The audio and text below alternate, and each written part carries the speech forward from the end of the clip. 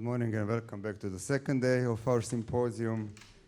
And I hope it's going to be as intensive, as thought-provoking, as interesting as our first day yesterday. And I would like to introduce our keynote for today, Ezio Manzini.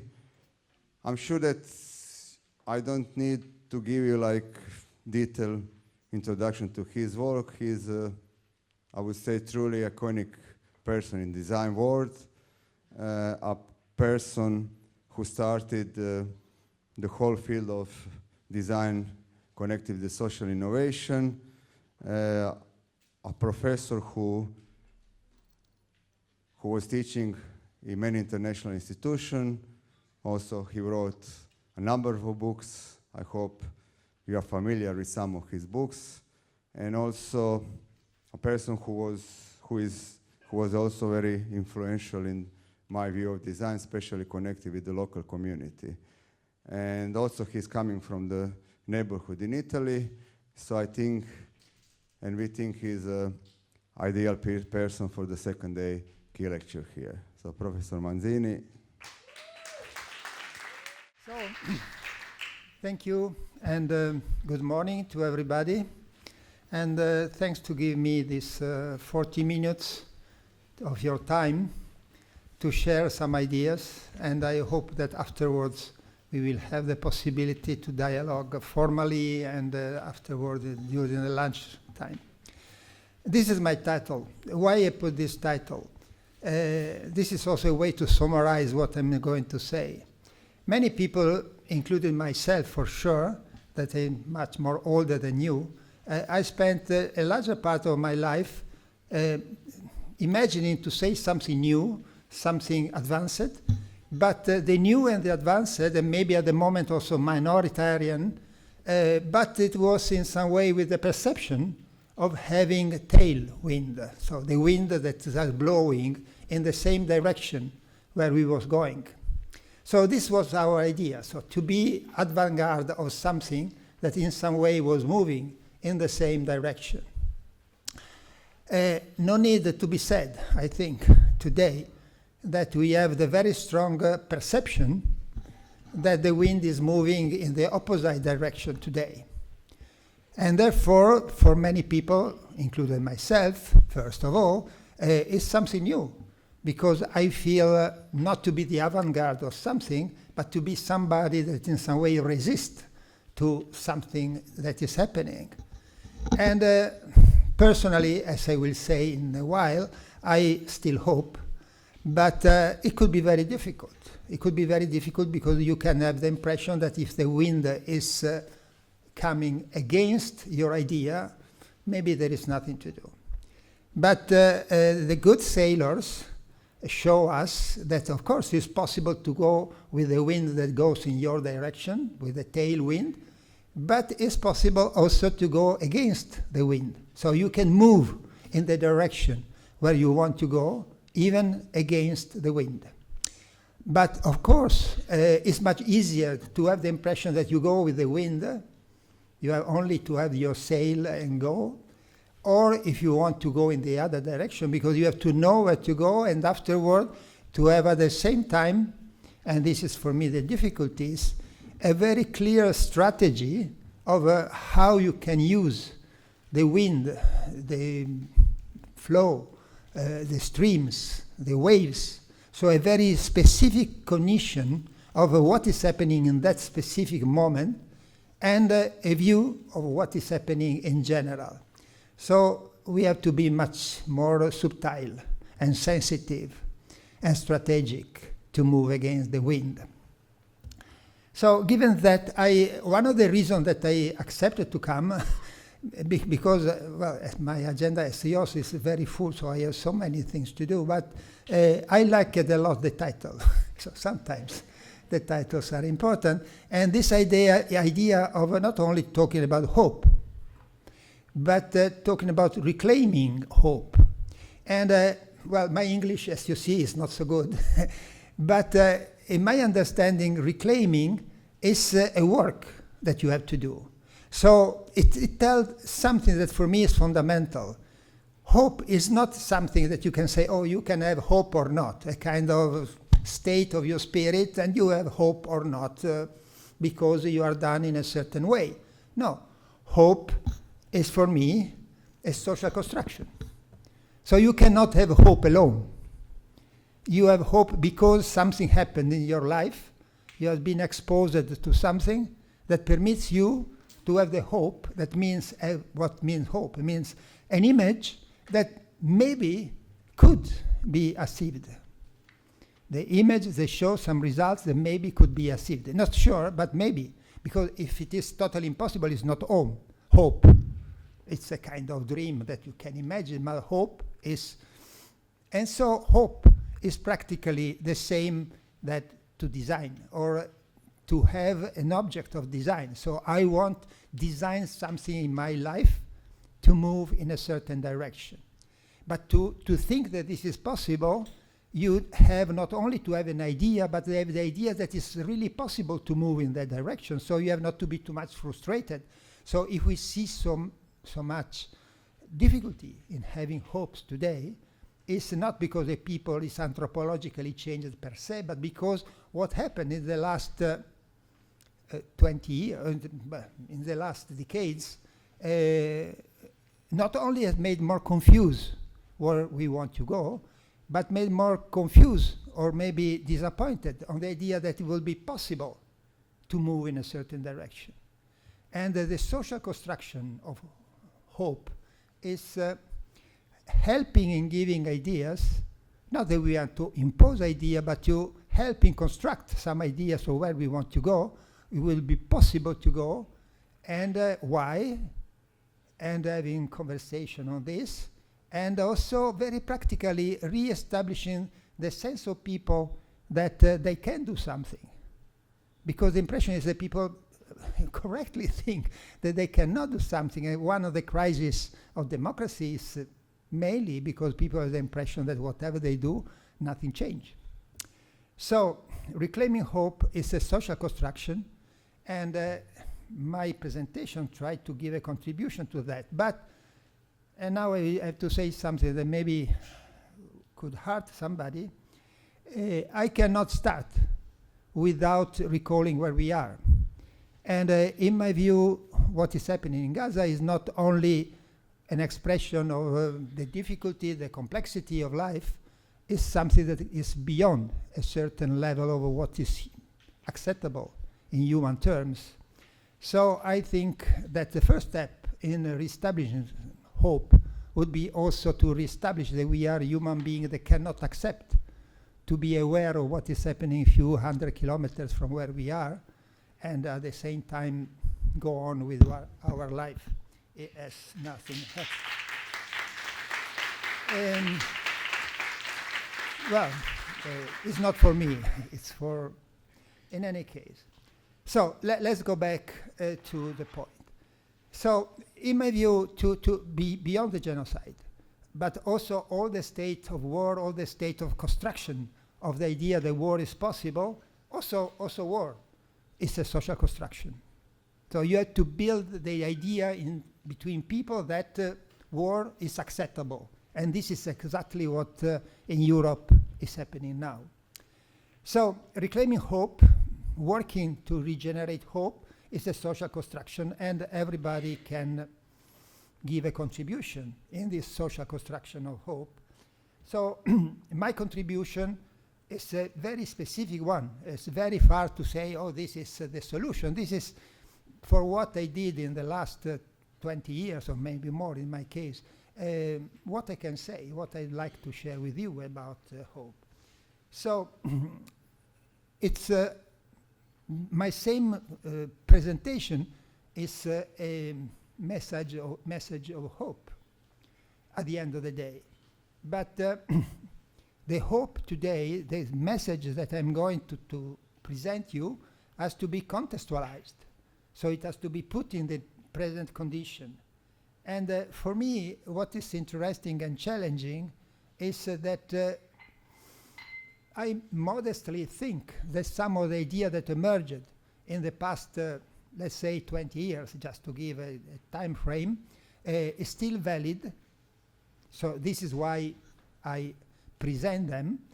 But at the same time, the meaning is changing. And this can happen, no? So you have the same thing that had a certain meaning when we thought in a naive way to be more or less in a peaceful world and moving in where everybody was moving in our direction. And now what does it mean, the change, the different context in which we are? So let me summarize my story. So I tell you everything in 1 minute. So at the end, when I will articulate, let's see how long I can be. So the first, and this will not be explained, and I hope so. Consider that this is the background of everything. The story about the different possible culture in relation to the main one started with the recognition of the issue about sustainability. And it is 50 years that people are discussing and doing things about sustainability, and design is challenged by the issue of sustainability with a different name and different terms. For me, it's a very articulate and complex discussion, but something starts to appear. So let's take it, I don't know, maybe you can discuss more later. We are not starting from zero. We are not saying, oh my God, what a disaster, what we should do. No, we started 50 years ago, so we have to learn from the experience. And there are several elements of all this experience that, in my view, are already part of what could be the culture and the praxis of an ecological and equal society. And for me, for what regard the everyday life, so the system can be seen by many different points of view. One of the point of view is the everyday life. There are 3 words that represent, well, in my view, 3 pillars on which every possible ecological and equal society has to be based. And it's collaboration, intended as breaking the hyper-individualistic way of working, having the capability to be together. Proximity, that means, I will explain a little bit better later, but it means to be also physically near. Proximity is physically and emotionally and relationally near.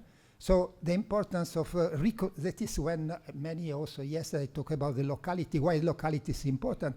It's important because we are near. I don't go more in that, but to be physically near is important. And this is, of course, in contrast with all the discussion that we have had on being connected, etc. We are connected, but we have to try, if we want to have an ecological and caring society, we have to reestablish the idea of proximity, in my view. And finally, and maybe this is the most deep one, is the issue about care. So our society became more and more careless. Designer played a fundamental role in generating a careless society, because if you think every time that you say, oh, we do something that is easier to be done, easier to use, easier, blah, blah, blah, we think to the final user. So user-centered design is in some way, you can do it without care. You can do it without taking your time, taking your energy, taking your intelligence to do what you are doing. And so we create what has been defined several decades ago, the careless society, the society in which we are not asked to care for the others and care for the environment. So I will come back if I have time later, but in my view, this is very important. So for me, you said, everybody said yesterday, and I agree, we have to recognize complexity. But in my view, the challenge is to navigate complexity, not to reduce the complexity, but trying to fix some points, to have some orientation, because otherwise we are lost. Otherwise we are always saying, oh my God, how complex is this world? And this is the beginning not to do anything, because people are overwhelmed by complexity. So complexity do not mean that we have to be paralyzed. It means to sail. Means to be able, sailing, as I said before, is to have a direction, and at the same time being very sensitive to what is happening in a very local moment, the wave that is arrived, and you have to change the direction of your boat, because there is a big wave that is arriving in that specific moment. So for me, if I don't want to impose this idea, but of course, for me, if we imagine that we have to judge the project and the policies with the criteria of collaboration, proximity, or care, you have already a lot, because there is so many things that do not enter. All the rhetoric on the smart cities, all the rhetoric about the possibility of going to Mars, all the possibility, so I don't want to go too much in depth, but they are contrary. They do not fit with these ideas. Of course, you can say, I do not agree with ideas, but if you agree, of who agree with the idea, this is enough to give a direction where to go. And in the past 2 decades, why, at least for me, has been so important what we call social innovation. Afterward, I have to tell you the social innovation, that when we say social innovation, we intend a specific kind of social innovation that started mainly in Europe 20 years ago with certain characteristics, because social innovation are many and different. But the one that normally we refer to when we say social innovation in Europe, and not only Europe, has been people that showed that they were capable to go against the wind. Because we saw people that was capable to do something that the book of marketing, the book of anthropology and sociology, where the society was going, was saying something totally diverse, was saying the society was going, because also it's true, that mainly was going in another direction.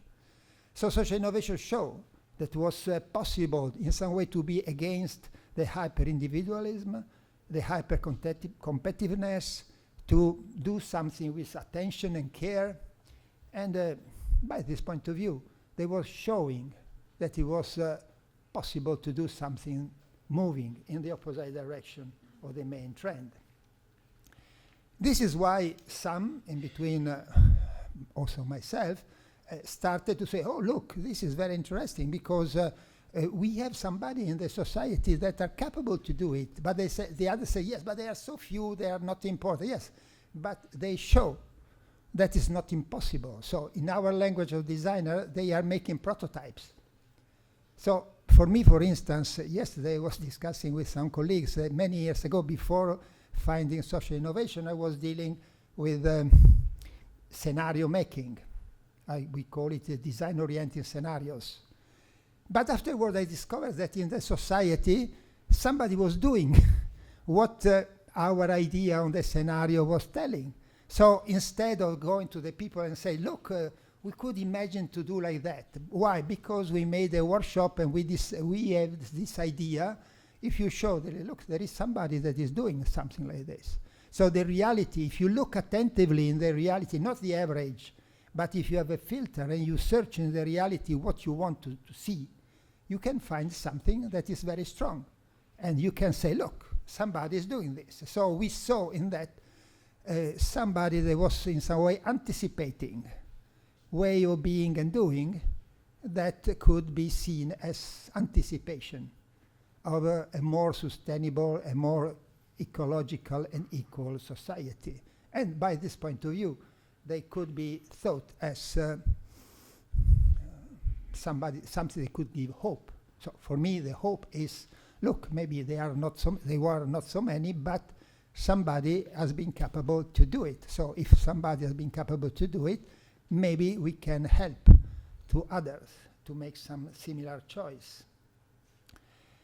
So when I said before at the beginning that now we have to, the story is the same. So I still think that this position is correct, but the meaning is changed exactly because we have the perception of living in different contexts. And I think, and I don't know if I will be able to convince you, that this idea of collaboration, proximity, and care is not only something that could create a vision of some elements, some characteristics of an ecological and equal society, just society, but also something that could be seen as practical actions against culture of war, against building walls in between people, again this spread of hate. And this is the new meaning, in my view, that the same terms and the same action could have the new meaning in the present condition. So very quickly, something about social innovation, because I'm sure that you know, but maybe there are some misunderstanding what we mean for it.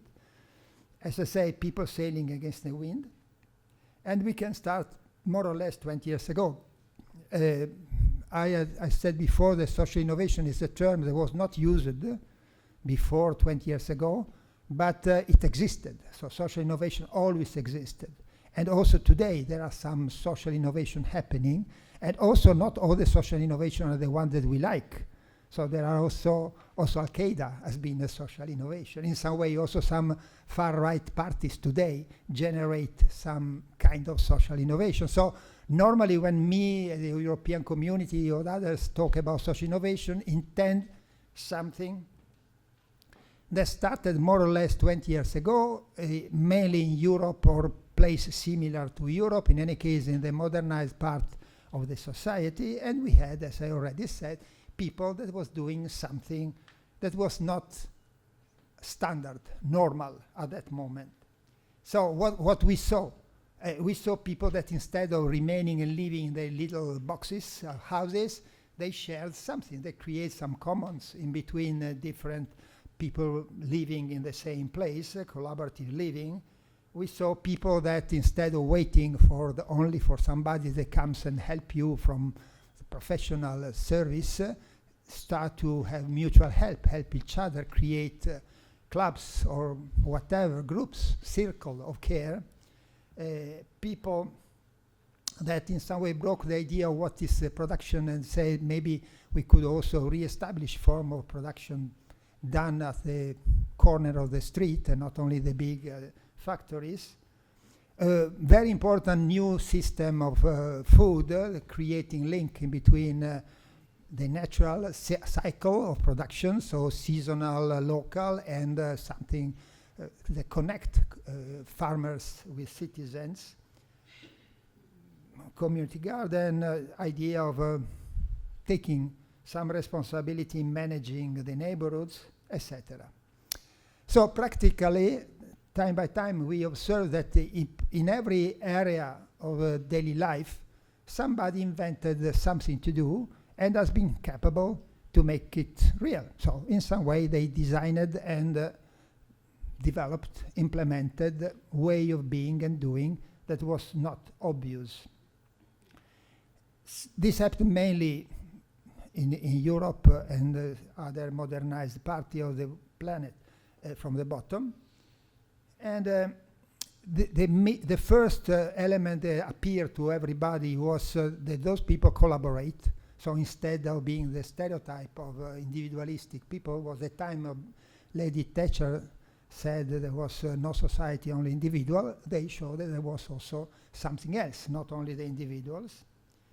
And at the same time, they create a new form of networks. So in some way, they helped to reweave the society.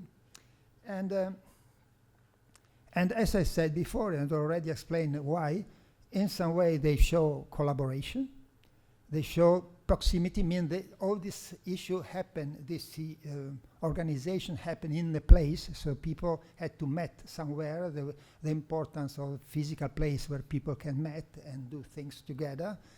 And also care, that means to take the time and the attention to do this in a way that is normally not following the normal idea of effectiveness.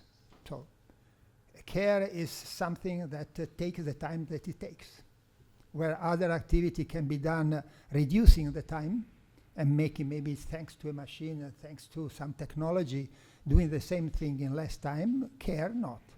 If it is really care, it takes the time that it takes. And this is very important because it challenged one of the main basic cultural issue about time, how we deal with time and how we can create more effective solutions. So all this together made that we found it interesting not only per se, but as I said before, because we imagine there could be the seed for an ecological and just future. Now, let's jump 20 years later. And what we see is that there has been an evolution following a trajectory that could be very diverse. And this is very important because when we started to look at it, I don't know if it can be translated in English, but in Italy we say startupism. So it means that we were looking only to the startup moment when the things happened. But after 20 years, you can see what happened later. And for this typical startup or the pure startup, we know that 90% of those startups failed. In the case of social innovation, also when we started to look at it, they were more or less all new. But now we have to see what happened after 20 years. So what has been the evolution? And of course, some of them died, but some of them had interesting evolution. So let's start from the rosy story. The rosy story is that from the small group of co-houser, we have many places, for sure in Italy, big organization that propose residential way of living based on collaboration and sharing. And if I have time, I can also make an example later. In the circle of care generated the idea that the welfare had to be rethought, and many places, but also the European level, now they refer to welfare as a community-based welfare. And adding community to welfare means that the idea, the same big idea of what is the welfare and the welfare state, has to add something else. You have to ask communities to enter in the game, because with the new demography, there is no service that can answer to the question. Also, this point I will say something more if I have time later. And many of this innovation happen in the cities, and so we have a lot of urban social innovation. And after a while, some idea that was already in the air but very minoritarian become very strong. There was the idea of the city of 15 minutes. So to rethink the overall city, considering that the people can be organized in a certain way, or I prefer to call it the city of proximity, but in any case, normally it's referred to with the city of 15 minutes. So what is the rosy, the good trajectory? That from constellation or experiment, we move toward more mature solutions and more systemic interventions, not only many small things, but a kind of general view. So this implies that for me, and I think for many of you, it's very important to look to the local. But to promote the local, you need also to think to something that is bigger than the local. For instance, the city is a very clear example. You have a real change in the city if you do not consider only the local activities, but at a certain point there are some policy that give a framework to all this local activity. In this way, you can have a real, more tangible change of the overall city. And also, we started to have some policy. So I can, not now, but later or in the discussion, name, at least for Italy or for some other countries that I know, something that has been done from the top to promote this kind of initiatives. This is the rosy story, and the one that, of course, I try and I think that design should help. And so for me, when we talk about design for social innovation, is something that recognize the social innovation when it happens and help at every stage of this trajectory, from the beginning toward when identity matures, toward when there is an interaction in between the bottom up and the top down. So you can also work as a designer with the city trying to promote policy, urban policies that are more interesting and more effective. So there is so much to do. And I totally accept complexity, but we need, in my view, we need to give some point that is clear, because otherwise we and our students and our colleagues will be overwhelmed. And in my view, it's clear. So afterward, we have to continuously rethink and be very critical toward ourselves, what we are doing, but we have to recognize if there is something that is sufficiently strong. And in my view, to help this process is sufficiently strong. And to give it even more sensitivity of how much is strong, I have to tell you another trajectory that have the same origin and both to very different conclusions. Because if we now talk about Uber, Airbnb, Amazon, urban gentrification, all of them at the beginning were very nice idea of social innovation. Not them, maybe the name Uber, but Uber is based on sharing and given asset. And the sharing of the given asset at the beginning was called, for instance, couch surfing. There was, well, I have a sofa, maybe somebody can come, it's very nice. Or, and this is Airbnb. Uber, at the beginning, the idea is a carpooling. It's a carpooling that has been so successfully developed in a certain direction that now do not look like a carpooling, but the beginning was the idea of a carpooling.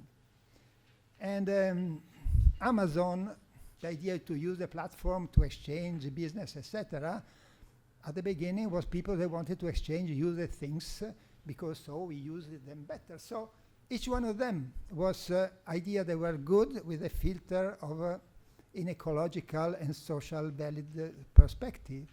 But the strength of the idea was so good, I will say, that some capitalists recognized that in this way of doing there was something very interesting, and in some way this idea has been, the trajectory of this idea has been diverted toward something that I don't know what you think, but for me are some monsters today.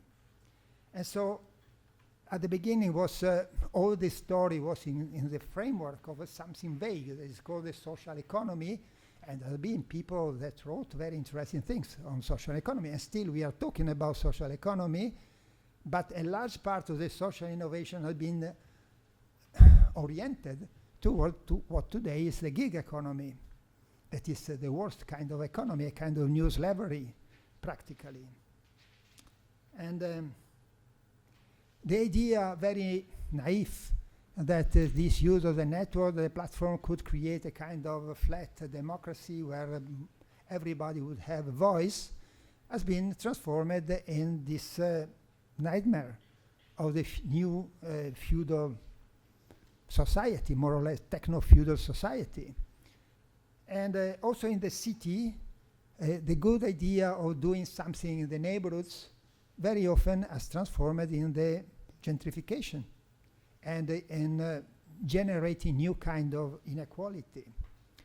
So what I want to say with this, I want to say that we have evidence that some idea that came from the social innovation was so strong that had a very important life and generating something that is awful and is the result of design choice. So depending on what kind of design choice has been done, there has been the possibility to maintain the original qualities or to move to our other direction. And sometimes even against a certain way of looking, a simple way of looking to things, if we consider the trajectory from the beginning of a social innovation toward a mature social innovation, all the choice are design choice. So I think that we share, but in any case, design choice are not done only by the professional designer, are done by whoever make a design choice, as Simon said 50 years ago. But there is more and more need for professional designers, or as I call them, us, expert designers, so somebody that's expert in design, the more that you proceed in the trajectory from the beginning. Because the first invention can be a kind of social hero that has good ideas, putting together leadership, capable to do things, and something happens.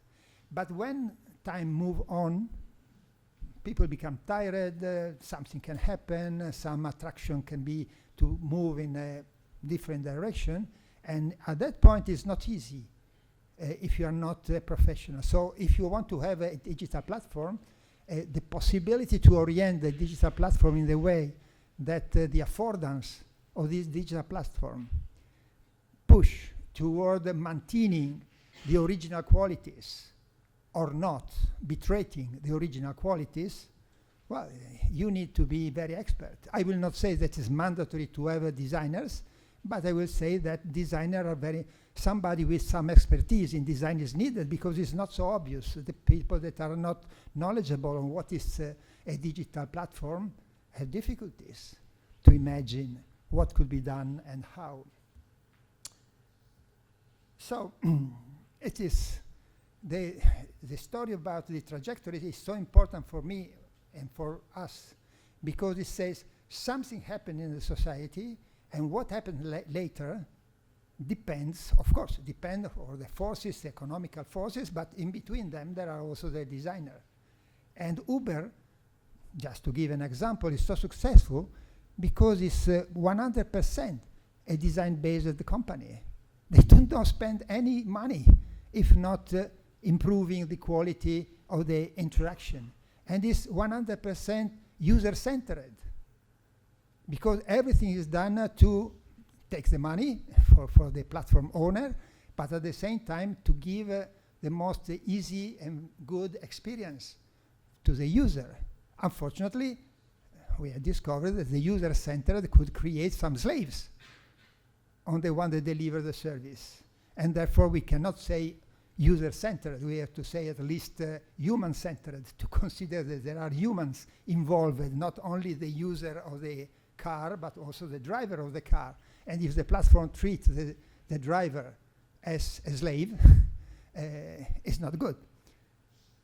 Okay, so this could be continued, but it's a design issue, 100% a design issue. How long I'm talking? 10 minutes? 15 minutes? Okay, I try to accelerate a little bit.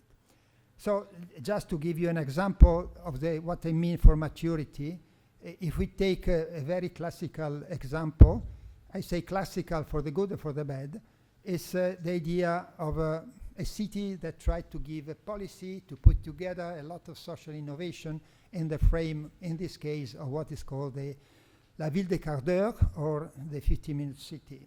And Paris has been very important because the idea was already around, but when the mayor of Paris, Anne Hidalgo, used this claim of the Ville de Quart d'Heure for the first election, okay, Paris was Paris, so all the attention.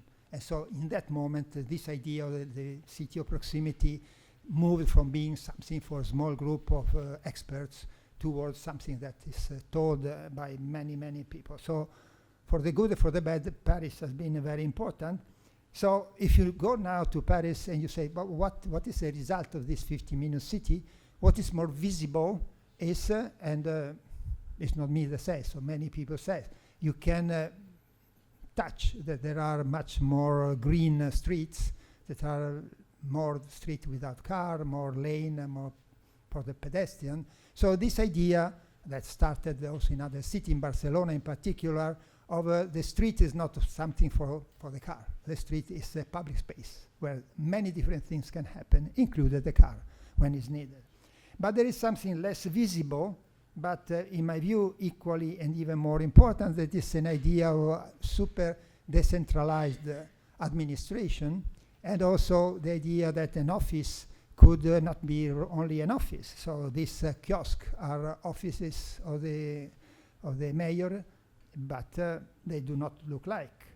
At the same time, to consider the schools are very often empty, and you can use it and transform the schools that are distributed in an average way everywhere as a kind of social center, to use the space of the school, to have other kind of activities. And the same for the libraries that are relatively diffused, and they can also in the periphery, they can be put in network, and they can generate a kind of a cultural center distributed everywhere. So as you see here, we have the notion that I call the collaborative public services, because it's not so much the bottom up, the group of people that set up a new cultural center, but it's the top that decide, let's do that all the libraries become center for new activities, cultural activities in the neighborhoods. So the city of Paris implement this kind of activity, and this is what I said, a maturity.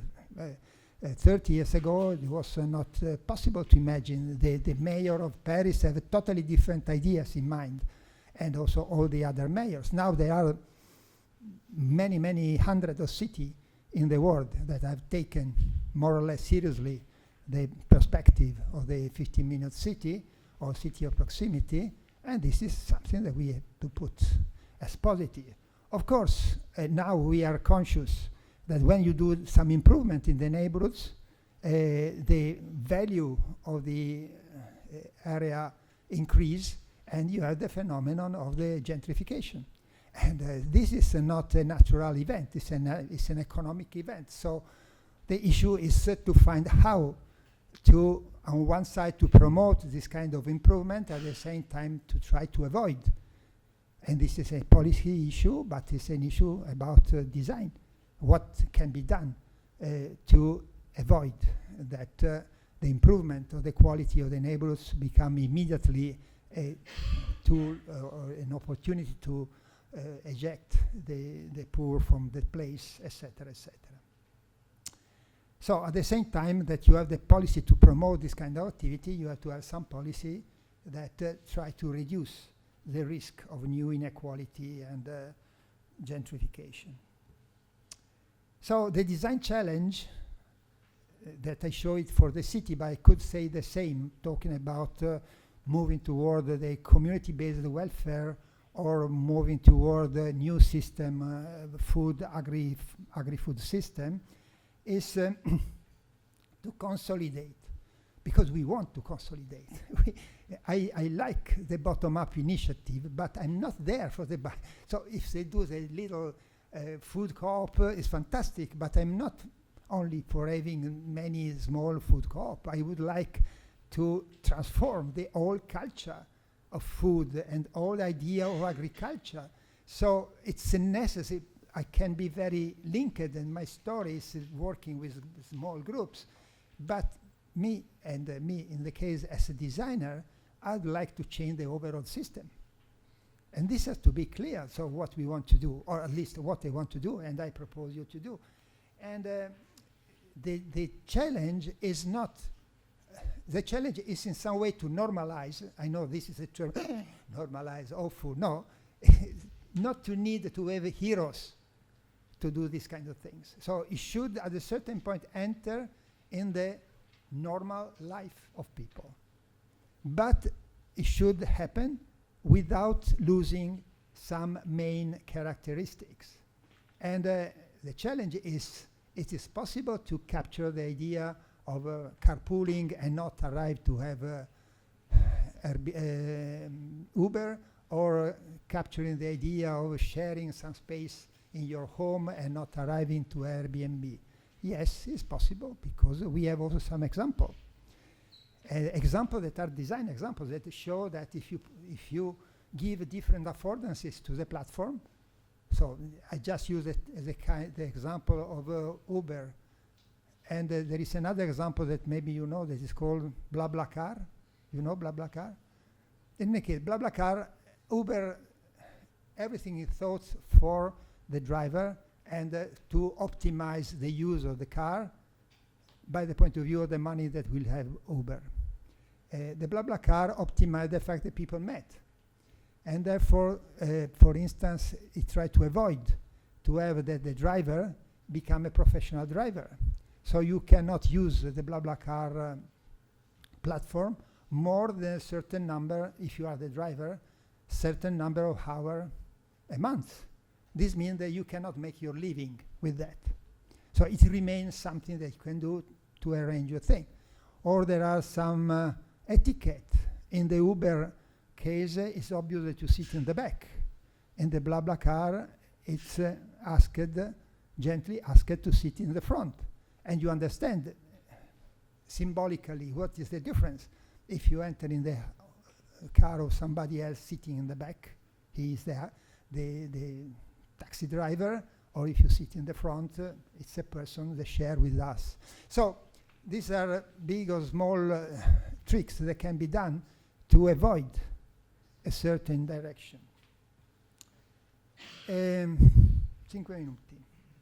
So what I can tell you, I could tell you something, but I'm not going to do it, about a little bit more about the social values, because as it will be my proposal, so we should use our technical capabilities, expertise, to maintain some quality.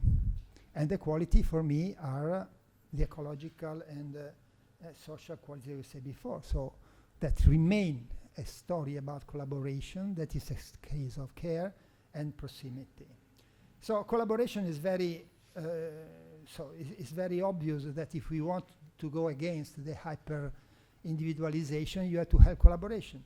But when something that is not so frequently done, and this is that there are so many people, included the Senate that I mentioned before, they write a beautiful book that I advise everybody to read, that is Together, and saying, oh, people should reestablish positive collaboration. And I could name a list of sociologists or others that say it's important to collaborate. But not so many say, yes, but what really happens? And in my view, collaboration asks for service design, not the service design a kind of stereotype. Service design as the design of the collaborative encounters. So in service, we say the service encounter. We can say the collaborative encounters. So the collaborative encounters means we have really to look what happens when you collaborate with somebody else. What are the motivations? And just to give an example, if we want to have an intergenerational collaboration, it's clear. You say, oh my God, this is a good idea. So there are the elderly persons that maybe have a big house. There are the young persons that are searching for house. We put them together, they collaborate. It's fantastic. It's a win-win solution. Finished. No, it's not finished at all, because afterward you have to say, look, one moment, you that are young, you want to live with an elderly one.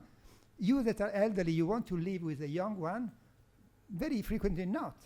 So how you create conditions that, and this is really very deep sensitivity of what happens, and also ethnographic research. So what are the limits, what are the barriers that each one has in relation to the others? And the example that I was bringing here, that is a real one, is an old one, so it's not new. It's called Prendi a casa uno studente, take a student at home. It's a way not only to say, okay, you're an elderly, you can rent your home, but a process that helps the elderly to prepare himself, herself, and the home, the young, how they can meet, how they can solve the problem if there are so, and all this has to be designed. So you cannot design the relationship, of course, but you can design a structure that reduces the risk of conflict. So this is what we can do. We can observe very attentively what happens, or what could happen, and try to create conditions that reduce the risk of exposing each one to the other ones. Because collaboration means exposing to the others. So exposing yourself is risky. So how we can reduce the sense of risk in exposing to the other ones. And to do this, you cannot design the collaboration, but you can create the condition to make a collaborative attitude more possible and probable. And this is done through some design tools at the end. And let me say 1 minute on care and proximity. I put them together, even they are not the same thing, but because they are, as I want to show you, extremely linked. So proximity in all the languages has two meanings. One meaning is given that we are physically nearby, we can do something because we are nearby that we could not do in distance. So there is an issue about the effectiveness of being in proximity, but in every language, proximity is also the relational proximity, to be open to the other one. So why for me this is for us designers so important? Because as I said before, the relational proximity cannot be designed because it's a relationship between human beings, and luckily we cannot design these relationships. But this relationship has more possibility to happen if there are some physical conditions. So they are related to the operational proximity. So what this proximity generates, and the operational proximity can be designed. So we can design the conditions in which something happens. And so we have, as in many complex stories, this double link, the chicken and the egg. It's not that one comes before the other, they are double linked. And what is very important that the relational proximity, that means to be open, to be attentive, etc., is practically coincident with care. So there is a connection in between care and proximity. And I've been convinced of this intuition reading this book from this lady that I hope that you know. If you don't know, it's good to read her, Maria Puig de la Bella Casa, that write a book about care, matters of care. And she said that care has a sense of reciprocity, and you cannot have care if you are not in touch. So she said care is a tactile. So you can listen without being heard, you can see without being seeing, but you cannot touch without being touched. So care, in her definition, asks to be physically, with our body, near. And this is why I said 20 minutes ago that proximity is so important, because if we have a society based on the possibility not to be to do many things without being in proximity, you have a society that cannot care. So you have a careless society. So if we want a society of care, we have also to use all our technology, but to bring people together in the new condition in which they can be together. And yes, I did an example about collaborative living, how this has been done, how much work from a design team has been needed to generate a community that works, in this case that I show here, since more than 10 years now. So it's not the beginning, it's something that has already a story. And it takes time. It takes a lot of time. It takes a lot of energy. It takes a lot of care to generate a condition of care. And to conclude, I think that we have a role. Our role is mainly in try to maintain some quality. It's very difficult. It's very against the wind, because it's also against the mainstream in economical terms. Of course, if we are in war, this is difficult. But as I was saying before, in my view, the meaning of collaboration, care, and proximity can have a meaning not only for the sake of an ecological and just society, but also to try to produce a culture of care, so a culture of peace. So in my view, the issue about social construction that is available for hope is also available for peace. If somebody now is actively constructing a culture of war, this is a human construction. So what we can do is to try to disassemble, to dismantle this culture. And I think that building bridges and opportunities is what we have to do, and collaboration, care, and proximity is something that can help in moving for peace, that in my view is more or less synonymous in this moment in Design for Hope. Thank you. We have short time for 2 or 3 questions before the coffee break. Comments? We have this.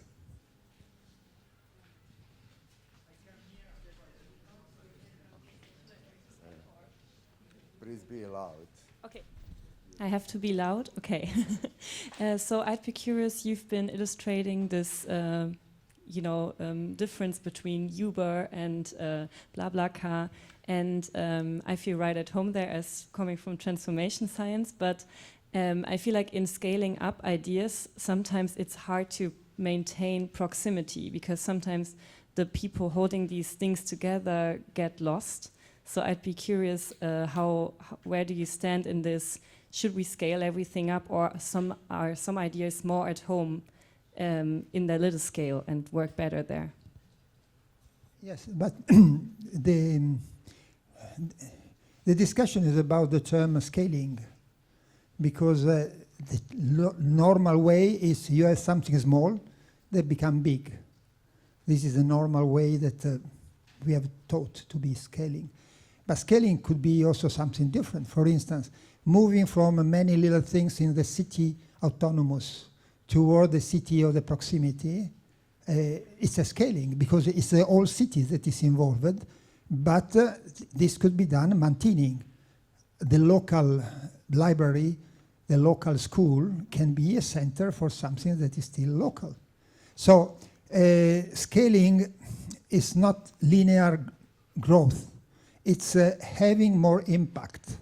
And for having more impact, you need multiply, lasting time, and having policy, and having general visions. So when we judge the impact of some ideas, we very often, me not, but hopefully also not you, but a normal manager says, how many you did about this? How much it was successful? But sometimes you cannot do it for this guy because maybe the impact is not at the level that you look. Maybe a very interesting initiative maybe die, but afterwards something remains. And if it remains, it's at an impact at the level of ideas, and maybe later you can have a policy. So it's we have to evaluate the impact of what happens, but it's not a linear evaluation. You have to keep in account the different levels in which some action can impact. Any other question? Any other question? I have one, but we can go there. Yesterday, in panel I was moderating yesterday, we were discussing about design education today. So what is your view? What is your view of design education, the system today, if you can compare it with the one you were building in, I don't know, 20, 30 years before? Thank you. I think that if we have to say only one sentence, we should teach them to be capable to navigate in complexity. And that imply the complexity is good, not bad. And very often we have to improve complexity, to increase complexity, but this is not to paralyze. And not to paralyze, if I can use the example of the boat. Also yesterday, someone of you used the boat. There was the captain and the one that was expert on the boat. So to be in some way the design team, let's say, not maybe only one person, but the design team should have the capability of the captain of making the directions and the knowledge of what was the name of the one that knows very well the boats, to understand what is happening very locally. So this distinction between the local and the global, in my view, is often not posed in the right way because they are not opposite. If you want to navigate, you have to have some idea of the general structure and at the same time be capable to understand what is happening there in that moment. And you have to navigate in the complexity to know that what will happen is not exactly what you imagine. Yesterday, somebody, again, I think one of you, was quoting Down to Earth, this book, and Bruno Latour. And what Bruno Latour says, for me, is fundamental for what we have to teach to the students. We do not produce anything, quote, because what happens is that we disturb the system, and afterwards so many interactions happen that the result emerge from many different interactions.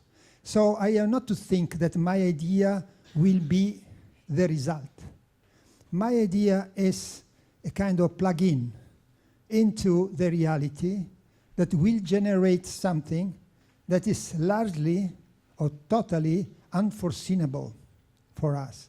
So this is very philosophical if you want, but is to take a positive attitude in relation to the complexity, in relation to the fact that we cannot control. So for instance, the idea of controlling, the idea of having many information, because if you have more information, your choice will be better. It's not true. Or better, I will not against collecting information, but there is no one point from which you can see the whole system if you accept that the system is complex. There is no one point. You can spend years of collecting information without having all the information. And very probably, at the end of the day, the system is changed. So also the information that you collect are not valuable.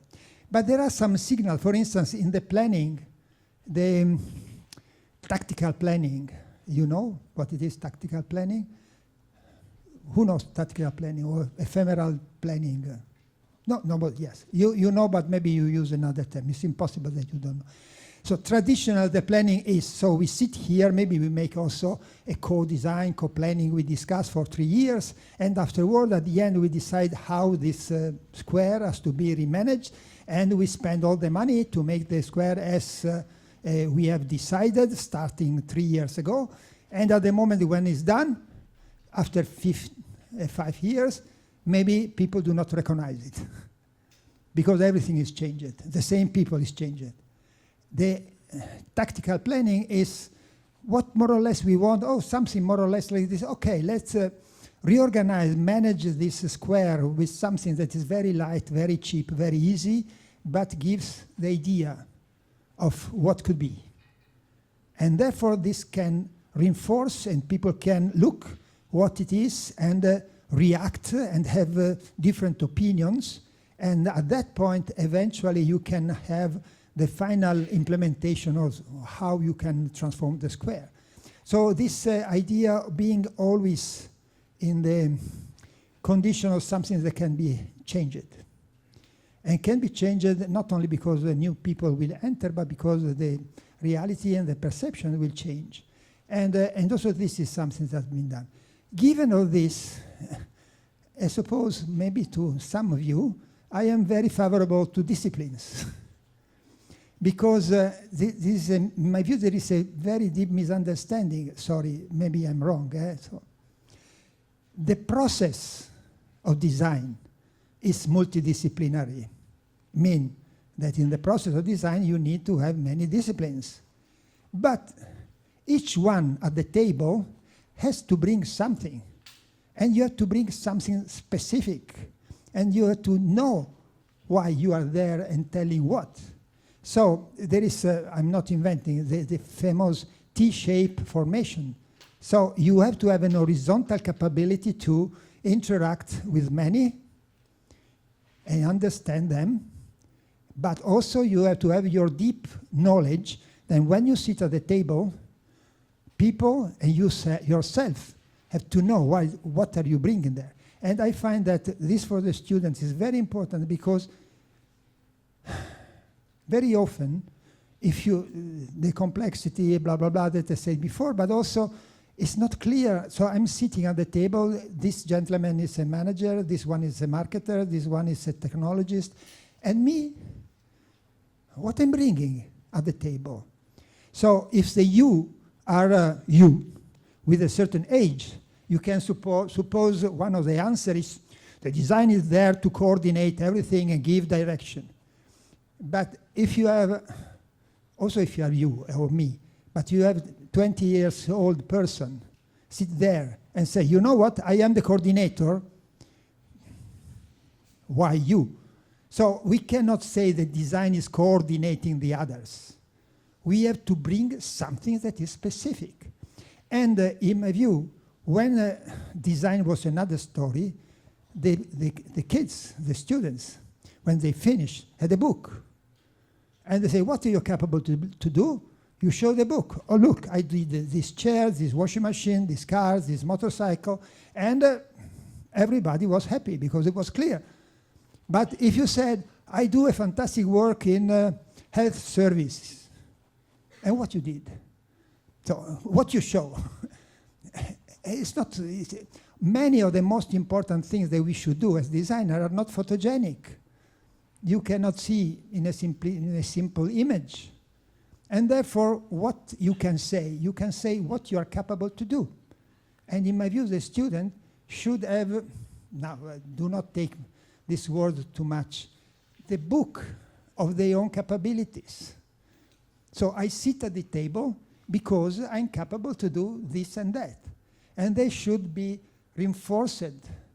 Afterward, I will not say that the role of design is only to use these tools. It's also to have a strategic capability, a culture, etc.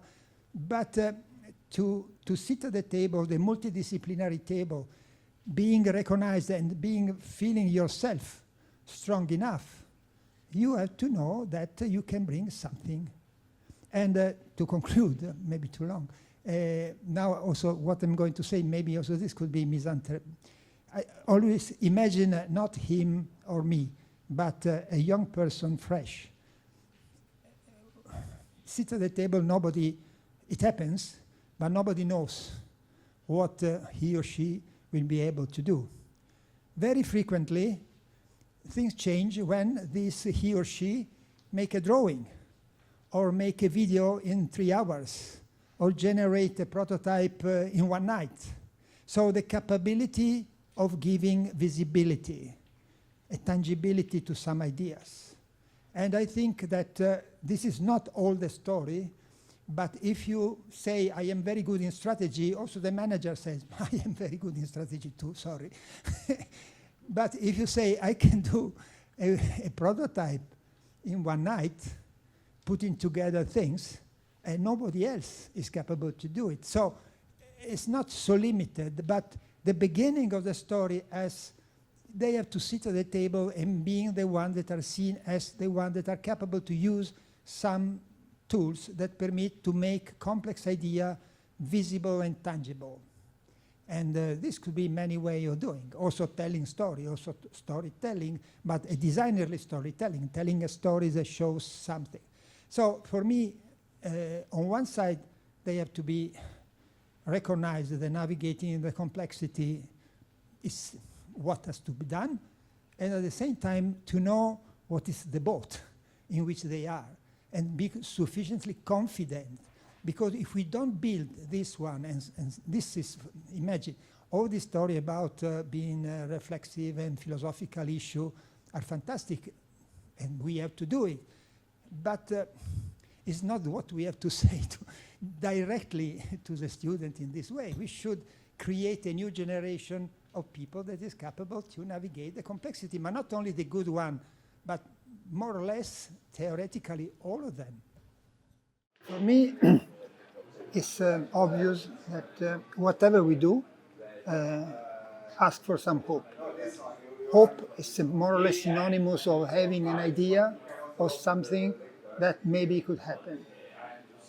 Given that, nothing will happen without hope. At the same time, hope is not something that you create by yourself, or better. You have also your participation, but mainly it's a social construction. So you can have hope in a certain condition. And the hope is related to the fact that you have seen that something is possible, and you have a certain idea of what could be done. So there is a very strong link in between what happened, your personal way of being, and the possibility to create hope. And even more socially produced if you want to have many hopes that converge and can together give the power to make some change. If you don't have hope, you cannot have change. But at the same time, I could maybe say something that is less obvious, that you have to have some experience of change to have hope. Because if you think that you cannot do anything, you cannot have hope. So today, very often when we say people do not have hope, it's because they have the perception that they cannot do anything and they have been frustrated. And therefore, having been frustrated, you have the impression that there is nothing to hope. First, we have to say social innovation is when many people with some convergent hope do something together, probably in a collaborative way, they generate some change. And what is important for me, so that the change can be generated by many different factors, but one of the most important is when the change starts from the people. And therefore, social innovation is something that happens in the society that in some way use the capabilities and the creativity of people, normal people, to make some systemic change. What the design can do, it can do a lot because it can recognize that is not obvious. Sometimes these very interesting changes are not so visible. So to give visibility to some change that has been organized autonomously by people, it can create a condition to help the process. Because one thing is to have an idea and another thing is to make it real. So to help the process of transforming an idea in reality. And then that is maybe the less visible, but it's very important, social innovation, the change, follow a certain trajectory. So there is the beginning. Normally when we talk here, we talk about the beginning. So you see that something is starting to do some activity in a certain way. But after 1 year, after 2 years, after 3 years, what happens? So this innovation has to consolidate. And the process, they move from the first idea to a consolidated idea, an idea that can be solid in time and go on and become a permanent transformation of society. You need a lot of design and also a lot of very, in some way, technical design. So a design that is capable to take the idea and to help it to become something that can last in time.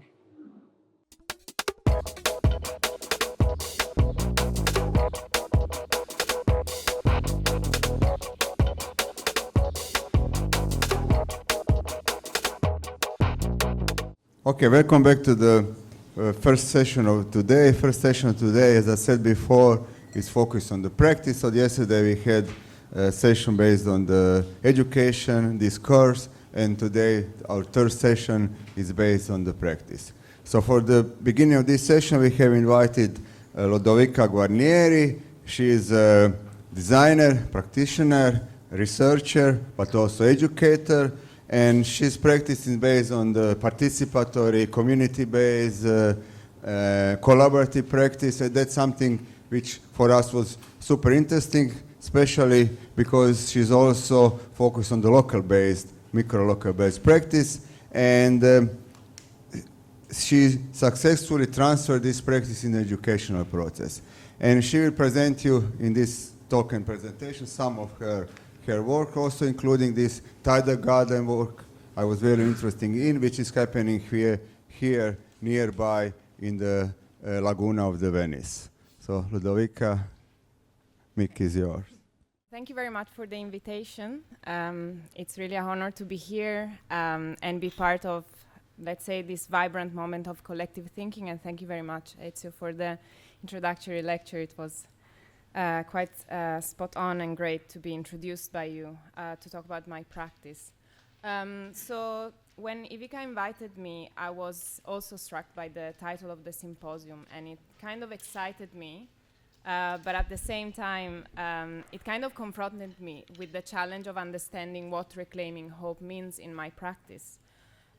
Which is a practice that, as was mentioned, works across design, research, and pedagogy or counter-pedagogy. within contested grounds, that are grounds where opposite practices and narratives of life and living with water and water crisis kind of collide.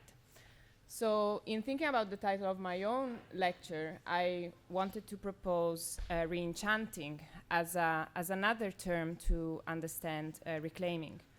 And re-enchanting, as I don't know if some of you have read Silvia Federici, is really about a practice of collective mobilization.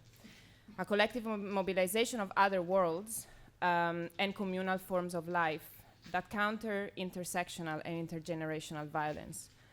Re-enchanting is really about going against the abstraction of capitalism, which fragments and exploits relationships between humans and nature. And it reactivates ways of knowing, imagining, and relating that resist abstractions. It fosters collective imaginaries for liberatory futures, hopeful futures, attuned to more just ways of living and dying nested in the reality we inhabit. So as a designer, the question then becomes, how can design re-enchant the world? So today I will try to answer this question by proposing material counter-poetics as a critical framework for design practice. And by this I mean two things: materials as subjects, human and other than human, where matter is not simply a physical feature, but really an index and a witness of politics, technologies, and power dynamics that design the way that subjects exists and becomes in the world. And counter-poetics really hints towards a practice of counter-worldling. It refers to a design practice rooted in material knowledges and that mobilizes such knowledges towards new modes of resistance, repair, and imagination. This notion grows from feminist practitioners in architecture, design, science and technology studies who are addressing the colonial continuum in our ecologies and challenge dualistic and anthropocentric modes of understanding bodies, nature, and technology. Instead, they explore the technologies that design the material narrative that guarantee the continuity of structural violence in the future, showing how colonial histories are metabolized in bodies and environments from the molecular scale to that of global capital. So following this lineage, I propose that critical design should center materiality as a site that bears both the afterlives of extractive capitalism and the condition that can sustain collective flourishing.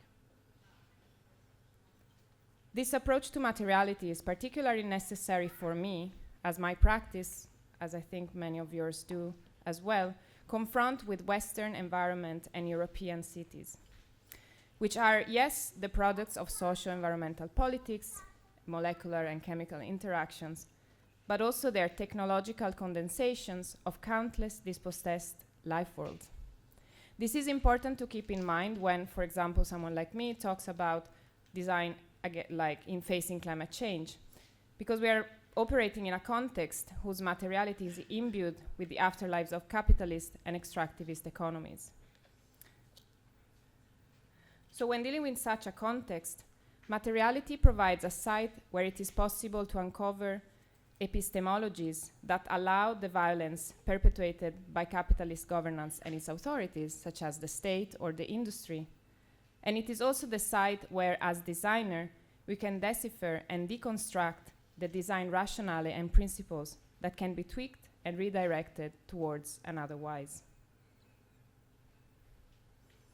So the practice of counterpoetics is exactly this. It reclaims another set of relations that can support the possibilities for collective flourishing, built on intersectional and multi-generational justice. It is a fabulation of the real that allows other worlds to world, a parafiction rooted in the materialities of the now. So borrowing from Mackenzie's work in her book Molecular Red, material counterpoetics is a sort of alternative realism. A realism that sticks close to the collaborative labors of knowing and doing, one which opens towards plural narratives about how history can work otherwise.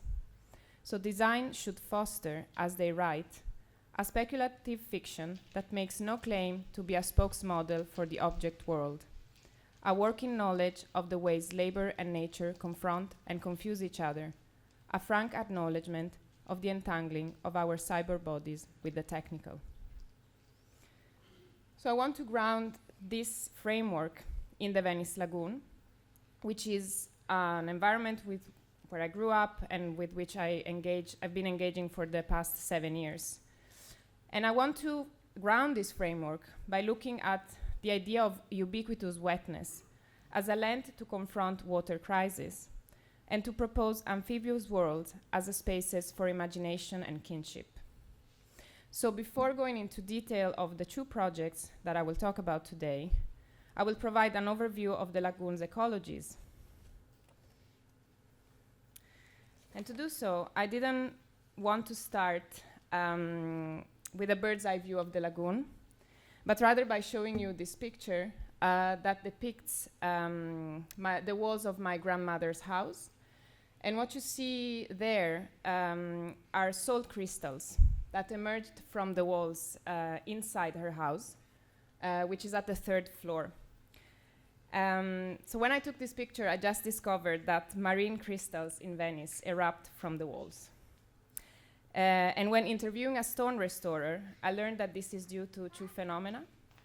One is marine aerosols, which means that when wind or waves ripples the water surface, salt emerges from the lagoon, and it reaches 15 to 30 meters high and deposits on the walls of buildings, leaving a thin layer of salt that slowly infiltrates the porous bricks.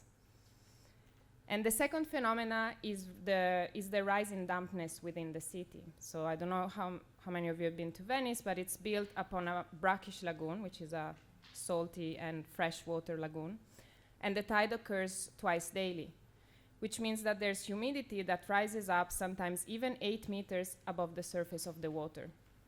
And it permeates and rises and impregnates the walls of Venice for days, months, and years.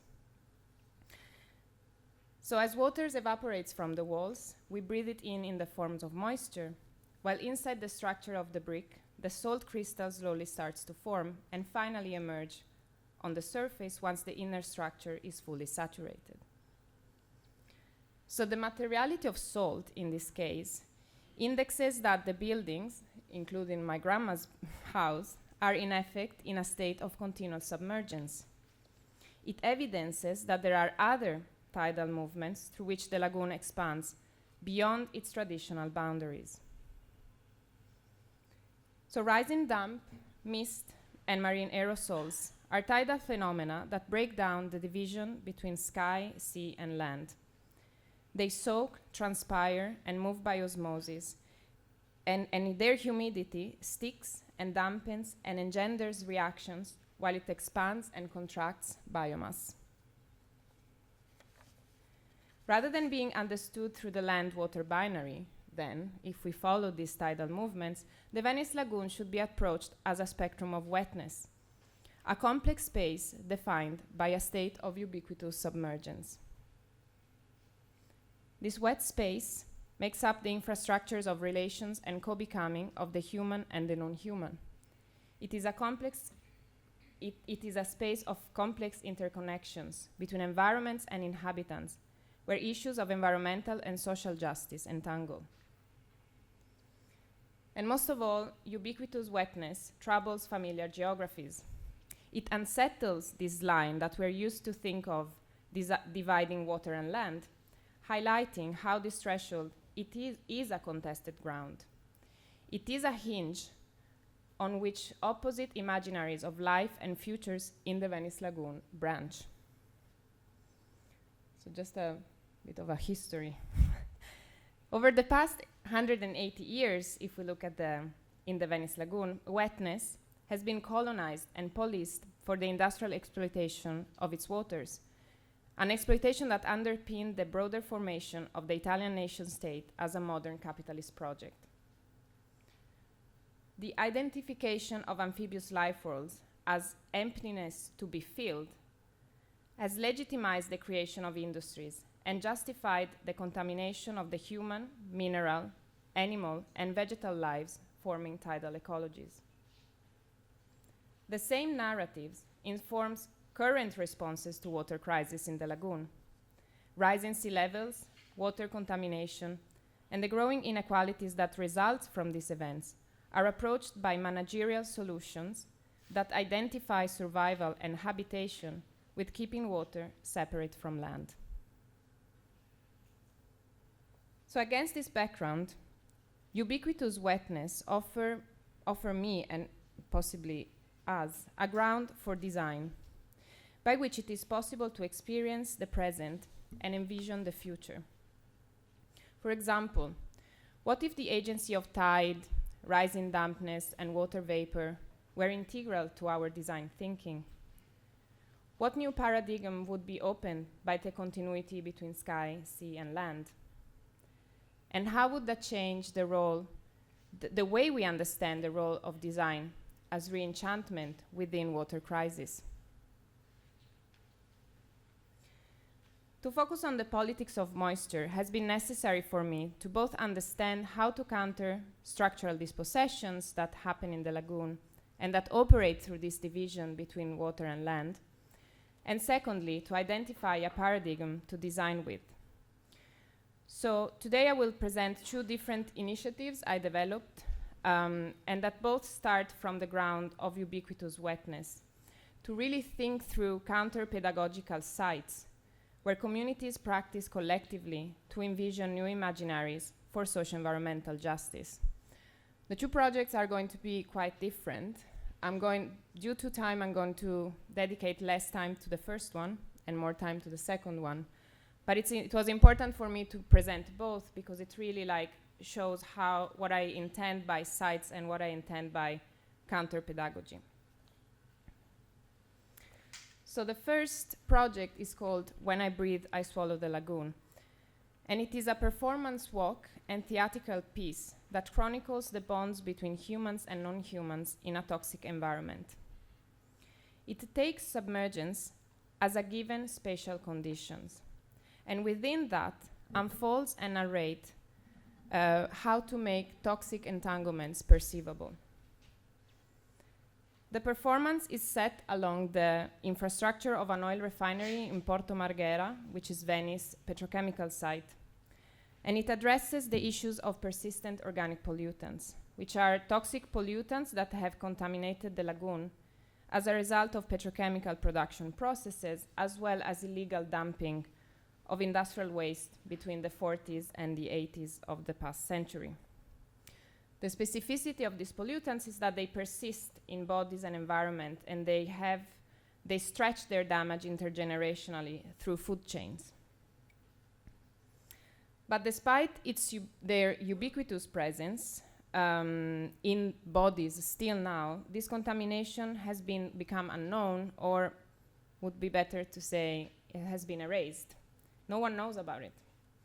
So the history of this damage has been muted through the enclosure of specific areas and forbidding fishing practices zones deemed too hazardous for human health. Again, this management of damage by saying water, we can limit its damage by getting away from it. So this approach actually perpetuates this hygienic idea of preservation that is built on the othering of wetness. And as they're forced to weather the sludge of industrial production and its transgenerational damage, local communities face a continuous disruption in their ability to steward and uphold their obligation to water, tides, and salinity as a source of livelihood. So how it is possible to talk about the entanglements, the history of violence materialized in contamination, as well as the possibilities of collective resistance, reparation, and accountability that they urge us to envision? What narrative devices might we need to think and act otherwise? So for this project, I decided to work with science fiction that, borrowing from Haraway, is a genre that is not about extraterrestrial worlds in a distant future, but a fiction based on scientific fabulation. A narrative committed to strengthening possible futures and implausible but real nows that we can already experience. So I worked with a performer and I wrote a script that follows a scientist that measures toxicity in an environment that is both familiar and not. It starts as a diary and develops along the refinery and at different stages of the architecture of the petrochemical processing. And while the walks unfolds, the subject changes. It goes from the scientist to the lagoon, from oil to muscle and pollutants. So the script in itself enacts this transgenerational transformation that stretches across time and through wetness, going from the body to the deep future and the deep past, and from the sight of the human to that of the weather. The aim was also of the script and of the action was to occupy the infrastructures and remobilize them through storytelling and body movements. So the work with the performers was really about that. By suggesting specific ways of walking, standing, sitting, and breathing, participants' bodies were orchestrated into an immersions that fluctuated between an unsettling proximity to toxicity and the empowering intimacy that they collectively embrace. So I will read a few excerpts now. My first transmutation into new land is just the first of the many offsprings of the encounter between the nation state and the oil industry. The story that spills out of this encounter is that of the suppression of the amphibious in favor of charting a territory through binaries.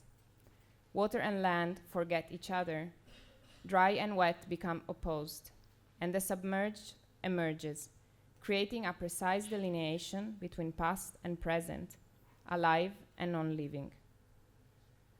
This project of defacement establishes equals in a world of mute matter. Together with other beings, I become a terra nullius. In the cracking unit, my carbon is split and reorganized. From large and complex, my molecules are cut, broken, and reduced. Smaller, simpler units increase fuel availability. The crude liquid of my compressed form is named ethane. While I am pushed through the pipe of the cracking unit, heat traverses me, ripping and rearranging my molecules in the split of a second. I begin a frantic journey that leads me to lose, take, and lose again different forms and names. Ethylene, ethylene dichloride, vinyl chloride monomer, PVC, plastic. Cracking is a process that separates ancestors, breaks and reopens genealogies, stretching back into deep time. Breathe in until your lungs become the valves of a mollusk. Your own viscous bodies is enfleshed with water as a distributed being, and with the toxicity that this distribution brings. Exhale. Notice your tongue is a soft bed beneath your feet. Land and water remember each other. Dry and wet merge. The sky soaks, blurring past and future, living and non-living. Swallow the lagoon to invent new practices of imagination, resistance, revolt, reparation, and mourning. You are flooded with these many worlds.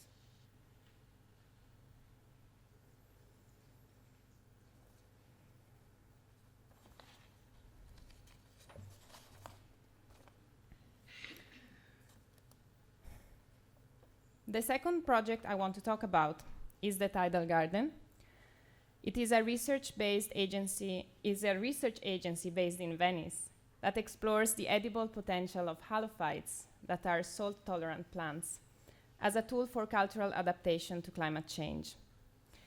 It is led by an interdisciplinary team, myself, a scientist, agronomist, and a chef, and we collaborate with a network of farmers and gastronomic professionals to establish a supply chain for the cultivation of new crops and the development of novel culinary products from salinized agricultural fields. Is this? Yeah. So this is, I wanted to start again with a specific material example. So the person you see here is Marina. She's one of the farmers we collaborate with in the northern area of the lagoon. And the cauliflower that she cultivates in her greenhouse grows smaller. I don't know if you can see from the picture, the closer they get to the canal, up to the point that they burn. And this is due to the high level of salt in the soil that is a consequence of drier season and higher tides. And so the soil in the greenhouse is not fit for freshwater crops. And it is a condition that actually threatens Marina as well as other farming community based in tidal areas to risk losing their job and their land. On the right, you see some fire. And this tiny shoot was there under this leaf of a cauliflower. And Marina told us that it had grown on its own. Its seeds was probably brought in by her shoes. So when we noticed this, we noticed also that the salt in the soil had created a space for something that was not meant to be there. And yet there it was, a salt marsh plant that grew next to a freshwater crop. And so once we started paying attention, we found others. They are considered weeds, and they looked so out of place, and precisely for that reason, they were threatening. So throughout the years, other farmers described their croplands as shifting into something different, a kind of queer state of becoming marshlands, seemingly without tides. Alien and intimate, the sunfire and the soil around us were speaking the language of another world. They were sort of placeholders of a not yet that was already here, folded in the landscape beneath our feet. So at that moment, Marina decided to try cultivating sunfire.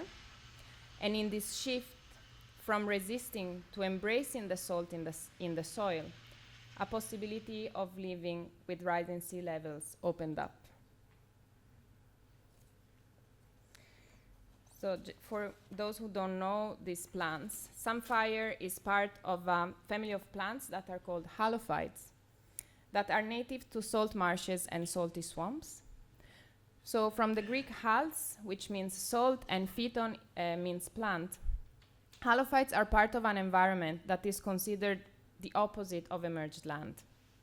And still, they are gradually taking the place of freshwater crops in the agricultural fields in and around the lagoon, because their physiology allowed them to tolerate the excess of salt in the soil.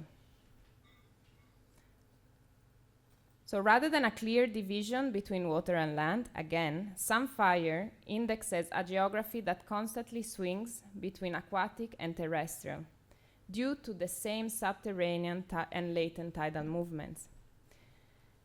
Tidal movements that expands the sea and the lagoon, relocating croplands into a condition of ubiquitous salinity, a new terrain for thinking how to feed on submerged environments. Neither wetlands nor drylands, salinized croplands defy conventional categorization that have governed modern Western agriculture. Where freshwater crops are unviable, saltwater crop cultivation becomes possible. Engaging with these changes, the tidal garden reframes salinity as abundance. And in doing so, it counters the structural dispossession of salinized life worlds legitimized by the myth of unproductivity. Why am I talking about structural dispossession? Because the current process of cropland salinization is framed as a form of desertification.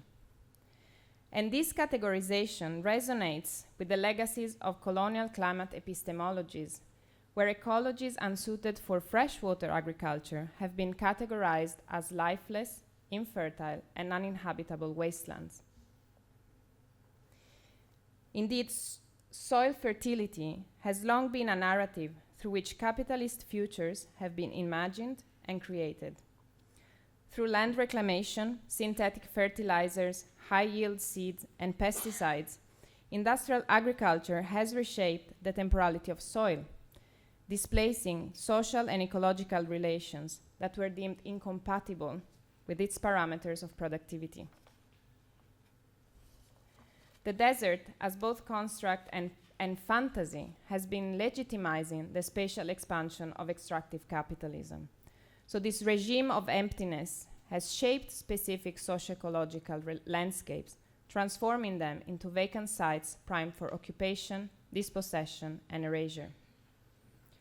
So because by portraying salinized croplands as deserts, because they're undergoing desertification, the extractive spatial rationale behind past expulsions continue to shape contemporary perceptions and responses to soil salinization in and around the lagoon.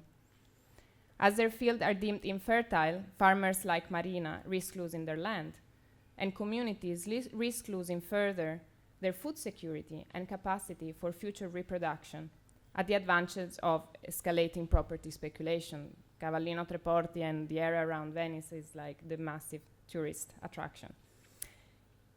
So in this dynamic, while cropland salinization is exacerbated by anthropogenic climate change, the classification of this process as desertification remains integral to the same socioeconomic and environmental regimes that have driven these extreme changes in the first place. So against this background, the tidal garden mobilizes salinity as a tool for liberation. It fosters the eating potential of salt-tolerant plants and salinized croplands, designing a supply chain that repairs our obligations to tides.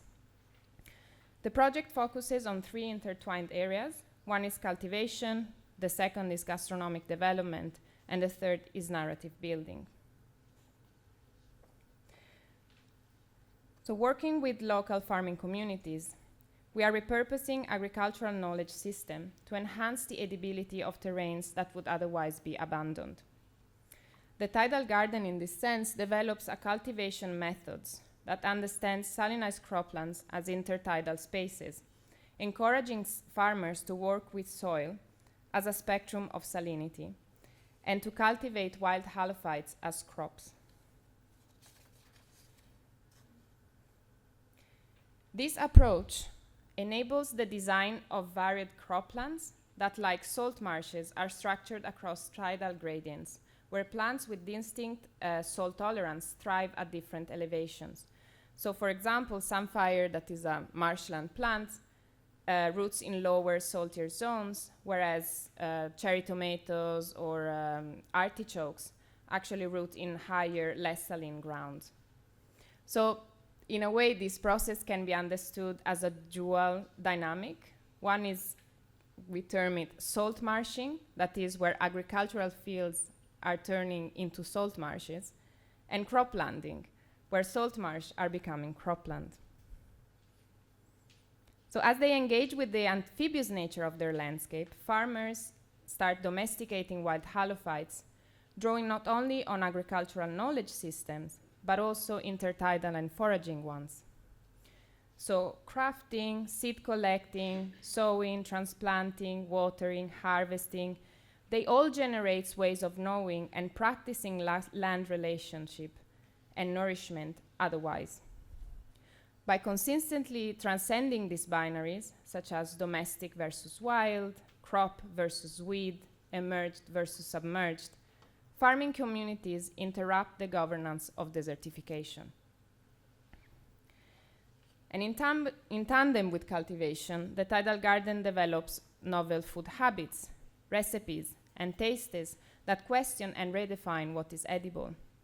We work with chefs and food artisans to create a series of products. Here you see ice cream, kombucha, that is a salt. We also develop bread that transform halophytes plants and their tastes, and with them also the landscape they grow from.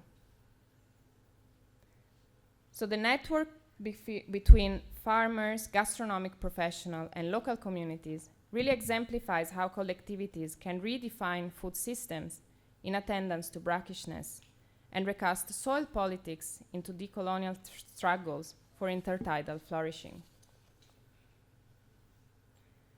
This is why, besides food, the projects develop stories that unfold the imaginaries nested in the possibilities of salinity. And specifically, like because the tidal garden is a commercial project, the question really becomes not only what kind of dissemination modes are needed today to narrate climate change and encourage the public to think otherwise, but really how can this narrative create the value of a commercial project, which most of times we're thinking, oh no, a commercial project is bad. So we are also playing within these frictions. And so we work with creating dinners, commissioning researchers and artists to develop new work through a programming that aims to evoke and make palpable a world where salinity is a condition from which it is really possible for local communities to reimagine and retell themselves across generations. So in this sense, the events perform radical and situated imaginary practices, where the factual and the fabulative are not understood as opposites, but actually as codependent. So through these three strands, the tidal garden, I feel, designs reenchantment. Reenchantment as not about restoring a pristine nature or returning to a state before damage. Instead, it involves nourishing and defending collective strategies for survival within damaged ecologies and relations, drawing otherworldly geographies and alliances. Within the amphibious condition of land, the mutual process of domestication involving halophytes, farmers, food producers, and local communities embeds within the language of this time the possibility of another time. In these other narratives, wild halophytes transform into crops, salt marshes turn into fields, submergence becomes a possibility, and salinity is reimagined as fertility. So to conclude, the two projects I presented,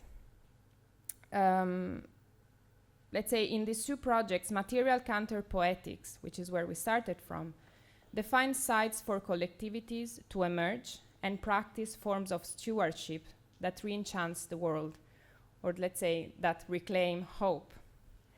Through an engagement with the materiality of wetness, both projects bring to the surface of a history that we think is ending a multitude of stories that might still be possible.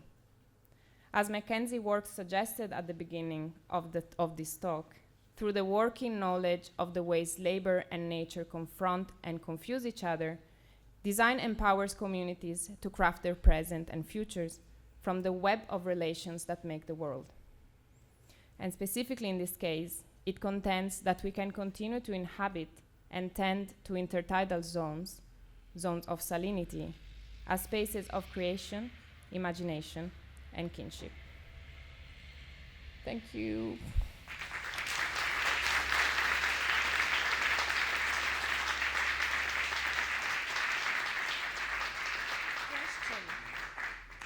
Yes. Okay. Hi, hello. So I'm very curious, how were you practically involved into the last project and how this project actually came to life? So we are three, we co-lead the project in three of us. So I'm one of the co-leading members of the project. I think Ezio mentioned it in the right way. So we work together on the general strategy of the project, but then each one of us has their own specific capacity. So I don't work with the local gastronomic producers, that's up to the chef. I don't work directly with the farmers, but I work on the programming. So I actually develop all the kind of the narrative of the project, the events, the collaborations with the artists, researchers, to really develop like a fundamental base upon which the project sits. And the project itself started in 2020 with the idea of understanding how marginal spaces, such as salt marshes, could become potential sites for nourishment nutrition. So how could they become again eatable? And as soon as we started like exploring this context, we immediately started collaborating with other professionals, and one of our team members is a chef, and he was going to Cavallino to sort of buy his produce. And a farmer told him, you know that there is this issue actually in Cavallino, which is in the northern part of the lagoon, where we have fields that are salinized, so you can actually find these plants. Rather than going to salt marshes where it's illegal to harvest them, you can actually harvest them from these fields.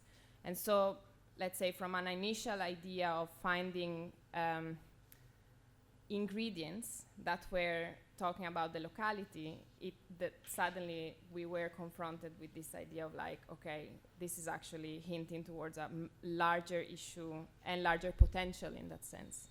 And so, yeah, I feel like then each of us like we each have our own agenda, but we are working together like through our specific capabilities to make the project develop. I don't know if, yeah, okay. Thank you. Thanks a lot. So let's continue. I'm inviting my dear colleague of mine, Julian, come. It's your turn. So, do we all prototype? Who does prototype? Come on, hands up. Come on, wake up. Okay. Do you prototype A, to validate, or B, to investigate? A, to validate, okay. B, to investigate. Woohoo! I woke you up. So it's my great pleasure to present Julian Caprom. He leads Fab Lab. It's an innovation prototyping lab that has started in Barcelona but expanded to 117 other cities. He also co-directs the Design and Emerging Futures master degree at Elisava. But there is something about Julian. Have you ever seen Fab Lab team around lecturing? Yes? No? I mean, I have many, many times, but I've never before starting to work with Julian saw him on the stage. Why? Because we have bosses, we have leaders, and then we have the leaders. And the Julian is the leader that always gives the complete floor to his team. He empowers them and to upskills them all the time and stays in back. And that's why it's my great pleasure to have you finally on the stage. So a huge applause to Julian. Thank you for being here, and thank you for having me here today. As I say, we'll talk about prototypes, and I'll share you a bit of the work that we do. Hopefully that it's inspiring and it opens a conversation after. So, well, I don't want to talk to you about my specific personal journey. I want to talk to you about the journey of a place called Fab Lab Barcelona that started in the Institute for Advanced Architecture of Catalonia in the year 2007. And I want to talk to you about the journey of the people who have been learning and making together for almost 2 decades. So follow me with it. And I need you now just to close your eyes, and move a bit into a workshop, into a shop, into a laboratory. The smell of the wood, the untidiness, the ideas that you make in these kind of places, they could be very abstract in your mind, but they become something tangible. Sometimes work, sometimes they don't. But there's weight, there's friction, there's a lot of failure. And for us, we've been always wondering what would happen if we threatened prototyping not as a step in innovation, but as a right that we all have to prototype how we want to live, the things that are around us, and how we interact with them. So how we could think of prototype maybe less as a step on the innovation career, but more as a civic capacity of society. And I don't know how much familiar you are with the Fab Lab movement and the Maker movement, but the Fab Lab network, it's quite big. We were the first Fab Lab in Europe to start in the year 2007. Now, if you count the database they've kind of registered and our peer review evaluated, there's kind of 3,000. But if you put together everyone who engages on a maker space, an industrial co-working, community shop, there's hundreds, thousands of them. And especially for Fab Labs, I'll say, because it's where I know, that's a network I kind of helped to build a bit. Fab Labs were framed as places to make almost anything. And that's useful, yes, but very incomplete in my sense, because they were never just solution factories. They were and are exploratory machines for imagining alternative presence. To us, thinking that the only role that a Fab Lab, a makerspace, a shop has is to make prototypes quickly to the potential failures of a present, to try to find quick solutions. It's a very limited way of thinking about what can we do. So that's why I want to show you a bit today, how we actually have been going from this idea into a bit of a more formal approach into the work that we do. So what do we mean by alternative presence? Well, nothing against science fiction, I love science fiction books, but we try to put together the work and the frame on how we do alternative presence in the idea of how we actually seek for the right of people to think how they want to live and try it out. Not to think in imaginations that stay only within you, but to challenge the present. And of course, this touches on the governance, this touches in the long-termism, this touches into the complexity of how actually what we think, what we want to happen individually and collectively, it's tested. And it grows very much from an idea that resilience comes from difference. So you need to fail, you need to test, and I'm kind of making a claim, to resist the flattening of globalization, because it looks nowadays a bit that the solutions are out there and it's just us that we are not willing them to follow. And I don't agree with that. I actually think that there are solutions out there, but also there's still a lot to be discovered, and there's still a lot to be choose, and there's still a lot to be tested. So we are against this idea that, there's some solutions that will come, and then through the magic of globalization that will get extended all over and everything is going to work. In a way, if we only optimize the present, we are kind of mortgaging the future, And I think that's very clear to us. We are not here for short-term solutions. We are not here to actually propose things that scale globally. We are here to stay local, to test things, and very much to fail.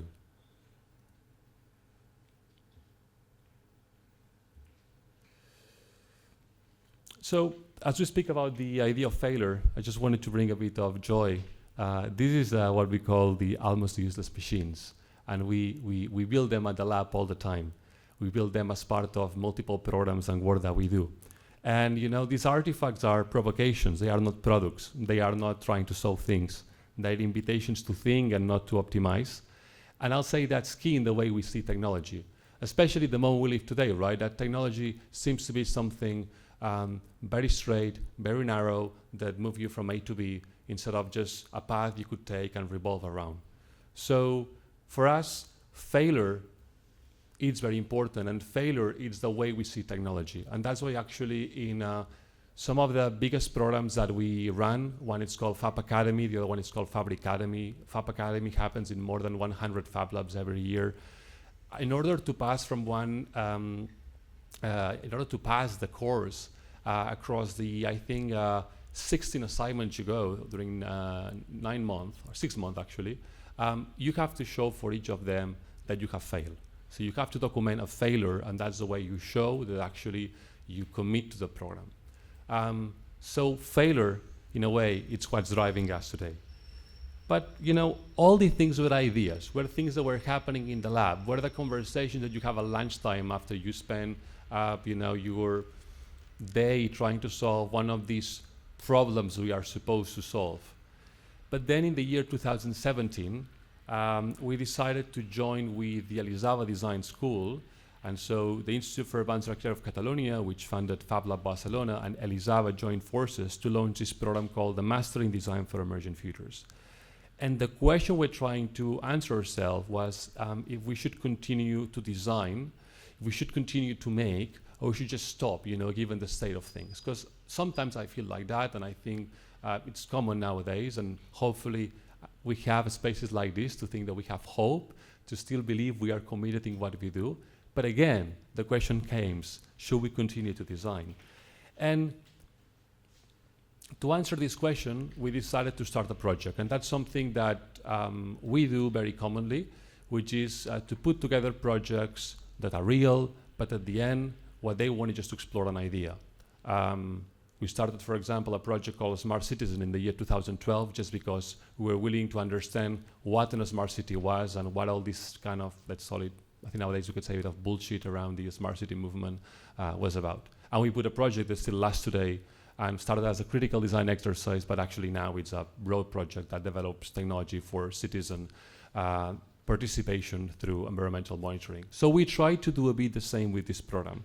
How we actually think, what Fab Labs can do, how we actually think about what it means to prototype through alternative presence by creating a master program. So we create a sandbox that allows us to experiment with the limitations of a sandbox. Of course, it's not experimenting in the real world, it's just a master program for quite rich students because it's a private program that costs around 14,000 euros at least.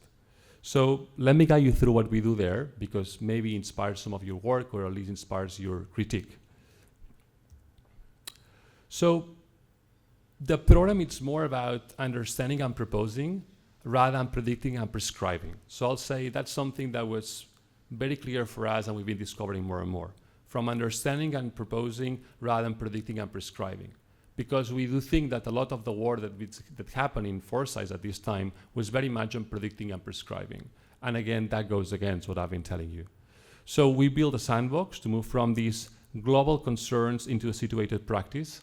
And we found ground in something that Ludovic has been covering very, very well, which is in actually how through these first-person design practices, we accept our biases, we accept our faults, but we start to design in first person, not because, let's say, that means it will be neutral, but because we do believe that that's a way to be responsible, right? So you accept your biases, you go into the field, you start to work, you engage first person into the issues. But let me guide you a bit how we do that. So this master program starts in using a tool that we developed actually with José Luis de Vicente that presented yesterday called the Atlas of Weak Signals. So a weak signal for us, it's a trend before it's a trend.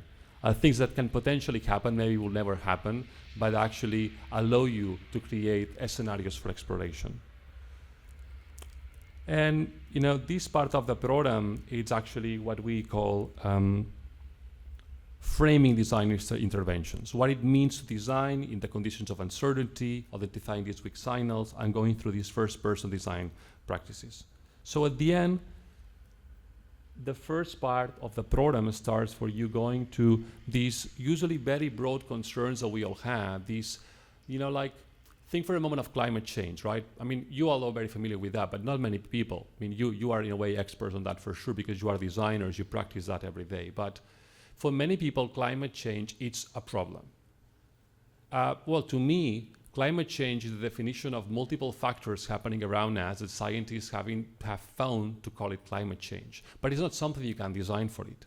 So you have actually to look into climate change and bring it down to a scale that you could start to work. You have to situate climate change. And we choose to situate it in our own practice, in the individual practice of each of us. And that's where actually we finish more or less the first 3 months of the program, by going to these very broad matters of concern to the smallest of, okay, as a person, that's how I feel on that, that's how I position, that's what happens when I try to explore that problem, that situation from my own personal perspective.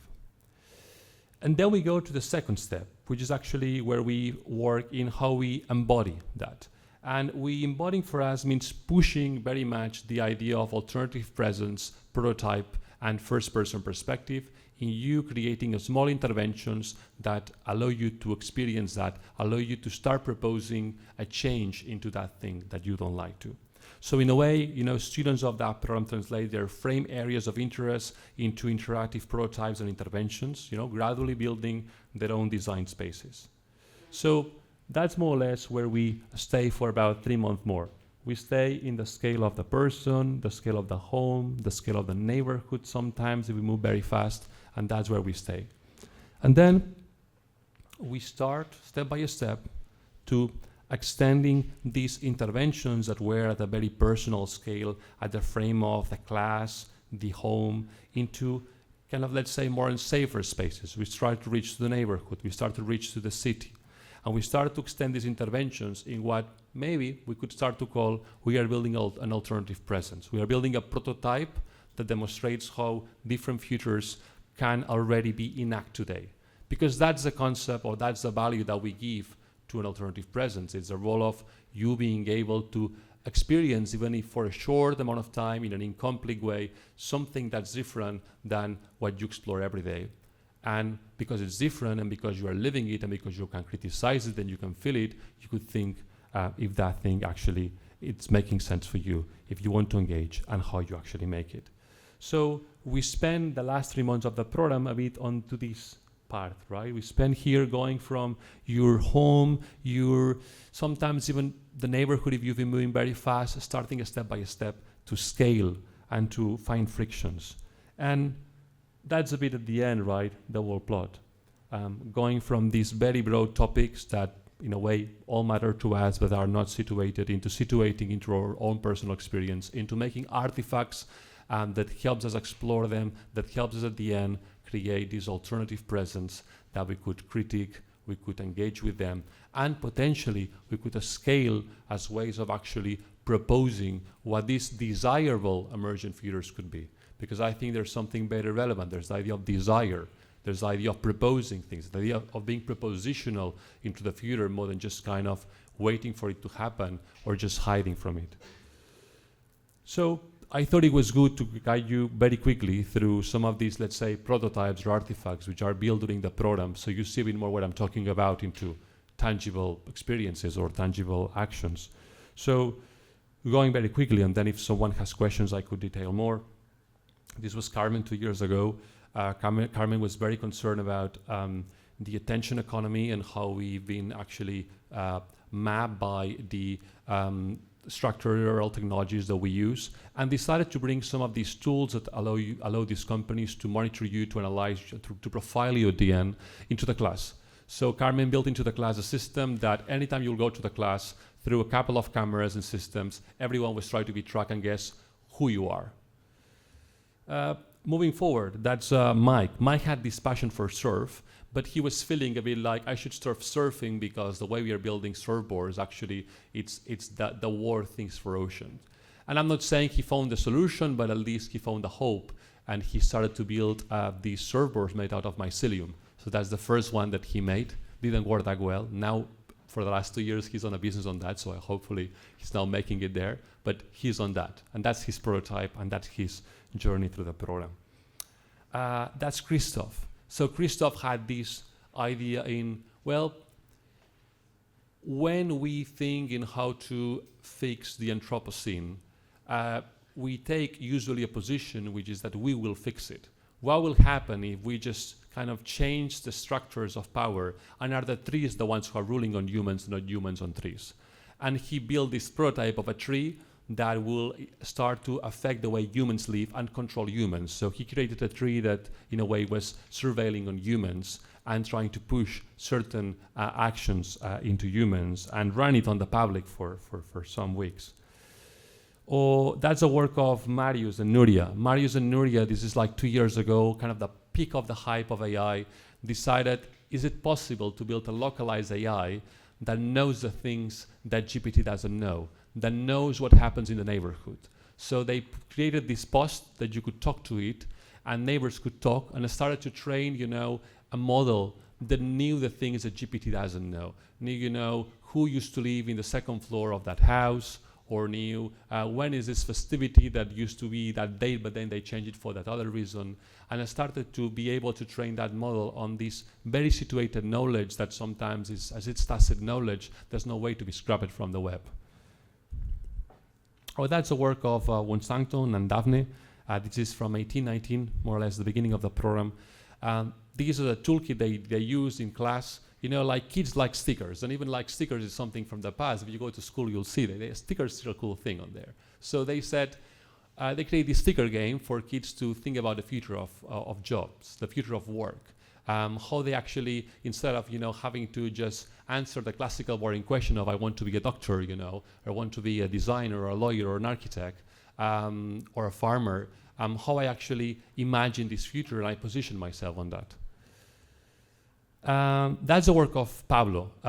This is Power. Power, it's quite of a nice one. So it's a machine designed to simulate weather conditions, to be used especially in classrooms, so he could test the effects of climate change in real time into a specific species. So these things are done in science, these things are done in big laboratories, but usually like even like I don't know, in my case, I never saw like what happens if you take this plant you are eating, you know, let's say like every week, like a carrot, and you put it, you know, to grow in a different temperature. So the machine allows you to do that in a simple way, and it's easy to make, and it could be replicated. So that was, you know, his research.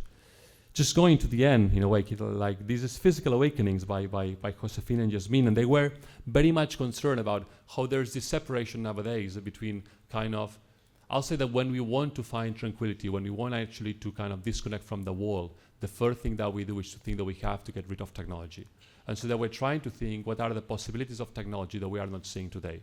And they started to build these tools for meditation that actually, in this specific case, it measures the head rate of multiple people in a room and helps them to sync their head rates. And it's not only given as a machine, but it's given as a piece that you grow and build, because the structure is made out of mycelium, so you have to put electronics and then collectively grow it for some days. And that was their prototypes and their artifacts I built. Just going to the end, this is like, this is Max this year. He was so proud. He built that. This is like, it's like a book that only it's accessible online when there's solar.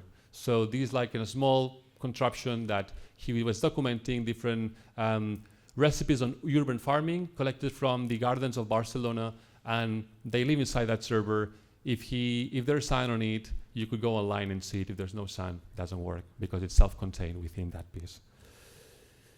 And this Javier from this year came to the program, and one day after kind of trying to solve the biggest problems, he found he had a personal issue with sweat. He sweats a lot. And so he decided to start designing around the idea of sweat. So he started to measure how much he was sweating, and then he started to design these photochromatic shirts that actually are made using organic pigments that allow him to turn the perception of sweat, going from something we hide, from something we show, something we don't care, to something we collectively care. From a form of expression, I will say. So these are, you know, just some samples. We could be like these, and some are good, some are bad, some could have tons of critique on them, some is like, okay, where are you going? But at the end, they stay within the sandbox very much of the MDev, you know? It's Jack, it's Barcelona, it's like people from all over the world paying from 14,000 to 20,000, you know, to be there for 1-2 years and do some of these explorations. What I want to show today, it's a bit of how we are trying to get some of these approaches and how we are trying to look at some of the work we do that impacts broadly, not only we see inside a program, to actually, you know, show how we prototype this alternative presence and how actually, you know, we go from things that stay local to things that scale. Because something very unique I learned through the Fab Lab network is that if you think of a corporation the way they usually learn, the way they usually grow, it's by going from, let's say when they want to grow, they just make the company larger. Well, in Fab Labs and in many of these bottom-up movement, this doesn't happen. I'll say that things follow on a scheme which is a bit more like the one of the human body, right? We didn't become a big cell. There are cells that make tissues, that make organs, that make humans, animals. So what's key to us, it's how a lot of these ideas, how some of these learnings scale without, you know, making this program larger, how actually people appropriate that. And, you know, for many years, actually, we've been looking at this idea of how the work that happens in our Fab Lab, for example, it's adopted, adapted, and applied in other Fab Labs all over the world. But, you know, more than that, what we started also to understand deeply, this is not only about work, it's about also building knowledge. It's about the idea, actually, of how we build our own intelligence. It's actually, in a way, how we start to build capacity so people can remake and not just replicate. So let me guide you a bit through examples of how we apply this framework so you also see how the dots connect. So this is a project we started a long time ago. It's called Smart Citizen. I mentioned it before. Long story short, we've been developing this kind of low-cost, accessible sensors for people to monitor things like air quality, noise in cities. And they're open source. Partly it's made a bit more centralized. Partly you could 3D print and make your own devices. So what we love is seeing this process I'm just going to describe you of how we go from people taking these and situating into a context. That, for example, is a very noisy square in Barcelona, which people was using these devices to measure the noise and to show that, like noise is not so much about the average noise all over the day, it's about the peaks of noise, it's about the perception. But also, this tool was helping them to not only collect data, but also to get literacy on data, right? What's a decibel or what's a PM 2.5 of air pollution. But there was a moment these people, they started to appropriate the device. They started to make unique things. So one issue they had was that happens a lot in environmental issues, is that a lot of people complain about the same, but actually they are not joining together, right? It's like you feel so much stress that you don't even have the effort or the hope that you could actually join together. So they created that device at one of the Barcelona public fab labs. What it does is that you press the button, it takes a reading of the noise, and it shows it on the floor.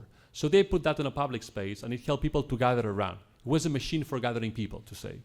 And I'll say that's when things start to change, because that means when, that prototyping plays a critical role here, and it shows how knowledge is translated, reconfigured, reimagined, and step by step, these people that in a way we could say were quite unrepresented, no one cared about them, they start to be part of the idea of how we produce knowledge, how we create things that matter to us.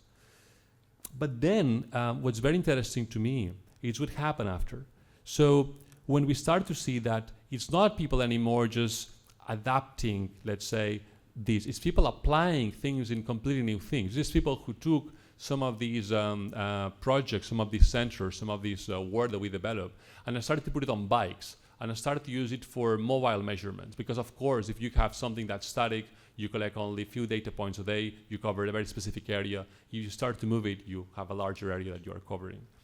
And so to me, like when I see that something that started for one purpose, it's kind of even changing the purpose, the scope, being adapted and applied into a different context, is when I see that this kind of intelligence that's very unique to the site emerge.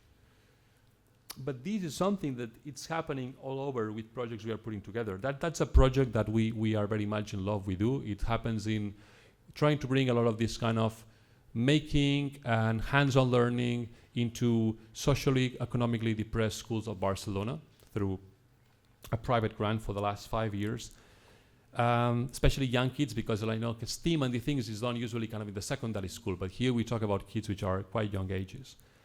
And so this is like the first time we arrived to the school, and we are with the teachers and people here just showing them the possibilities of that.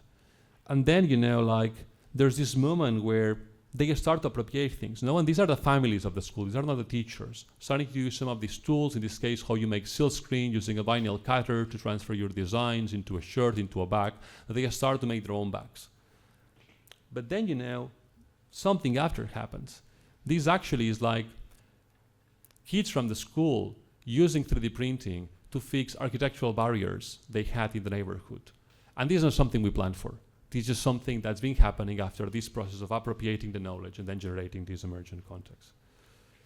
And that's the last one. This is the work that we started to do around 6 years ago with Anastasia Pistufidou, very well known for the work on textiles and bio in the Fabric Academy program, working with the neighbors of Poblenou around the idea, what do we do with organic waste, and how actually organic waste could be something that adds to the neighborhood, something that helps us solve problems of the neighborhood.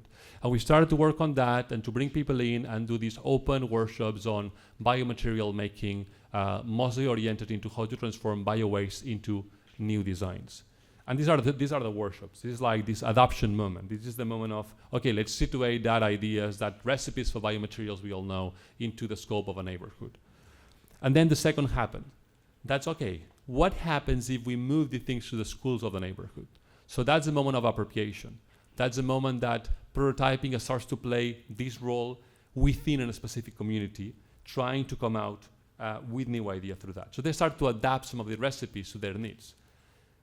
And that's the moment that, we were completely blown away, because they started to use kind of biomaterial recipes to cover needs they had in the school. So the first one was to study, the concepts or the story of the historical value, of glasses in churches, and all these in colors, just using kind of organic dyes and, algae-made kind of this transparent material.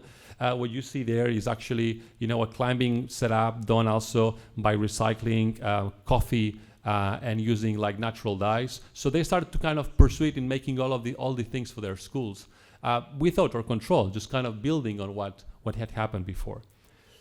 But, to us, that's not enough, because of course, all of the things need space to live. And that's why I actually, wanted to bring a bit, just to wrap up how much nowadays, right? We feel that knowledge is something that it's out there. That, when you think on how a lot of these AI companies are proposing knowledge, to me, it sounds a lot like, okay, knowledge is something that you harvest in a way. It's something that you extract. And so for us, it's very important how we actually start to build technologies that support a different way of looking at knowledge. And, in a way, how we can go as, Evgeny Morozov always says, kind of from this idea of surviving technology to hacking technology, from surviving platforms to hacking infrastructures, to say. And he has kind of 3-4 projects we've been developing lately. At the back, you see that's this platform on open data and smart cities and stuff we've been building. MakeWorks database of crafters. So if you want to know which crafters in Barcelona work on a certain field, you can go and search for that there. The other one is the Distributed Design Learning Hub. It's kind of our approach in all of this know-how on making design in a distributed way is accessible, searchable. So in a way, I think it's also very important that we commit in this idea of hope into not being anti-technological, but being pro-agency, pro-context, pro-community, and stay grounded that we could actually build and use technology in different ways.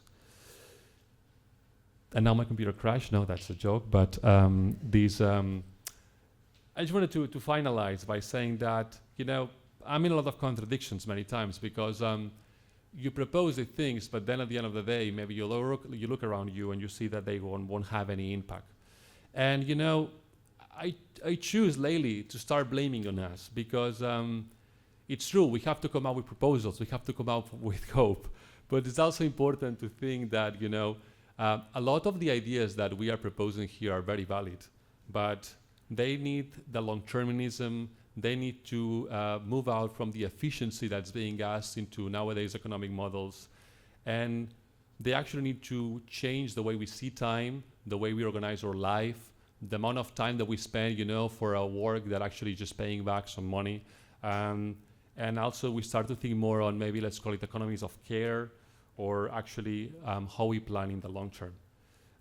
Because, I do think a lot of these ideas are valid, but they require a reschedule of our days. And, if all of our hours are sold in a way, to efficiency, there's no room to trial, to fail, to create. So that's it. Reclaiming hope through the right to prototype, to make, and to fail. Thank you.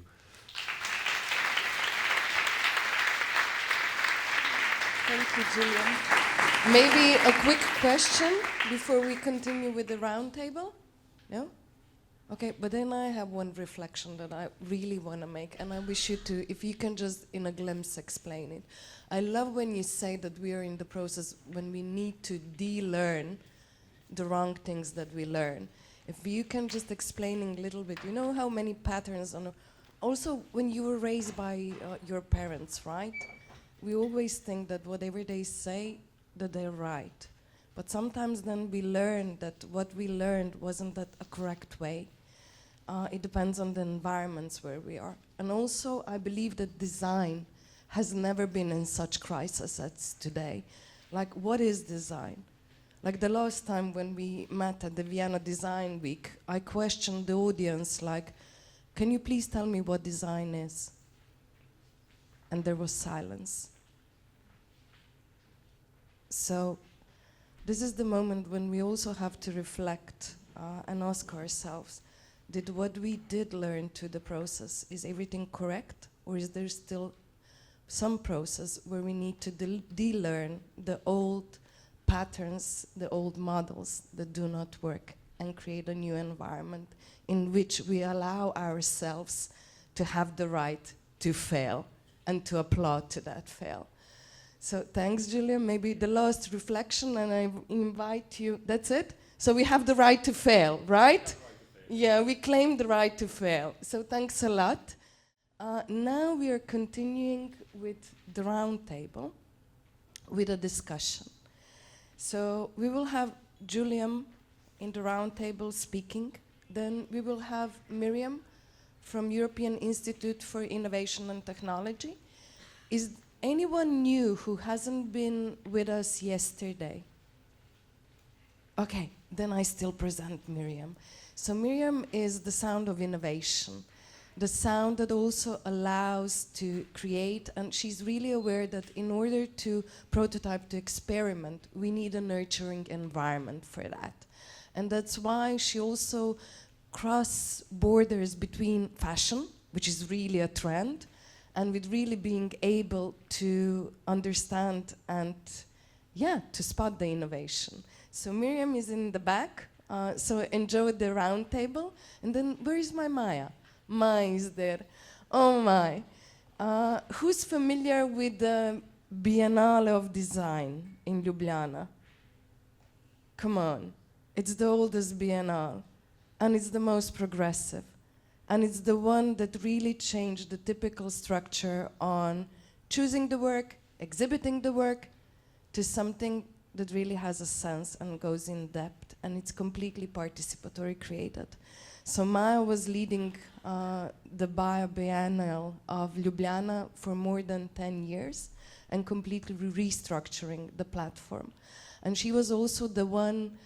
So when was it, Anya? Like more than 10 years ago, we started to slowly speak about the speculative design practice in Slovenia. And there were two ladies that really understood why we need it and how to do it. And that's Anya and Maya. And Maya created a project where she wanted to bring the museum, the traditional form, out to the streets. And she did it.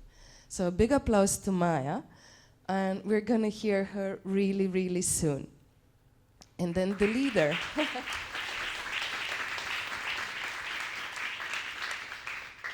Gasper, where are you? Everybody's hiding from me. So Gasper and Bešek.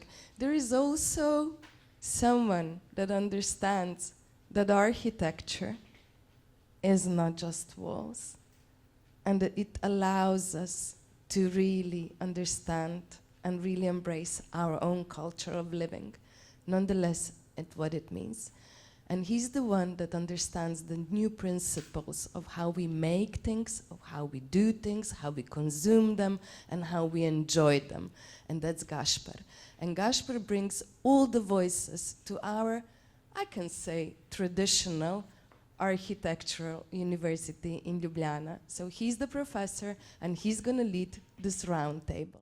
Yeah, yes, we can sit, but maybe later we don't sit anymore. My name is Gasper. I come from the Faculty of Architecture, as you heard. We were sitting yesterday here with Maya, and Maya was commenting how these panels are so formal and they are so nice, very professional in a way, but Ivica at the beginning of this meeting said that our meeting is fun, should be joyful and playful, but it's quite professional. So out of this, and yesterday we were also, we got some information from Ivan Ilić. I'm a very big fan of Ivan Ilić.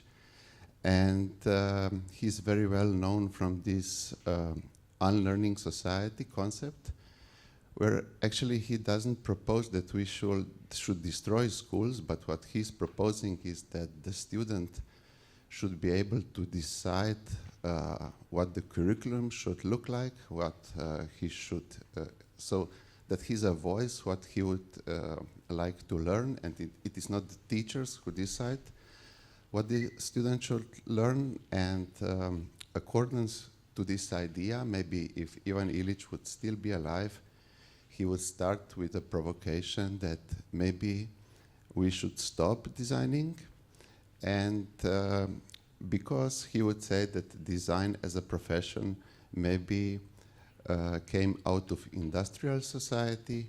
So by merging this concept, one idea popped up to our mind that maybe we should come between you, sit between you, so you can be the ones who are proposing the questions to all these beautiful people. And also the microphones will be very closer, so the conversation could get to a more prototype way of form. So if you are willing and free to do, I would kindly ask you if you can transform these beautiful designed chairs, who are actually stick together, to just look to the vertical, this dimension, to the guy who is presenting, and maybe pick your favorite spot in the room where you would like to look at. Because to finalize this project, you know, what Illich is proposing is actually the same what happened here. The formation of school was formed out of Christianity in a way, and the way we are sitting and the way we are talking is almost like in the church, especially with all this beautiful surrounding that was redesigned maybe a month ago. So please, let's go in between the audience and let's start a conversation. Please say hello also to your neighbor, and if you don't know your neighbors, exchange the names. I would start with the question, so just to break up the ice.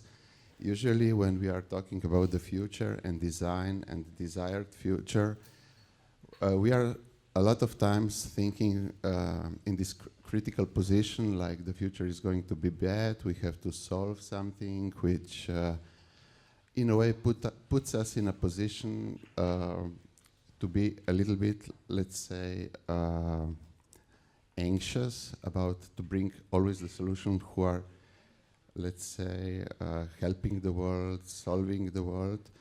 So I would start with a provocation. Let's imagine that our desired future are already very well formed, that we are living in the most beautiful times in the world. And I would kindly ask all the people who are involved in this conversation to reflect what their proposals would be if we would live in the most beautiful times. This provocation, the idea of this provocation is just to bring up maybe some ideas that are left out if we are always confronted with these black scenarios that we are all expecting to happen. So maybe we can begin with Miriam, Maya, and Lodovica.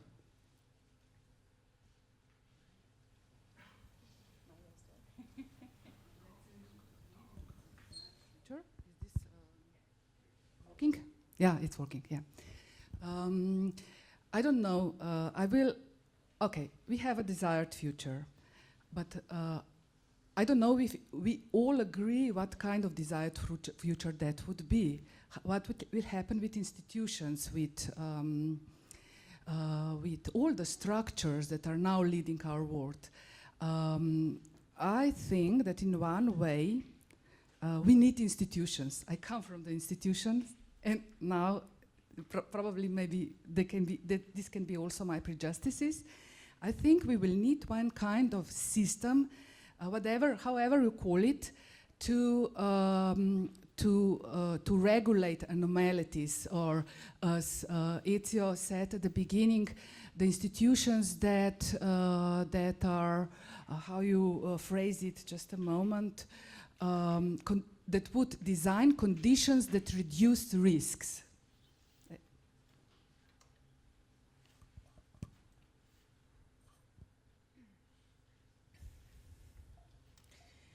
I don't know, to me the idea of a beautiful future sounds quite dystopic. It's an idea of what is a beautiful future, first of all. And so I don't know, like I feel, I see where the question is coming from, but I feel like maybe would be about avoiding universalist narratives of beauty and desired futures. So maybe localizing it specifically. I'm trying to think through your question, really.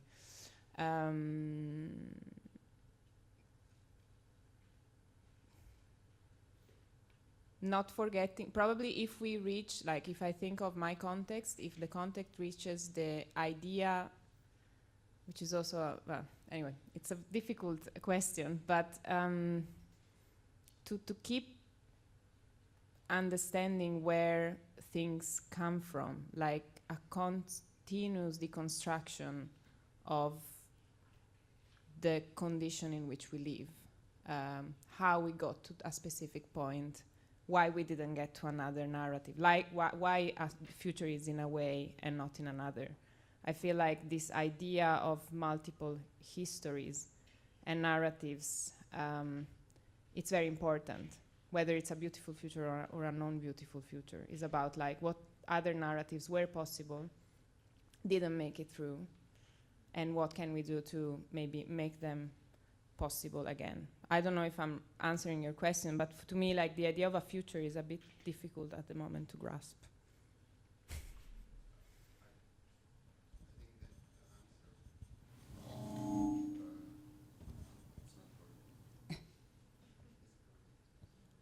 No. Yes. Yeah. I think there is no correct answer. Maybe this is just a warm-up provocation for, let's say, our brains to a little bit and reframe itself from this solving problem society only. So I think what Maya, you just said, and you also, it's just this, so what is the common understanding, what is desirable and what is beauty? And I think this is very, so it really depends on in which context. The local context is a different one, the social context. So something that for me is beautiful or nice is something very different for a person living somewhere else, and the realities that they are facing. But I think something to look at, maybe it's not about beauty in the sense of aesthetics, but it's something that kind of binds us all together. And I think this is also what we also heard earlier, and this is something that I also deeply believe in, is this understanding of care. Like when we talk about design and when we talk about to like carefully look at things, but also design the understanding with each other and kind of through the lens of care about things, caring about other people. And I think it's also like this, what it means for that. So we kind of take attention where we're living. We are respecting our boundaries. We're respecting the people around. I think this is something that can kind of bind us together, and also like this, like a very radical culture, like radical solidarity. So this is really like that we commit to wanting to understand the other person or the other situations, or like this empathy, really committing to wanting to understand what is not just here, but also what's happening there, and then kind of really connecting this with each other. And I think this is something that I could think about, you know, could be like this binding element of a future, a good future for all. It's very idealistic, I have to say, but I try to be radically optimistic, so this is something that... I'll say, So in my case, I'll say that what I would do is to problematize. So I'll say that, you know, like, we have to stop thinking, in my opinion, that the role of the designer is the one of solving problems. It could be also the role of creating problems. And I'll say that you know, we talk about the roles of prototyping in my presentation and this idea of going beyond the solutionism and being propositional, but also prototypes as means of inquiry. One means of the prototype, one means of creating this artifact that goes there is to create a problem that doesn't exist, because at the end, it's a way to visibilize things which are hidden. And at the end, I'll say that's a very important role that we can do as designers.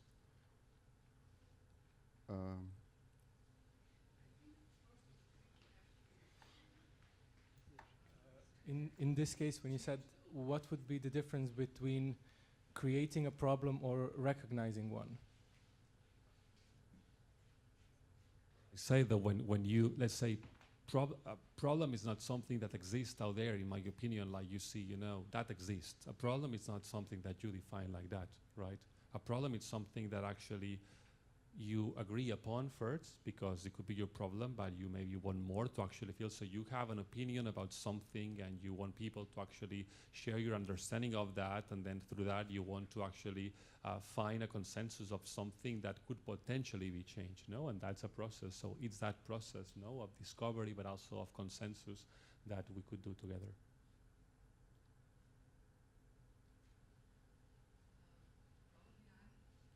I'm thinking about a more distant future, where problems are solved already. I understand it, Gaspar's questions like this. So when the change of the overall system already happened and we live in a well-being society, and when actually the problems of we are out of the neoliberalistic logic, and we actually transformed our institutions. If they can even be transformed, maybe they can be have to be changed, totally put on the head, or I don't know, established anew. And what happens then when? What kind of society do we imagine when we already have a well-being society? I'm asking Ivica. It's hard to say, but you know, the first question was if this preferable future is there. It also depends from what point of view. If it is my preferable future, I would stay there, because I think it's going to be even worse, sir. You would stay here? I would stay in that future. Okay, I understand. Yeah. I just want to add, I really think that the problem is not in the desirable future, but maybe the first start could be, can we write our collective values as a new constitution, and then towards this we can think about desirable future. It's very hard to think about desirable future. You know, it's very easy to think about desirable future, because how many of us here is? This is the number of desirable futures. So maybe we have the phase about the values, which is the collapse of the values is the problem, I think. Yes, the collapse of the values, if we think that anyone here probably has its own vision. So maybe with this question of problematizing or finding problems, maybe one of the things that would be nice about a future society that was less problematic would be that I get to choose the problems I want to solve, and I'm not dealing with the problems that you're causing me because of what you've chosen to do. Because people like to confront problems like climbing a mountain. That's a problem, and it's a very interesting one to solve, whereas solving the problem of pollution coming down a stream is someone else's problem that I'm being confronted with. Maybe that's one of the issues that's coming up.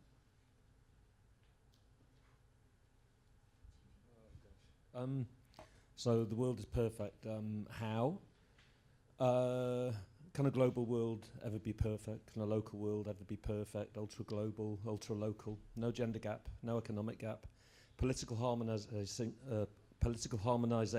for who, for what, global equality. Does design disappear if the world is perfect, and what is there left to do? Art, philosophy, music, dance, poetry, eating, just veg probably. Everyone is smiling and singing. I think a perfect world might be really quite annoying.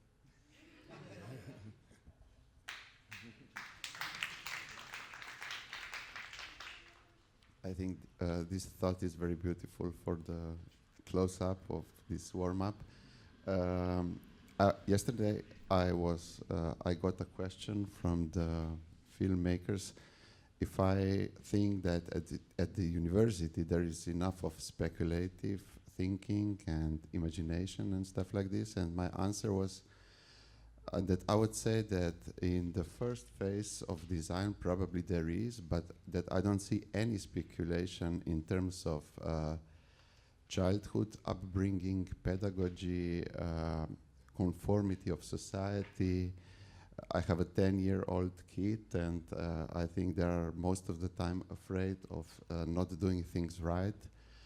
So I would put a question to all of you, because all of you are very much involved in creative practices, turning the world upside down, changing processes and stuff like this.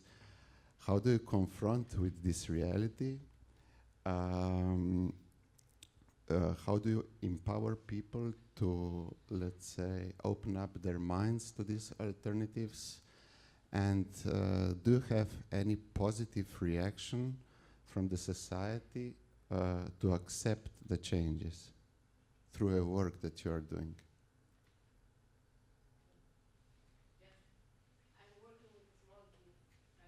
The small kids with Teach the Future. Sorry for interrupting the panel. But there are more than 30 countries that are including futures literacy in their school curriculum, but mostly private schools, because the Ministry of Education still doesn't see the value of it.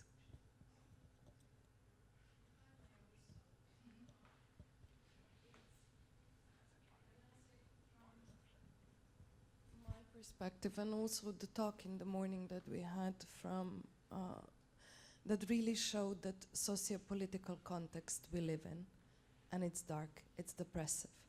And when we are in a mode that we need to think on how to survive, imagining a better future is really tough. So what I do, I bring it up to my conscious and say to myself, okay, leave it. Why? Because otherwise I would get caught in, I don't know, the systems, traditional, that's something that doesn't allow me. But in order to break that, I always have to leave that dark mind and just to remind myself, again, go Sarah and dance, go and imagine, go and push someone else. Like you were given the opportunity to be there, to recognize the talent and to empower them because the future is on them. So I believe that for us seniors, the most important thing is not to forget, to abandon a little bit what's happening inside, because otherwise we are just caught in this model and we build our identity on the pain and the darkness. So my advice would be just leave that identity and return to the one that inspires you to live a better life. Thanks.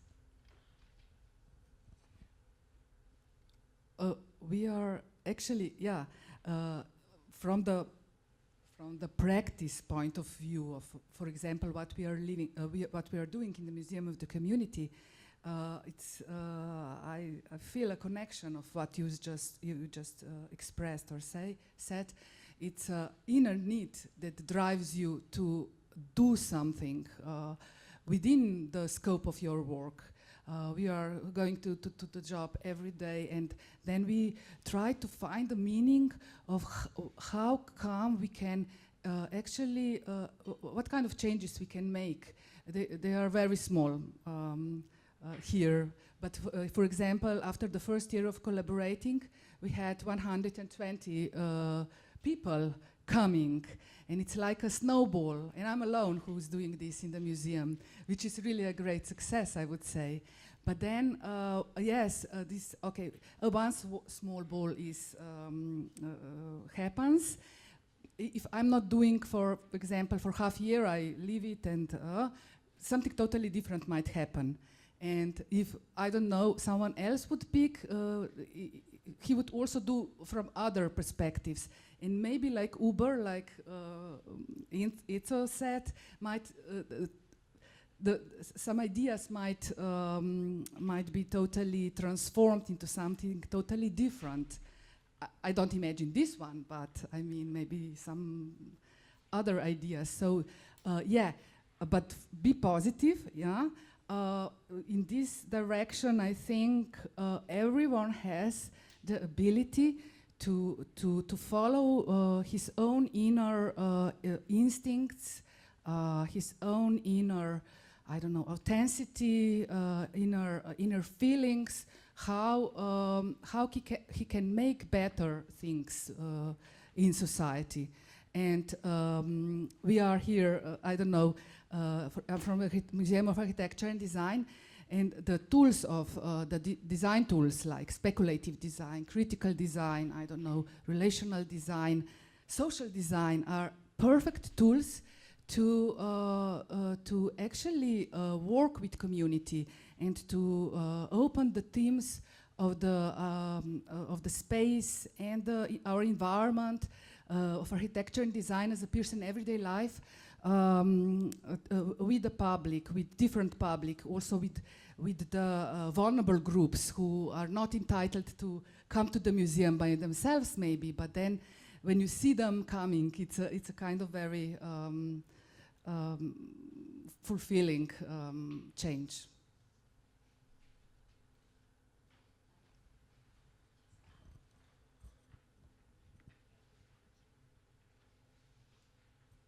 Thank you. I'm not sure that I'm really answering to the question, but I think that I'm more or less in the area.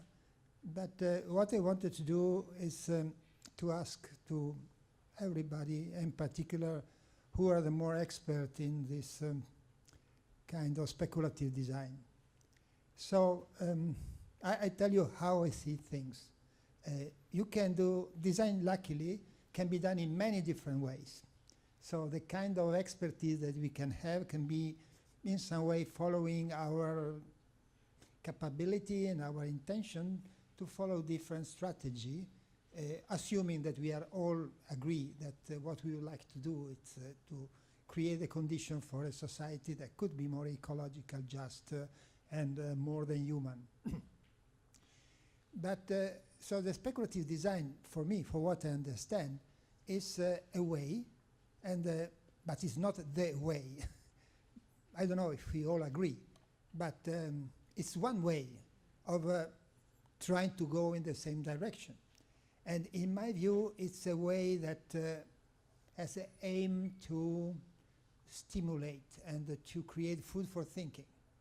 So all the discussion also what is a dystopic idea could be useful to start to think or to feel. So don't they think in a very rational way, but in any case, to provoke, to break the kind of bubble in which we are and open new opportunities.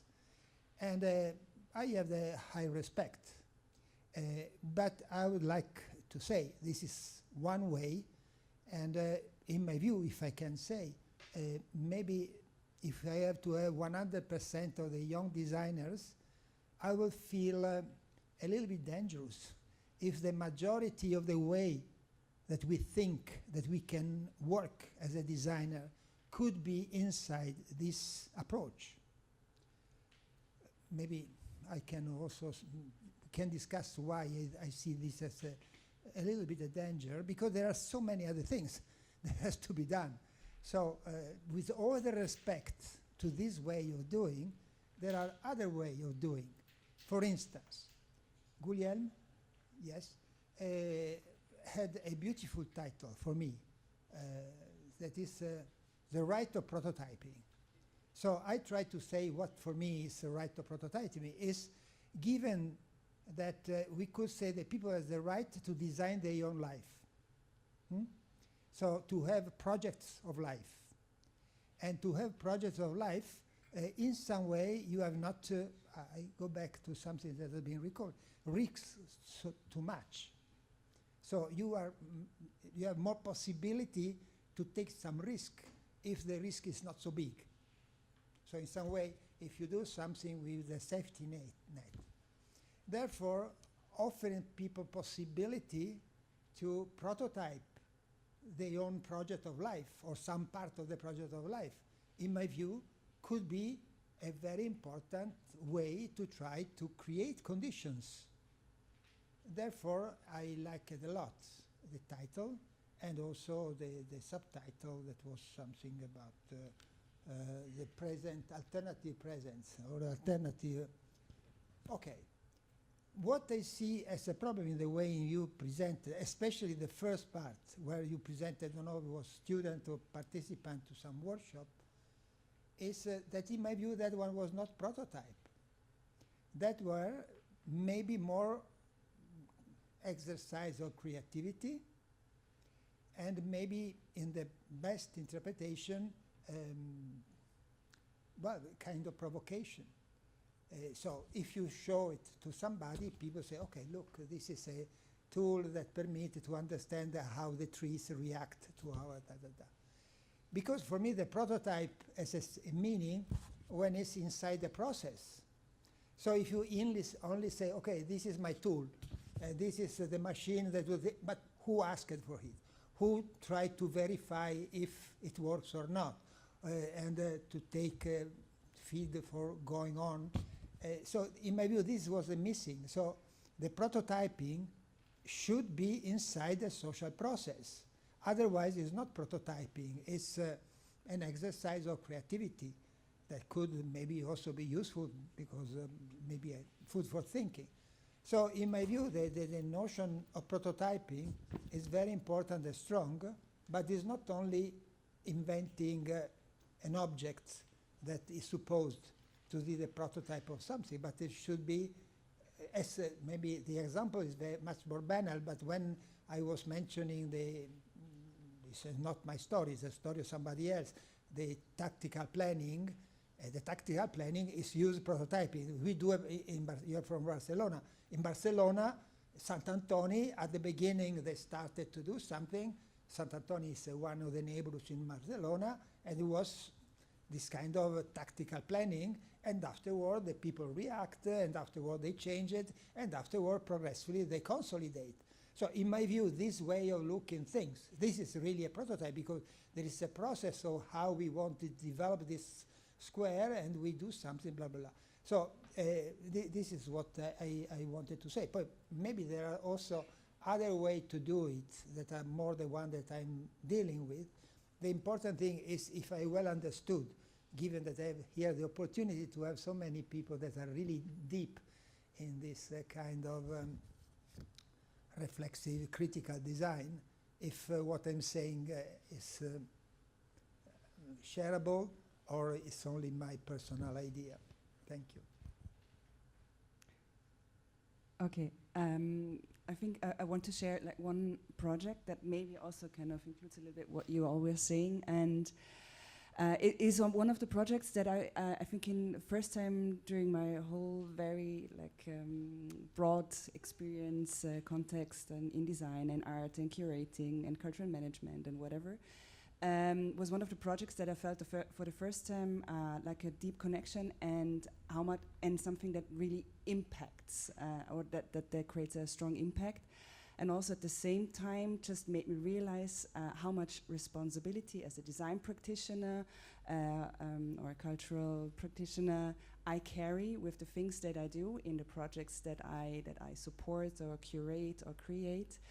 And it is scary, was a project that we did together with the Austrian Fashion Association, with Fashion Clash in the Netherlands, and with Dschungel Wien, which is a theater house for a young audience. And the project is called Who Cares What You Wear? And it's a theater piece about the complexity of climate change and fashion for the audience of 10 to 14-year-old kids.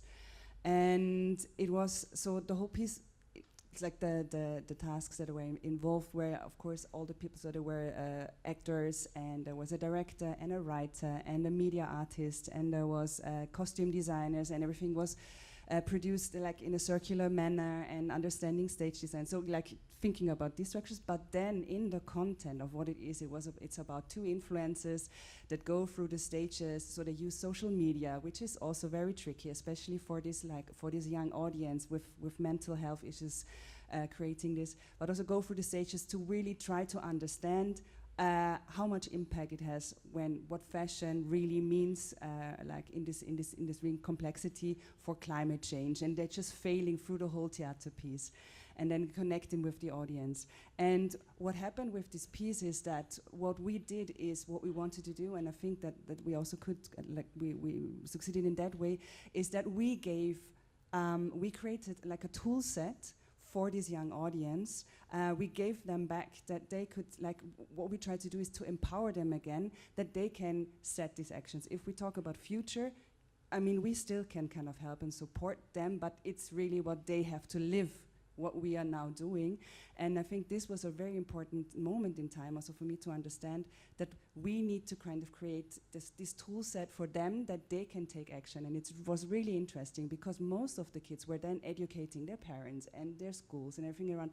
So I think this is something that really impacted, that I felt has a huge impact in terms of when we're talking about how we want to create these futures, that this is what we have to provide, and it's a very responsible position that we also have in this. I wanted to add something in trying to answer this topic you wrote in. Fully agree in everything you said. I'll say that maybe it's more of a presentation issue than a methodological issue. I'm going to explain myself. The situationist approach for us, it's key.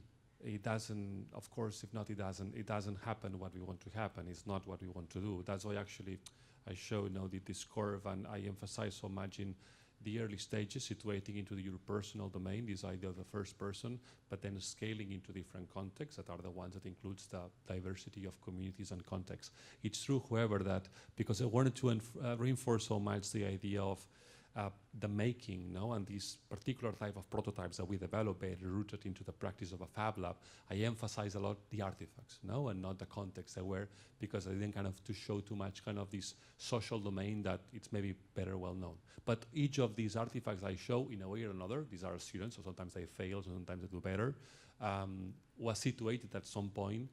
And this artifact actually emerged from previous moments where this research happened in the other situated context. So it's an iterative process too. But I fully agree with you. If you do this only alone and you stay in low, you can design for yourself. It's something fun to do, which also I think it has its own positive stuff, but it's not actually meant to bring anything new to society.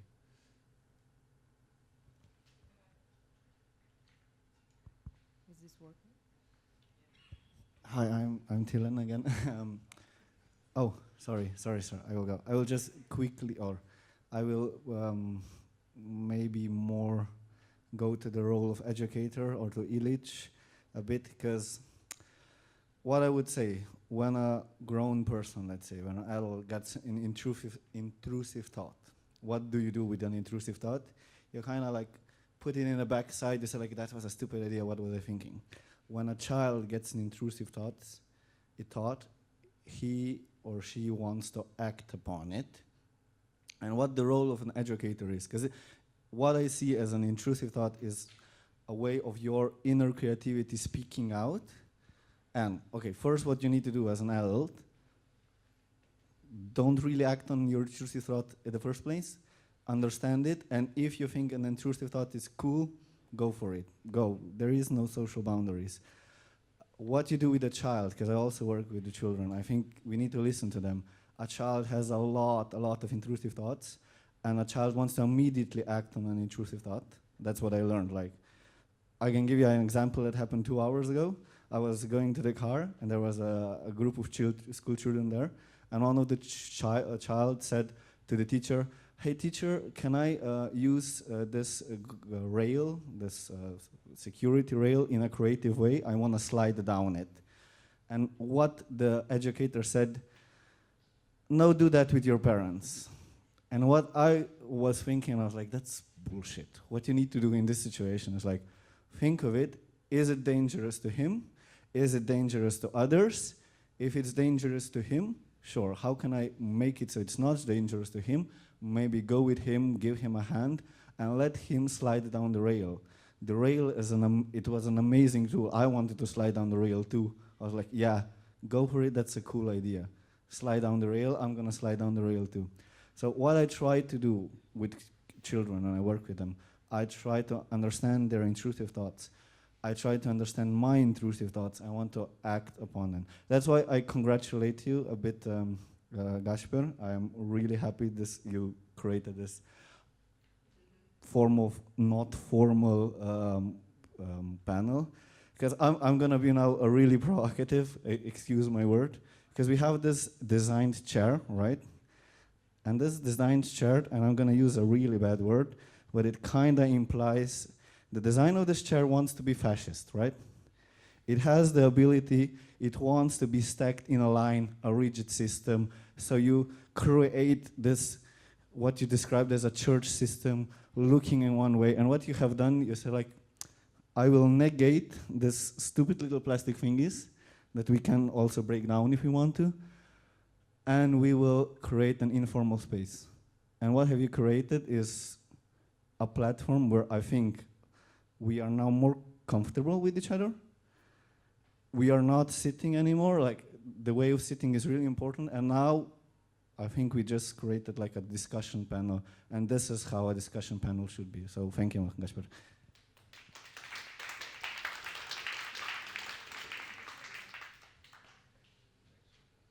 I don't know if this works. Please. Oh, it's okay. It's okay. I think you just have to. This doesn't work with me. Hello? Yes. Just to bring the discussion back to, I think, pedagogical spaces. It's been a few years that I've been teaching in an architecture school. And there is definitely, I think someone mentioned earlier, the curriculum is a big issue in sort of helping students to reframe what architecture is and spatial practices are and can do within the current crisis. So what we do is, in our ADS, for example, is first of all to really invite students to situate their projects within specific collectivities, so that there's this other understanding of architectural practices as not these big, individual studios, because that's what they've been taught, that they can go out and they can open their practice, which is not possible anymore. So there's a big fear in students of architecture, I don't know about design, in finding jobs. Like precarization is what actually encloses the possibilities of thinking otherwise. And so I think a big responsibility in those who are teaching, who are precarious themselves, because the tutors are also precarious, is to understand what are the collectivities where the practices can be situated, and how can you rethink the role of the architect, for example, within, in collaboration with others that are doing other things. You're the expert on something, but your practice is having an impact in the larger context. So I think that's very important. And second, the curriculum, absolutely. The curriculum must change, and that needs to be, there needs to be a response from the institutions, not the universities, but fundings. Like, we're talking about practical, I know we're talking about futures and imagination, but in the end, people need to live out of their, out of what they do. So maybe, yeah, universal credit for everyone, and you'll see that students might be more hopeful. Yeah, sorry. It's great because you exposed the problems that the creative scene has with our doing and how our system is structured. What I see working with people that are ordinary people with very different backgrounds, also different ages, is that the institutions, we institutions have a huge problem, which we don't perceive at all, because people, we exclude a large number of society who is not entitled, who is not who is not actually raised in the way and also initiated in the way to enter the public institutions. And a lot of people have this problem to see that, to perceive that they somehow the institutions are not for them. We are part of the institutions, all I would say, and we speak to each other. We share a shared language, let's say. But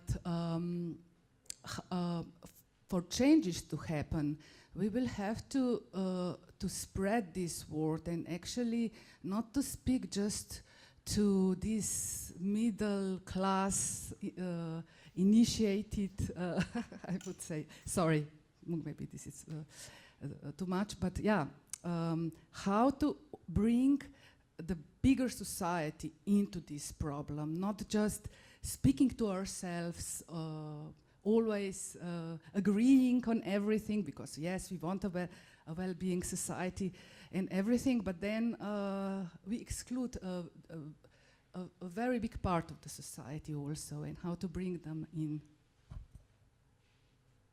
That relates exactly to policy design. Like most times, policies are designed to not allow specific impacts to spread to other areas. This is a problem of design in policy making, and how fundings are distributed, and how can an institution actually operate in a specific way through long-term engagement and everything, which I think it was great to, who mentioned Barcelona, like the project, long-term project.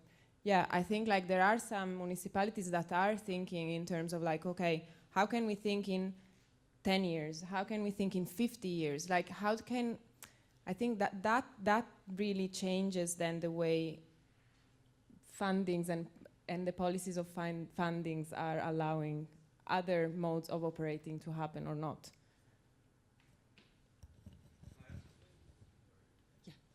So it's just touching again on that same point, and it touches on something that came up this morning, is people won't be included or won't feel the need to be included unless such alternatives are made viable and desirable. And it touches on the Uber issue and the blah, blah, blah. If you've got, what is it that's driving people towards the Uber? Why? Because it's easy. It's the same thing with the supermarkets. When the supermarkets destroyed the local shops, the local boulangerie, the local butcher and so on, it's because it's easier and cheaper.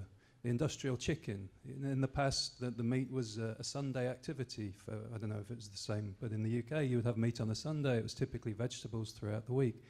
Industrialization made it possible to have a chicken for €3, you know, and you can want the more reasonable option. You can go to the farmer's market in London and the chicken is around £15. We can afford that potentially, and we make that choice because we know it's the ethical right choice. But for everybody else who've got the option to have the chicken, but it's the €3 chicken, they're going to take that, and they're going to take the Uber, because this is what the likes of Amazon and Uber do. They make these things so easy for people to use that it's the obvious choice. And so the problem then comes down to, it's the question of education and values. If it's just a particular quality of life that they're looking for in a very, very tough situation, as we can see, a lot of our inner cities are crumbling, deprivation everywhere, all of these issues that feed the right wing and the right wing press that lead to these massive protests that we had in London, people are pissed off. So that €3 chicken and that easy, cheap Uber ride, and the likes of Amazon, you press there and it's super cheap and it arrives in 1 hour, it's satisfying very basic desires.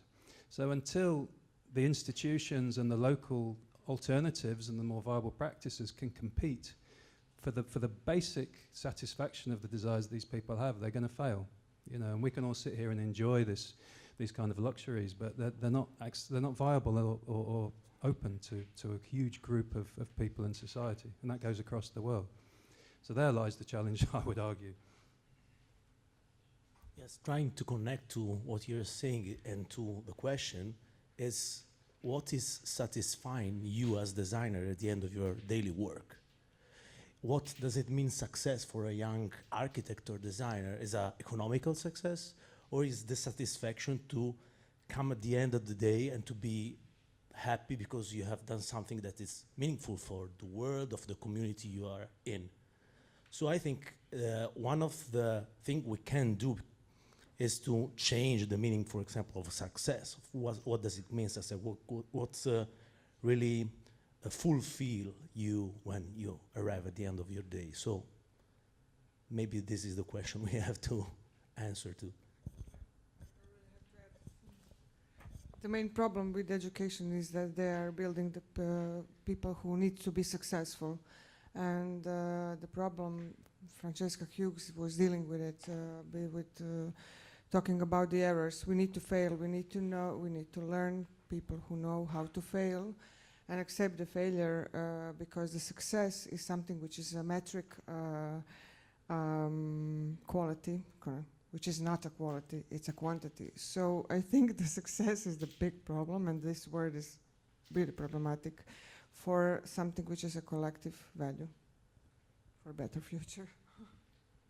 I would like to add also, so when we're talking about policy making and about these constraints that are created through this, I would like to question also our how do you say, our understanding of our roles as designers, because so as a designer, okay, what we learned also in this morning, what we could question, so it's very easy to it's very visual and visible, and I have a chair there and something like this. So what does it mean if I design structures and services and relationships? So could we also become policymakers? So why, like a lot of you here, and especially when we talk about speculative design, there's a lot of potential there. So why not also understand our position, our role as a policymaker, and really go into policymaking or becoming politicians, or think, because we have the tools there. And I think it's very hard always that in this field that we're working in, is that we're really defined by I am a designer, I am the curator, I am the artist. I don't believe in this. I believe that I have an artistic practice. I have a design practice. So these are tools that lie here, and I can construct with other people together something that is needed and kind of create this support structure. So I think I really would how do you say, call for action just to also go into policy making and really understand your roles differently and just also become active in this. And that is something that I really would like to question, because this is also lying here. It's beautiful to understand, okay, I can be an architect and I have a feasible, a tangible like thing here, but it's something else that I understand as a designer that I can create and support and create this support structure within other people then can move around and can also create something there. So it's really like this supporting also and understanding I can help shaping that, yeah. So I think it's a very active role also, and it's a huge responsibility. This is also what I wanted to say, yeah. Can I speak? Hello? Your first question in the beginning was, how do we get there? How do we build the conditions so that people actually feel enabled or empowered to do this, to go into politics or to really actually question the system on a deeper scale? And I have two simplistic answers that might be contradicting. And the one is something that I will borrow from a participant from an academy. Now I cannot quote her, I'm sorry, I will do that later. And it's designed discomfort. We just heard like the intuitiveness and the situatedness. We saw a lot of example of this. If we are as humans confronted with a problem directly, if we look each other in the eye, we have an urge to act. And an urge also to act, immediately and maybe also radically. So I think if we are in the clinical environment of museums or in the university, we kind of detach ourselves from problems and we kind of isolate us from this urge, and then we can look at this problem in systematic ways. But actually, maybe we need this designed discomfort. Maybe we, as teachers, we need to bring our students and ourselves in this discomfort. And the other answer is that there's something called uncertainty-related anxiety. So once I don't know the frameworks or like what situation I'm in, I will not be able to actually access the rational thinking of my brain, which means that, and one answer to this is having narratives. So if we have positive narratives for a future, we give people like something an anxiety dropping, I'm not sure what the English term is, that gives them the space to actually think creatively. So we have to do both. We have to create comfort for them and, you know, to have a solution space, but also the discomfort of trying to act. Like more the comfort but safe space to fail. Yes, exactly. Fail doesn't always mean just really like failing, yeah, but opening, yeah, that's true. That's true,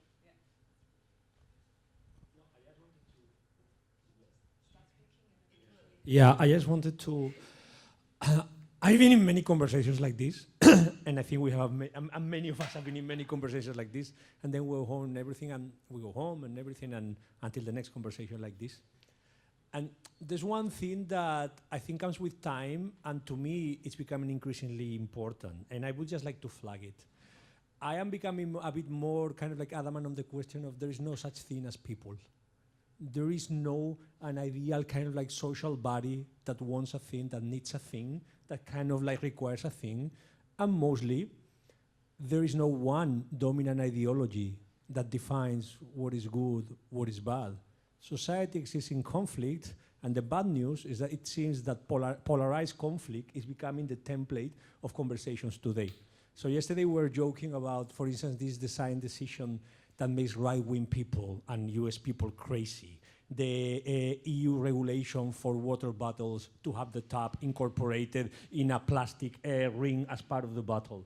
Now, I don't advise to go a lot within social media, which by the way is a design implementation that should be destroyed and that actually we should all contribute to destroy, because it's basically, how would I say, it's worse than cigarettes. It is corroding society, mostly through design decisions. Very deeply. But if you go there, you will see how angry that people is, or how angry people can be at bike lanes, or how angry they can be at vegan food. And I don't think that the goal is going to see you're kind of like you are all wrong and you have been corroded, because that is not possible. We are never going to get a social body that wants the same things, that believe in the same solutions. Not within our ideological communities. Like, let's imagine that most people in this room, it's basically very concerned about climate change and very kind of like invested in sustainability and very kind of like invested in green futures. Okay, so some of you will be pro-nuclear, some of you will be ferociously anti-nuclear. So there is no, I think, possibility to recognize that any solution exists in a space within conflict. So to me, like the only important thing it is how do we progress, how do we adapt within conflict, and within the recognition that that conflict has no solution, and that no design utopia is gonna prevent huge parts of the social body to revolt against it. Because that is, I think, like the only thing that we have. That is the reality in which we are going to live. You are never gonna get people to very happily and very easily accept bike lanes and vegan food and you know, all of series of design choices that somehow will take us to a later stage. So my main question here would be, how do we acknowledge that? How do we incorporate that? And how we make that reality not traumatic or not feel like defeat, but feel like reality, where we are. I think that this was a pretty nice thought for the end, and the designer of this event solved us and arranged a great lunch. So thank you all for your thoughts and debate, and I think we are moving to a brighter perspective right now. Arhitektura v bistvu kot kulturna ali pa socialna praksa na nek način bistveno vpliva tako na počutje ljudi kot na odnose, ki sodelujejo tako v bistvu v načrtovanju arhitekture, v njeni izgradnji, pa potem v končni fazi tudi v doživljanju in bivanju ljudje, ki arhitekturo naseljujejo. Arhitektura je v bistvu dominantna praksa, na nek način to ni praksa alternative, ki poskuša graditi svet, skratka svetu daje trdnost. Po drugi strani pa njen idejni del omogoča, da s pomočjo domišljijskih svetov, skratka nekih idealov, da bi naša prihodnost bila drugačna, mogoče arhitekturo kot orodje lahko uporabljamo za udejanjanje teh idealov. prostor za spekulacijo v arhitekturi je najbrž na vseh nivojih, v bistvu tako organizacijskih, projektnih kot idejnih. Mi arhitekti ga največkrat prepoznavamo v idejni fazi, takrat v bistvu, ko se šele tvorijo zamisli. Je pa prostor za spekulacijo najbrž tudi v nekih aktivističnih praksah, političnih pogledih na arhitekturo. Skratka, najbrž na veliko več področjih, kot se jih vsakodnevno zavedamo. Jaz bi rekel, da v arhitekturnem izobraževanju domišljije je kar nekaj. Ena stvar, ki se mi zdi v bistvu bolj problematična oziroma še kar pomembna, je to, da ne vem, če se zavedamo, da je v bistvu vzgoja in izobraževanje sicer nasplošno v vseh šolskih sistemih utemeljena na gradnji, jaz bi temu rekel, neke normalnosti ali pa v bistvu konformizma, ki pa načeloma domišljijo spremembe in alternative onemogoča. Tako da jaz mislim, da v bistvu ena pomembna točka bi bila vnos zavedanja, da alternativni modeli, vzorci obnašanja, bivanja, da je to neka stvar, ki se začne graditi v bistvu že ob rojstvu. This last session, it's devoted to see how non-bureaucrats can move the border in bureaucratic environments, and how does policy inform creativity and also vice versa, and how can we and how we need to work hand in hand with each other in order to progress. So today with me, and it's really a great pleasure to have David Martens from EU Policy Lab, and he's really an example of a creative mind, thinker, designer, who's in love in media, music, design, and who's really challenges the borders and work as a policy analyst there. So David's going to be with us in 2 sessions. First, he's going to show the work and open up to also see what's done on the highest level of the Europe. And on the other hand, then we're going to have a policy debate in order to see how to inform each other so we can push the boundaries of our practice. So David, enjoy. It's your time. Thank you, Sarah. So I have a presentation. It's on my laptop. Simon was so kind to borrow me his laptop because I'm going to do a little bit of diagramming and drawing. But because I have like this feeling that I want to disrupt a little bit this session that I have. So thank you, Vica and Sarah, for having me here. And yeah, it's a super cool space. It's the first time also I'm here from in this kind of part of the world. And if we go on missions, is what it's called in the EU, we don't often get sent this way. So I'm very happy to be here. I'm going to straight away start with a little question to you. If you can discuss with your neighbor, how do you relate to the EU on a personal level?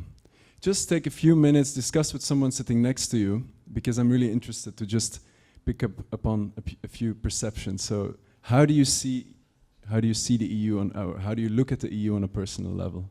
If you can discuss that now. Thanks. So we could go on for a long time. I just want to see if there's a few people in the room that would like to share a little bit what they've discussed or shared, like their point of view on that question. Is there anyone who would like to share with the group? Yeah. I'm French, so the only moment I sing the national anthem is during football match. But I'm a European citizen. I mean, I'm more a European citizen than a French, definitely. So Europe for me is probably the most important political project in this century. Still to be built, but we have to fight for it. Is there anyone with a different kind of point of view or discuss completely different things than feeling European? Microphone. Different microphone? We said that the EU is basically a giant money bucket. And so our relationship to the EU is one of, we didn't quite say dependency, but it also is about that independence of being able to obtain support for projects that don't get regional or national funding, and so be able to do transnational things. So yes, that's a very different type of dependent relationship to the EU. It's special because you already gave an answer to the second question I wanted to ask. How do you relate to the EU on a professional level? So here you're blending also two things, right? So for him, he went to some kind of identity and feeling, and for you, you went to the money bucket. Yeah, exactly. Is there anything else from someone? Yeah. We're discussing here very quickly how much Europe, it has this kind of very dual feeling to me, that in one side there's this forward thinking, you know, and sometimes this possibility for getting the funding you don't get at the local level, etc., etc. But in the other side, when like actually you raise to the real matters of concern, and then everything dilutes into the nation states actually still ruling Europe, you know, and seeing that actually this union actually, it's in a way sometimes even a bit fake in a way. Okay, thank you very much. A quick follow-up question now for everyone.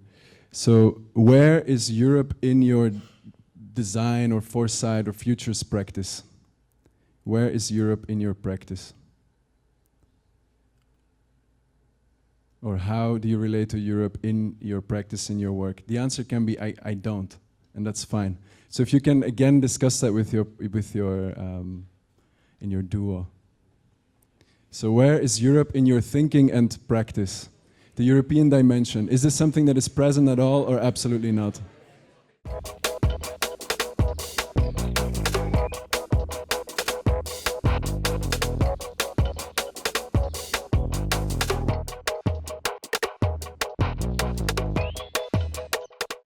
Okay, thanks a lot. So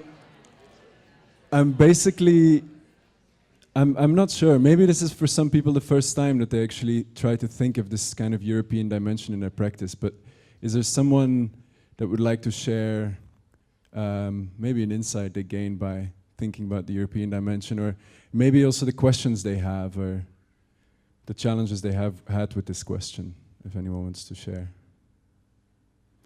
Or just share what they were discussing. Yes. Sarah, you go? Okay, thank you. Hello, is this? So for me, I've just completed my first year of bachelor. So for me, it's a way to get another perspective. I immediately thought, oh yes, well, Erasmus, of course. I think in order to improve the way we function in cultural institutions in Czech Republic, which is where I'm from, I feel it necessary to explore the other options that work elsewhere. Okay, thank you very much. So that's also then related to freedom of movement and opportunity. Okay. Anyone else, a last observation or something that came up in their discussion? Yeah. I think we were talking about this ability to act locally, but having the financing or the support to act locally, you need like support from somewhere higher, and that would be like from the EU, or to find someone that understands what you want to do on a local level and help you to like execute that. So that would be like. Yeah, that's interesting, because maybe in the EU they would say, no, we need the support from the regions, you know, and that's always how it goes back and forth.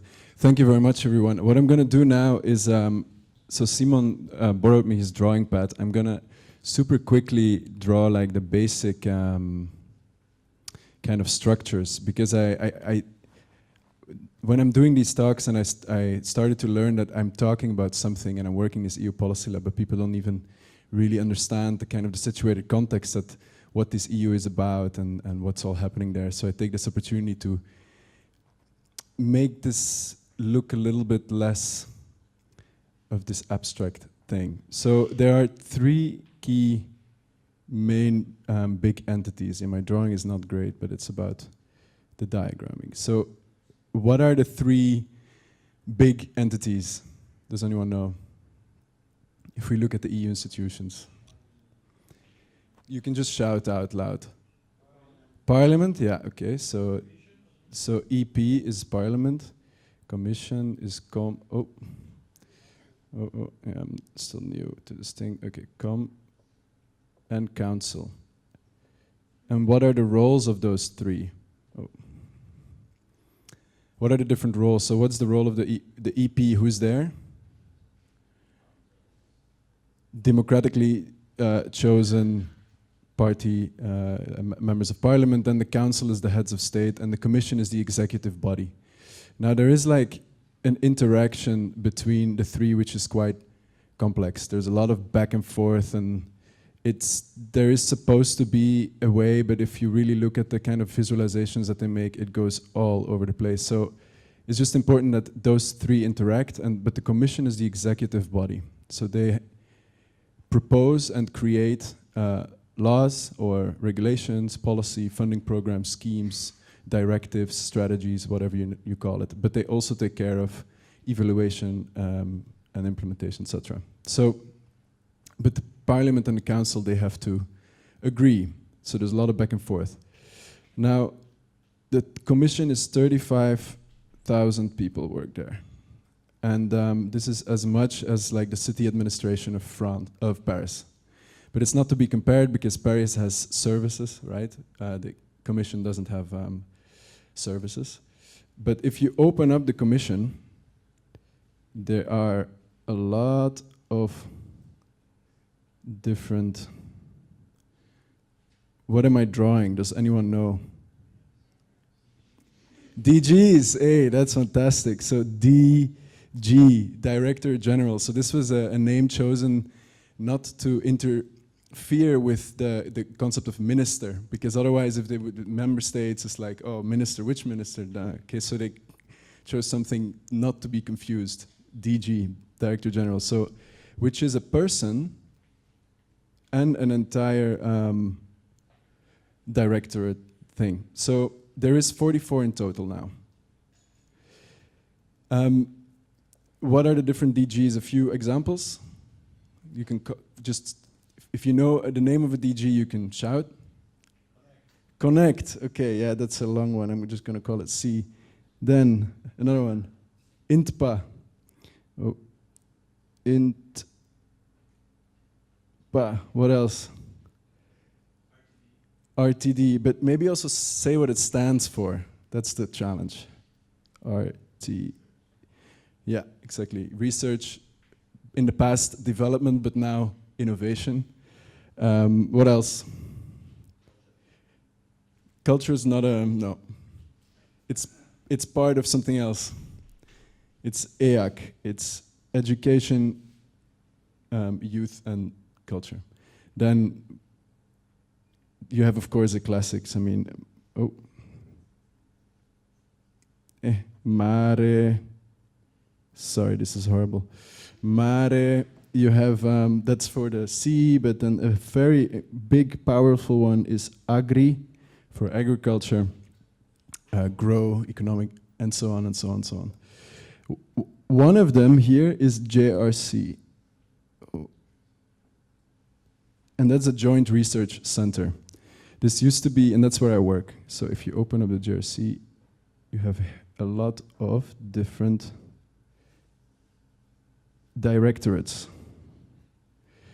The JRC, so the Joint Research Center, was a knowledge center that was set up to exchange knowledge on nuclear power in the 60s. It's actually even older than the Commission. But as the EU started to work in more and more domains, it's needed to have more and more kind of scientists to give some feedback on these different policy domains. So there are 2,400 scientists working there in 6 different sites in Europe, and you have like marine biologists, but nuclear physicists, a lot of the hard scientists, like a lot of climate scientists. But now in Brussels you also have more and more social scientists, which is a kind of an important thing, because it started with social scientists, and then kind of designers came in. There's some architects now also working in the JRC. And the JRC is kind of an independent advisory body to give advice to all of those guys that want to make policy. So there's an interaction between the policy DGs, the one who make legislations, and then the JRC. If you open up the JRC, there is here 4 different units, and we're the first one, EU Policy Lab. And this is innovation in science and policy making, and then in that we have 3 teams, and then here you have 14 people, 8 people, 14, and this is the foresight team. Foresight. It's really not as easy as I thought it would be. This design, button. Design for policy team, which is a very new thing. Design for policy and behavioral insights. Oh, damn. Behavioral insights, BI, I call it. Anyway, so that's the EU Policy Lab. So just to situate myself in here as a little dot among these 35,000. Now, a super quick on the EU budget, and then I'll get into my presentation. But so the EU budget, what are the main components? Does anyone know? What are what takes a big chunk from the EU budget? Who said that? The French, exactly. So agriculture traditionally it consumes about 1/3 of the budget. So now, as even with all programs and everything, it's like up to 40%. Why is that? Because agriculture is a thing which is one of the only things which is managed on EU level. So this is something that we coordinate on an EU level and not on the member state level. Because, for example, let's say housing has always been is a member state thing to deal with. Although now we're getting involved with the housing and everything is getting mixed up. But what is another 1/3 of the budget, more or less? Does anyone know? Research is about I think it's all of the research programs and everything, and is around 16% maybe. Previously, things are changing. The institutions is 6% of the budget. So my salary, or all the buildings, etc. But that big part, and that's the thing I wanted to say, is the social, is the cohesion policy. And that's traditionally, that's why I wanted to mention that and just show you quickly, because I mean, that's usually is 1/3 of the budget. Because why this social cohesion policy is an interesting kind of heritage, I'm gonna try to erase this, is because of, it shows a little bit, and it's related to this place where we are now. So this is a region which is artificially divided by borders. But so basically, Europe, I don't know, that's going to be difficult, is divided in lots and lots of different regions. And the thing is that there was at some point a debate whether they should let those regions be cross borders. But this would make it very difficult to manage money. And I think this is one of the biggest, it's really a missed opportunity to kind of overcome, because the social cohesion policy, what the point is actually, so every region gets an index. So how economically well this is doing and how other things are going. And basically it's money going from rich regions to poorer regions. So it's money flowing from different zones. And with the idea to all kind of lift each other up. But the thing is, if you then stick to national borders again, so this situation that we have here, for example, what would have been if this would have been considered one region according to the EU, and then you can also manage the funds together, build infrastructure together, all of that kind of stuff. Last fact, and then I get to my presentation, is so the max amount that the EU budget can total is 2% of the gross national income of all the member states. And if we look at what the US federal budget is, if you see that the US is a combination of states, so the EU could be also a combination of member states, right? Then you have, that is around 20%.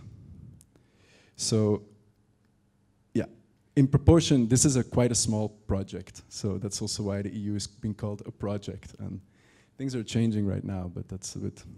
Voila, okay, first stop, now let's get to it.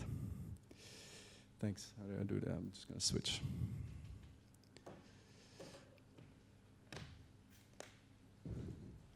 I think I can do that here.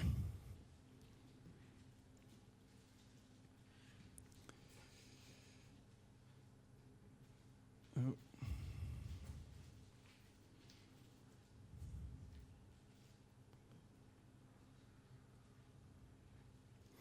All right, you see this, right? So, Futures Garden, that's also the reason that I'm here and the project that we will do together. For those who are staying for the workshop, later we are, this after Jubilee, I will tell a little bit at the end. Yeah, it's kind of an interactive workshop together. I will start with showing you a little video. Let's see if the sound works.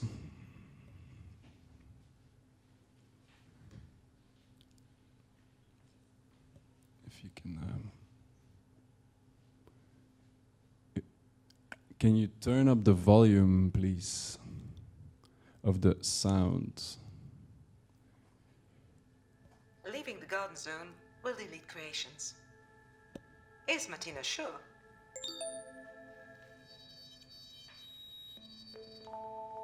Welcome to the self-folding zone. Tone analysis ready. Checking body signals. Is Martina ready? I slept well and woke up feeling available. I enjoyed the smell of milk. I meant it when I said good morning. So, Futures Garden, it came to life because we want to create a space for inspiration and for experimentation, and that's why also imagining new worlds. So this is coming out of a foresight practice also that we have at the EU Policy Lab, which I will explain. And the goal is to really inspire proactive policy making. So to create a space where we can think critically, we can reflect together, we can collectively understand and feel something, and create little small experiments towards a certain future and start to rehearse the future, really. If that's okay, I'll lower the sensitivity until the others get here. Sure. Sorry, Oksana, I'm contaminating you. Some people may not understand exactly also the aim of these videos, and I find it interesting to have a discussion in different topics and different areas about AI, about the planet, about emotional intelligence. I mean, we're trainees, we just started, and we have this whole thing of work hard. Work hard, work hard, work hard. But at no point do you hear work together, right? And I think that was the first time where I felt we are working together, because we're disagreeing, we're arguing, we're discussing, we're hearing different ideas, and we're interacting. And so actually, I've come out of it now still with this feeling, but there is a feeling, and that's nice. Individuals make decisions and explorations on the fly, responding to the ever-shifting demands of the mission.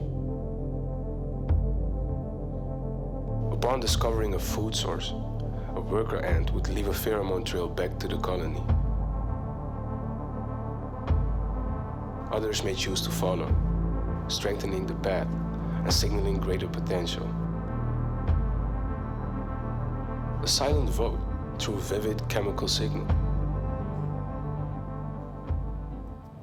So Futures Garden is our exploration and experimentation space for the Commission, where we look at these little seeds of change and we feed them, we water them, we nurture them, and we see which ones grow and not, and how they could support the way we design policies from a richer dimension. So my mission at the EU Policy Lab is to support the sustainable transition. I really believe in a world also for future generations to be positive and energetic and living together, not only us as humans, but also as part of nature.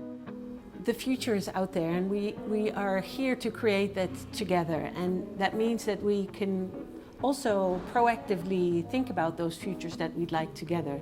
So the collective visioning, the collective thinking about which are the futures we want for Europe, are super important.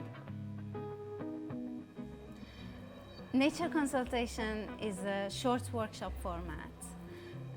It's the first step to bridge an idea that is advocating a paradigm shift in human-centric worldview with something very practical. It's a short workshop format I where... think I will stop here. So I edited this video this week. I just thought, thanks to like Jimmy and James and everyone actually presenting, like just doing their thing, I thought, okay, even though this is not finished, I'm going to show it. I want to stand still with this image because that's this nature consultation workshop, what Eli is about to talk about.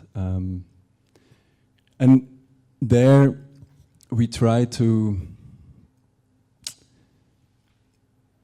not only try to empathize with trying to bring in non-human elements into policy making, but also really designing the mechanisms for it. So it's incredibly hard to be in between the, let's say the imaginative, empathical kind of, you can try to be the river, but how do you bring the river into the policy? So that's what we've tried to do in that session is really, and you see the sculptures up there, they all represent water bodies. So one is also the Aral Sea, which is, it's a 3D sculpture showing where there was once water, where there always is water. And this is like a way for us also to get then the river into this space. It's still our office, but we're trying to kind of close that distance. And that's an outcome of this Futures Garden project. And basically, the way it starts, so what also Guillaume was talking about is future signals, how do you call weak signals, exactly. So who is familiar with horizon scanning? Is this like a term that some people are familiar with? Yeah. Okay, so it's quite an established practice in foresight. You have a bunch of people like looking for signs, and in our case, they submit them to a platform which is called Futurium, an online platform. And once a month, these scanners, they're called, so scanners scanning for signs, but everyone is unconsciously, subconsciously always scanning for signs and things, and you're picking things up. But those people are maybe just more consciously registering them. They come together, and everyone can join this. This is once a month. The EU Policy Lab organizes this. And then there's a sense-making session. Basically, you compare one sign with another, and you try to combine them into what they call a weak signal. And that's, so basically you're gonna see this sign and that sign, and you collect a few and like, oh, does it have any legs? Like, what if okay, now we can say that this is really a thing which is under the surface and happening. So what we did is we take those signals and we write a briefing and we give that to a design studio. In the last case, this was, we gave it one to a Dutch design agency called Modem and one to a German design agency called Normals, and they took those signs. So we saw, for example, like that there was a lot of technology or advancement in technology in the communication with animals and other organisms. So there's like some progress being made in closing that distance in communication. And the designers, they took that brief and then they created this film where you see, which is with the ants in the previous one, where it is the ants here, that's symbiotic. So basically it suggests a world where you have access to a technology that you can feel what other organisms feel. Okay, so we watch that thing and then we have collective discussions about that. And we think, okay, how can some of what this provokes, how can we bring that back into our practice? And an experiment that came out of that was this nature consultation workshop. Yeah, that's one of the things. So I'm part of the design team, and this is a very new practice. So design for policy has been, I was just talking also to James and Jimmy, this thing of the UK being like one of the biggest employers of designers after IBM or something at some point, having more than 500 designers working for the government there in all kinds of various ways. Lots of them also on the interface and digital level. but on EU level, this is something very new. We're a small team, we're 8 people, we're still very much figuring out what this design for policy means. But we have tried to theorize this together with a scholar, Lucy Kimball, who is like quite, who's been dealing with this, like thinking about this design for policy for a while. And she wrote a recent paper which is super interesting. How do policy and design intersect? And she came with a certain model. I'm gonna maybe move a little bit. And her model was different. The model was on top of its head. So basically, she suggested 3 different ways of kind of doing design for policy. To be honest, I'm not gonna try to explain the paper. I'm gonna tell you what we did with it, because that's more true.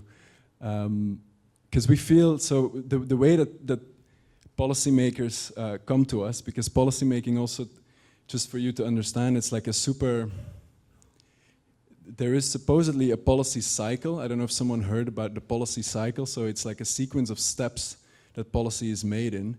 But this is just a very convenient mental model, because the reality is that policymaking is a very chaotic human process, depending on lots of political pressure, time pressure. There's loads of constraints there. So the way that people come to us, to our design team, it depends. Sometimes they just want to have something concretely done. They know already what they want to get done. Sometimes they don't know what they want to get done, but they know they want to, something has to change. And sometimes they come to us consciously also to explore something that they don't know yet. So, and that's a bit my big belief and theme for today, is that I feel, for me as a designer, I have to work in all spaces. So I believe that in order to do this, for example, Futures Garden, more philosophical generative project, which is in this generative space, it's about re-envisioning how we make policy. I also want to work on the very down-to-earth practical level and help my colleagues who are stuck with something and that have a very concrete question. For example, we have 200 million that has to be spent next year on these kinds of people in that region. How can we spend that best, and who that needs to be involved? So then we design a process in order to come to a good decision together. But it's, yeah, so it's in that range. One thing that we don't succeed at so well yet is this idea of opening up policymaking to lived experience. That's something also, because the way that the EU is set up, it makes it very difficult to interact actually with some, yeah, let's say a Fab Lab or something like that, to set up actual collaborations and to let research that is being done by other local organizations, to let that feed back into policy, is really a big challenge. But it's an ambition. What is not on this map is all of the organizational design work that we are also asked to do, because designers tend to be asked for a lot of this, like, can you do some organizational change program with us to help us figure out how we should organize our teams? And I think it's important to also engage in those, because you are still making openings for a different type of working together, for a different type of thinking. So this is a bit too much in detail, that doesn't really matter, but the main point, because how long do I have? I have 5 minutes, okay. So for me, and this is really then just to wrap up everything that was said actually in the last kind of days. No, it's actually just, it's today and yesterday. It's not, it feels very long, but it's not. I feel that this thing of the pendulum, I started thinking a lot about, we tend to want to think it's either or. And the more I think about it, the more I come to believe it's definitely and your life is just a constant swinging between two seemingly opposite states. And I think that the design practice exactly works with, for, and in between these different dynamics. Oh, that's not in the right spot. So this is going to be published soon, but I'll have to go. So one dimension I think which is important to stand still with is this idea of the procedural and the experimental. So we believe that because when I started there, I was like, oh, I'm a designer working in, like, how can I experiment in this very bureaucratic, rigid institution, which is like what many people ask me, like, oh, how must it be to be there? But in reality, it didn't help me to think about it like that at all, because also, if I want to get some type of respect and I want to collaborate with my colleagues, this kind of procedural way of working is incredibly efficient and has a lot of value, and is a very suitable process for certain things. But the problem is that the swing, we need to keep on bringing motion, and it's now a little bit, or widen the swing, let's say. So we're trying to push that sometimes to the experimental side, but we also feel like we have to work in the procedural. This is a toolkit that we've produced because I heard Polycrisis. We have like a Polycrisis toolkit that we produced quite recently. Yeah, that's also all on the EU Policy Lab website. So another one is like a method and mystery. I feel a big thing, or in the discussion, is this thing of, I would love to tell you a story about a linear kind of methodology, but it doesn't really exist. Sometimes you can't say where we repeat something, but there is, most of what we do is and that's what also was yesterday coined as the designerly unconscious. I feel like it's very important to actually embrace the sort of, these other types of tacit knowledge and other types of being, and that you can maybe rely on your charisma sometimes, or maybe try something weird and take a few risks, and sometimes just rely on a known kind of pattern. So, yeah, this was then between inspiration and action, I think this is also like one that we've been talking about a lot. It's like, how can you go from a moment of inspiration? It's like this thing, you go to a gallery and you feel inspired, and you feel like all of these kind of things, and the next day you're just back to the order of the day. I think this happens to a lot of us, but it has maybe some kind of effect somewhere, somehow, but it's quite difficult to understand and to measure. So all the people who are in the awareness business, which is also what we are partly in, it's kind of important to, I do believe that we need to try to close this distance, or to go from inspiration also to action. And I think one way of doing that, I'm going to go forward and then back, is by going between this thing of the spectacle and the practice.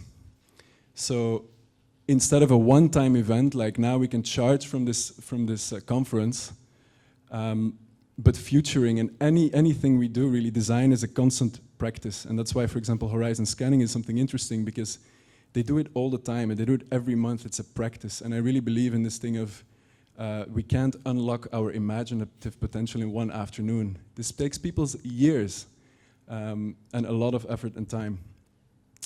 So,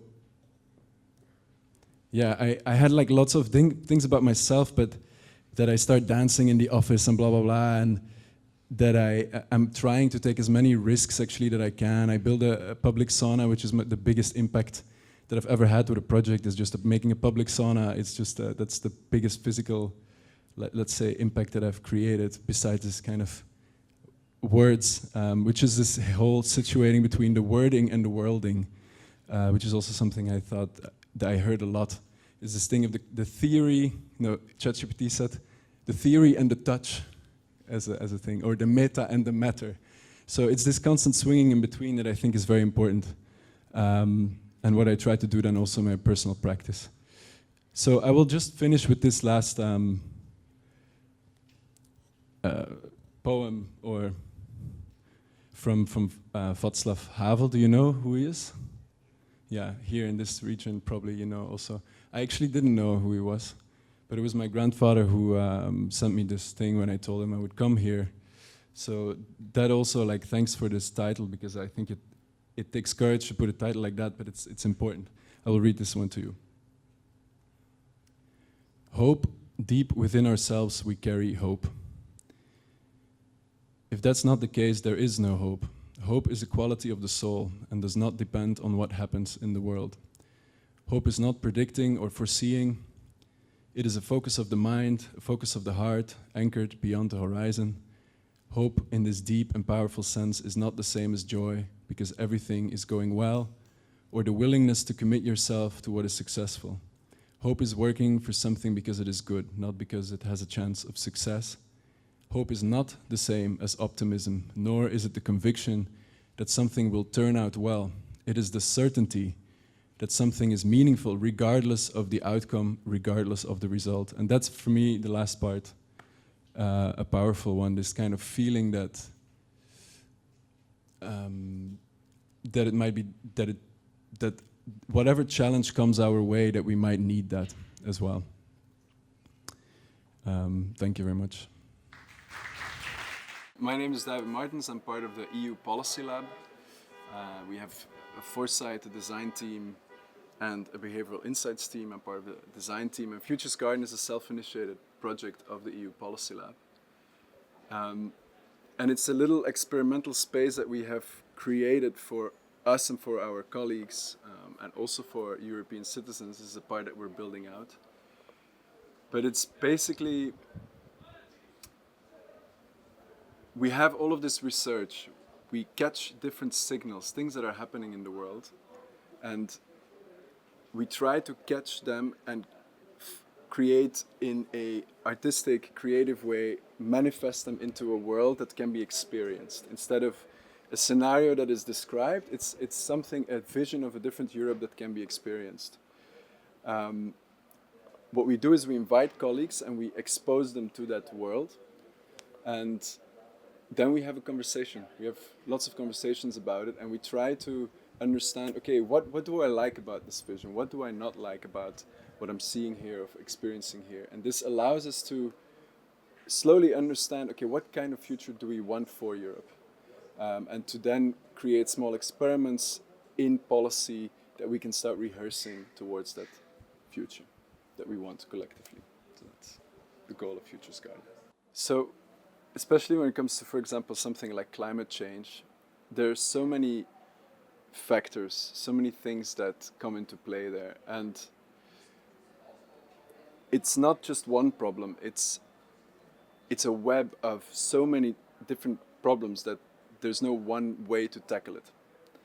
And in Futures Garden, what we believe is we are trying to create a space where we can experiment and imagine, and not just thinking about our current everyday reality, but projecting ourselves a little bit into the future.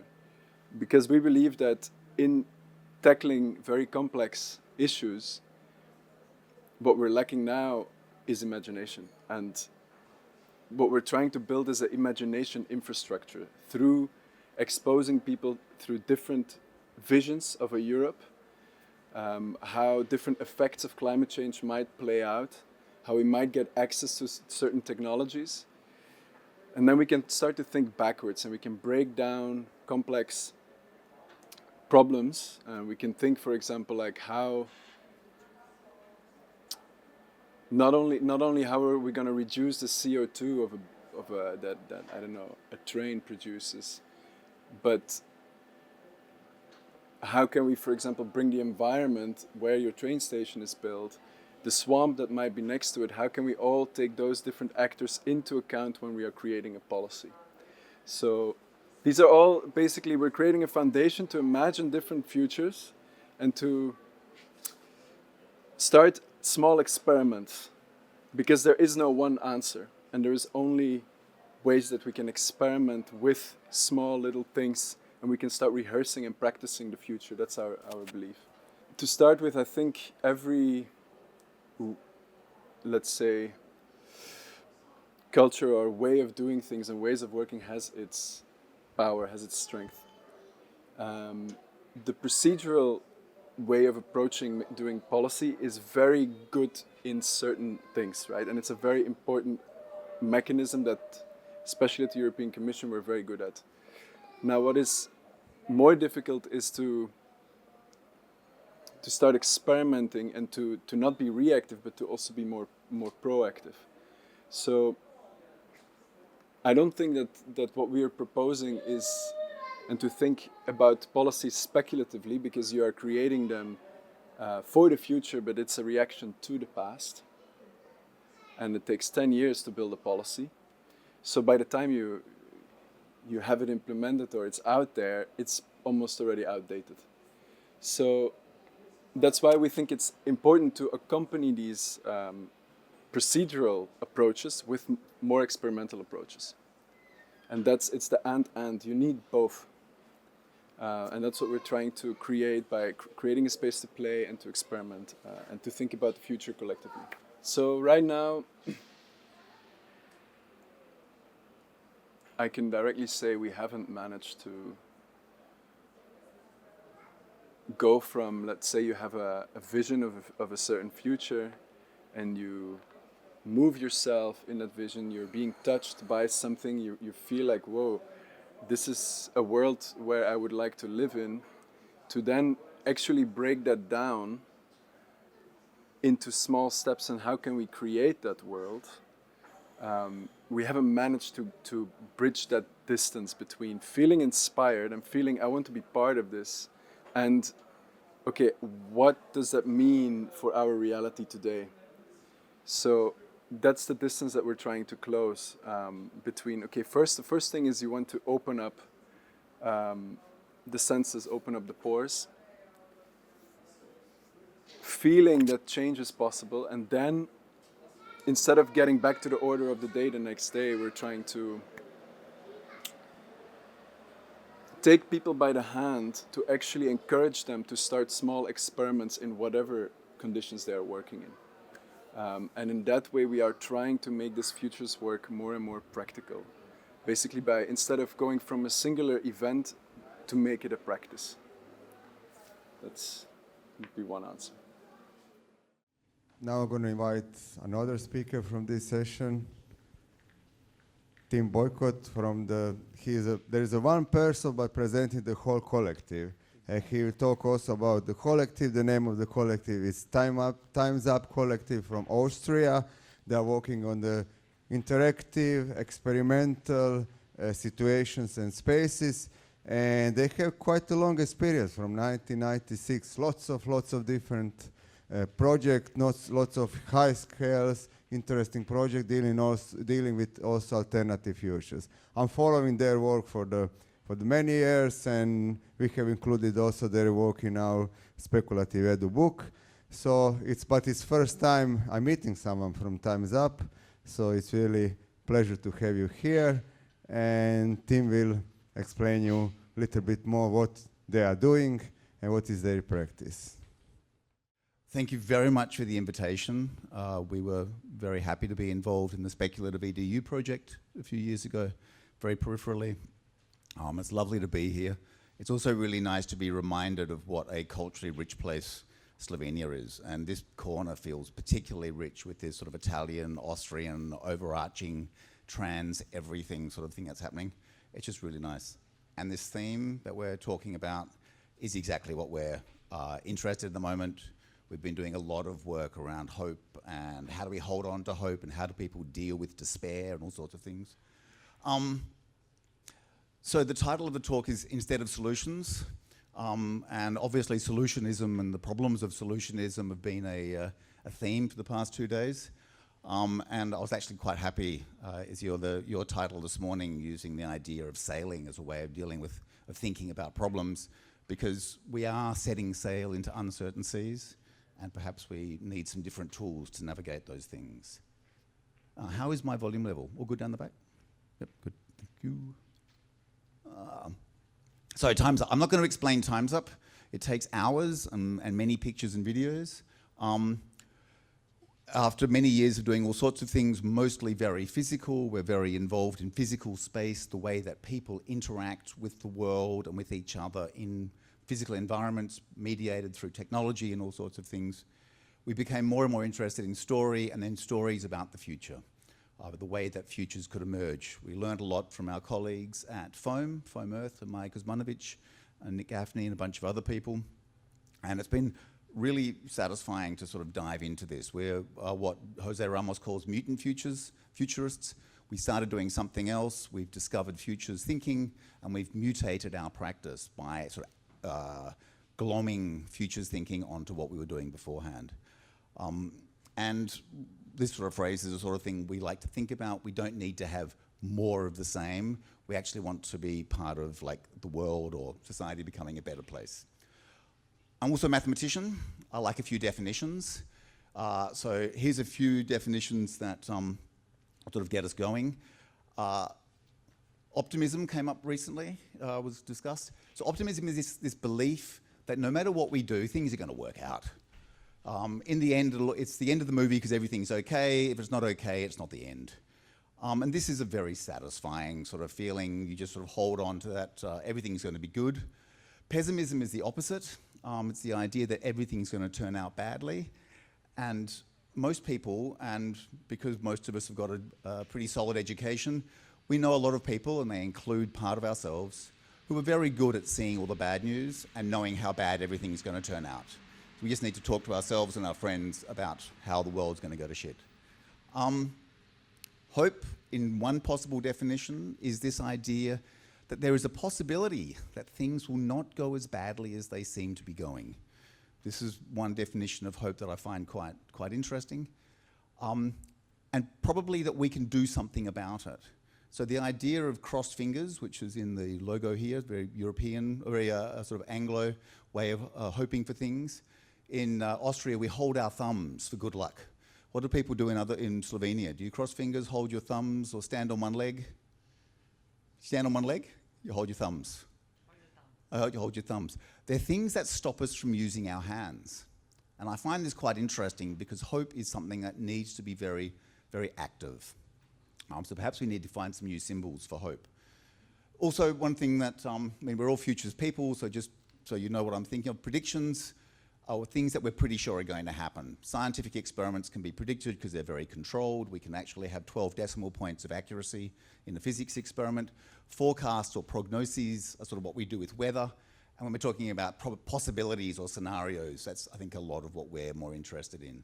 So probably we'll come back to talking about these ideas later. But hope is a little bit of humility about our predictions. Hope, in some sense, is the idea that our predictions and all our smarts aren't really smart enough to let us know that things is bad. One thing I do want to show you, which I quite enjoyed. Oh, I've lost it. Somewhere around this room is a bottle of hope water. It's a blue bottle with hope written on it, and hope comes in 600 milliliter containers. So that's another possibility. My wife gave me that before I came here as a nice little reminder. Oh yes, I just talked about that, didn't I? So, another little thing that I think is worth thinking about, and we keep coming back to, are these distinctions between risk and uncertainty. So, with of course, language always difficult, but a colleague, Vaughan Tan, likes to talk about risk as being something that's very measurable. So risk is, for instance, you can analyse car accidents and you can work out the value of car accidents and what a car accident insurance policy needs to be. There's numbers attached to it, there's likelihoods, we can actually calculate things. Games have risk probabilities. This is a painting of a two-up game. Has anyone gone to Australia and played two-up? It's a really stupid gambling game where you throw 2 pennies in the air and somehow you bet on them. But yeah, so this is a coin game. And these are all things that have risks. You can calculate the likelihood of things going on, and you can actually, like here we are in a casino town, it's all about risk and measurability. And this whole sort of Nicholas Taleb fat tail thing comes in here, where he talks about the models that we use to calculate risk, expected returns. Things will probably go well, but not really pay much or be much of a danger. But when they go horribly wrong, they'll go horribly, horribly wrong or horribly well. So we get these fat tails, we get black swan effects, etc., etc. Whereas uncertainty is open. Uncertainty is this idea that we really do not have much of an idea about what will really happen. So by coming here, we'll probably meet people who are more interested in the work that we do than I will by going to a medieval fair. But that's not certain. It's really quite open by doing something like coming here and talking to you what's going to emerge out of it. I might also get offered a 40-foot schooner for $1 because people know that I'm interested in sailing. That might also happen. I just don't know. And so when we've been talking about futures, there's been a lot of creation of bullet points and that sort of thing. And this phrase has sort of been thrown around a little bit, and we find this quite valuable, is that when we hear futures, or we read a list of attributes, bullet points of a scenario, I'll probably forget what was in it. If I see pictures or have some sort of narrative, then I might remember what's going on. But by actually doing futures, so the sort of workshops that many of us organise, or this sort of experiential futures that people get into, and we get into, by actually being in a future and being immersed in that sort of feeling, we might understand some of the details of that future and actually get over that intellectual rejection of it, or just seeing it as an imagination, but actually get into it and really feel it for a little bit. Our colleagues at FOAM like to do things called pre-rehearsals, which is an imagination of the future where you actually go and like role play the future for an hour or a day or something, and they found that to be very valuable. And they've also worked with the Commission and various other people to do this. I've got it, let me just steal that copy of the book. No, that's not the one. So last research project we did, we brought this book out. If anybody would like to get hold of a copy, please ping me. I've left a couple for the organisers. And that's been a lot of fun to go into this whole sort of experiential futures. Now, experience isn't everything. And one of my favourite little metaphors, and once again getting back to this maritime theme, is Captain McWhirr in Joseph Conrad's Typhoon. Has anybody read it? No? Not even one person. Lovely character. He's a very stoic, practical, experience-driven captain. He has never had the experience of a tropical cyclone or a typhoon. And so when he's confronted by all the signs that a typhoon is coming, he refuses to pay attention.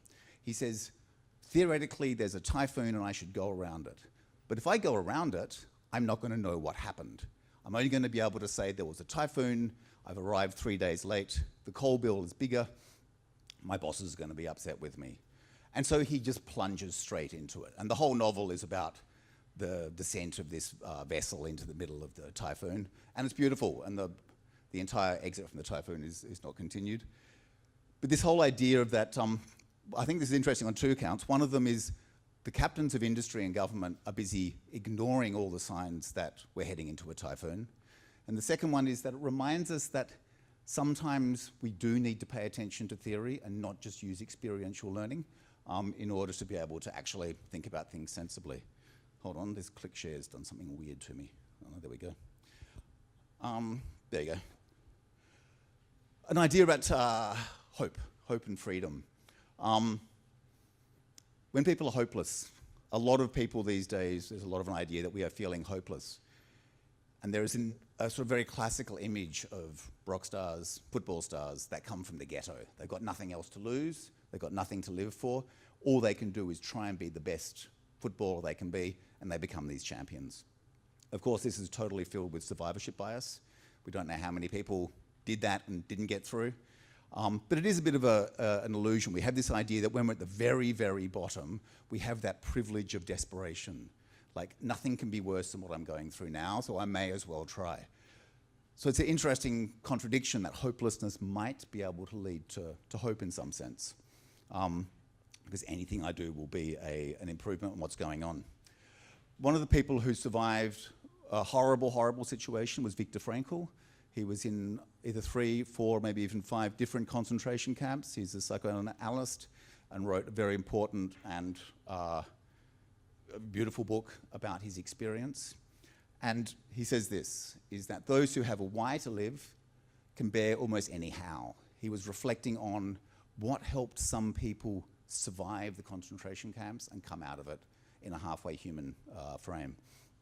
And he was saying that there's the thing, in some sense, the list of 3 bullet points was having work that was valuable, having some sort of feeling of love, and having an understanding of the suffering that you were going through as being meaningful in itself, gave meaning to the entire experience.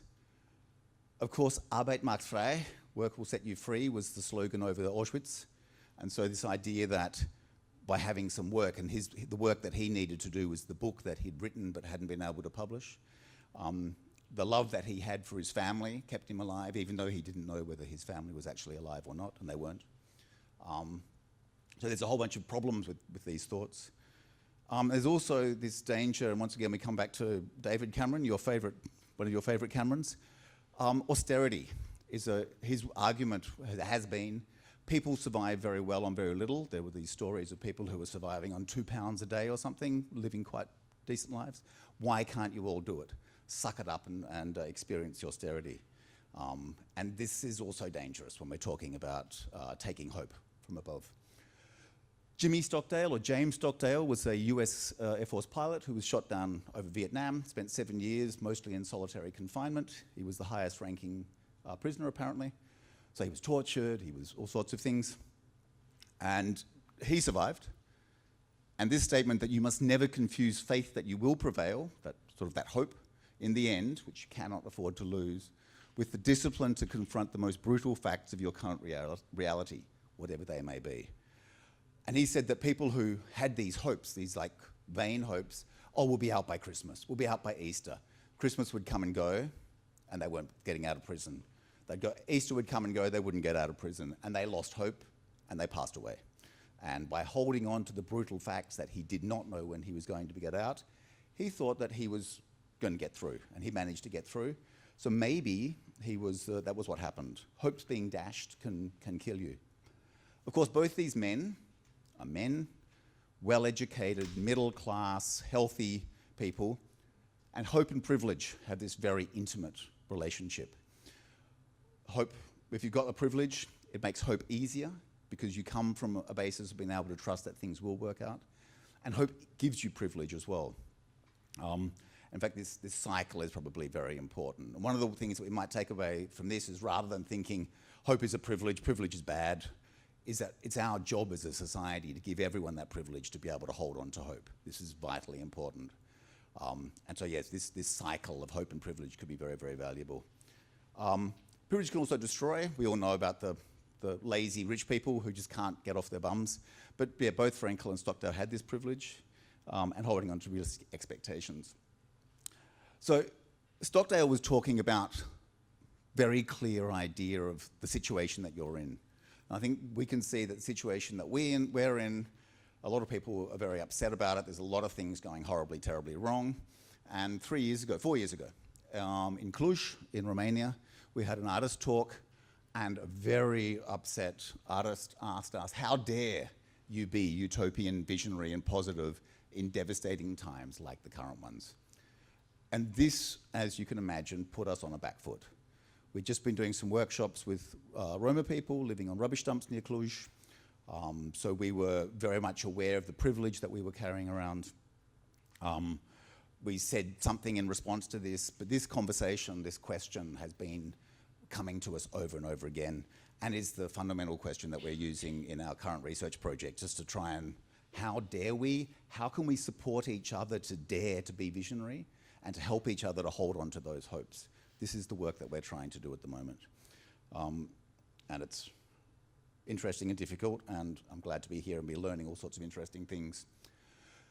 In a anarchist bookshop in Turku in Finland, which was a lovely place to go and visit, I found this postcard stuck to a door. Because everything's broken as far as we can tell, this offers a very simple way to move forward.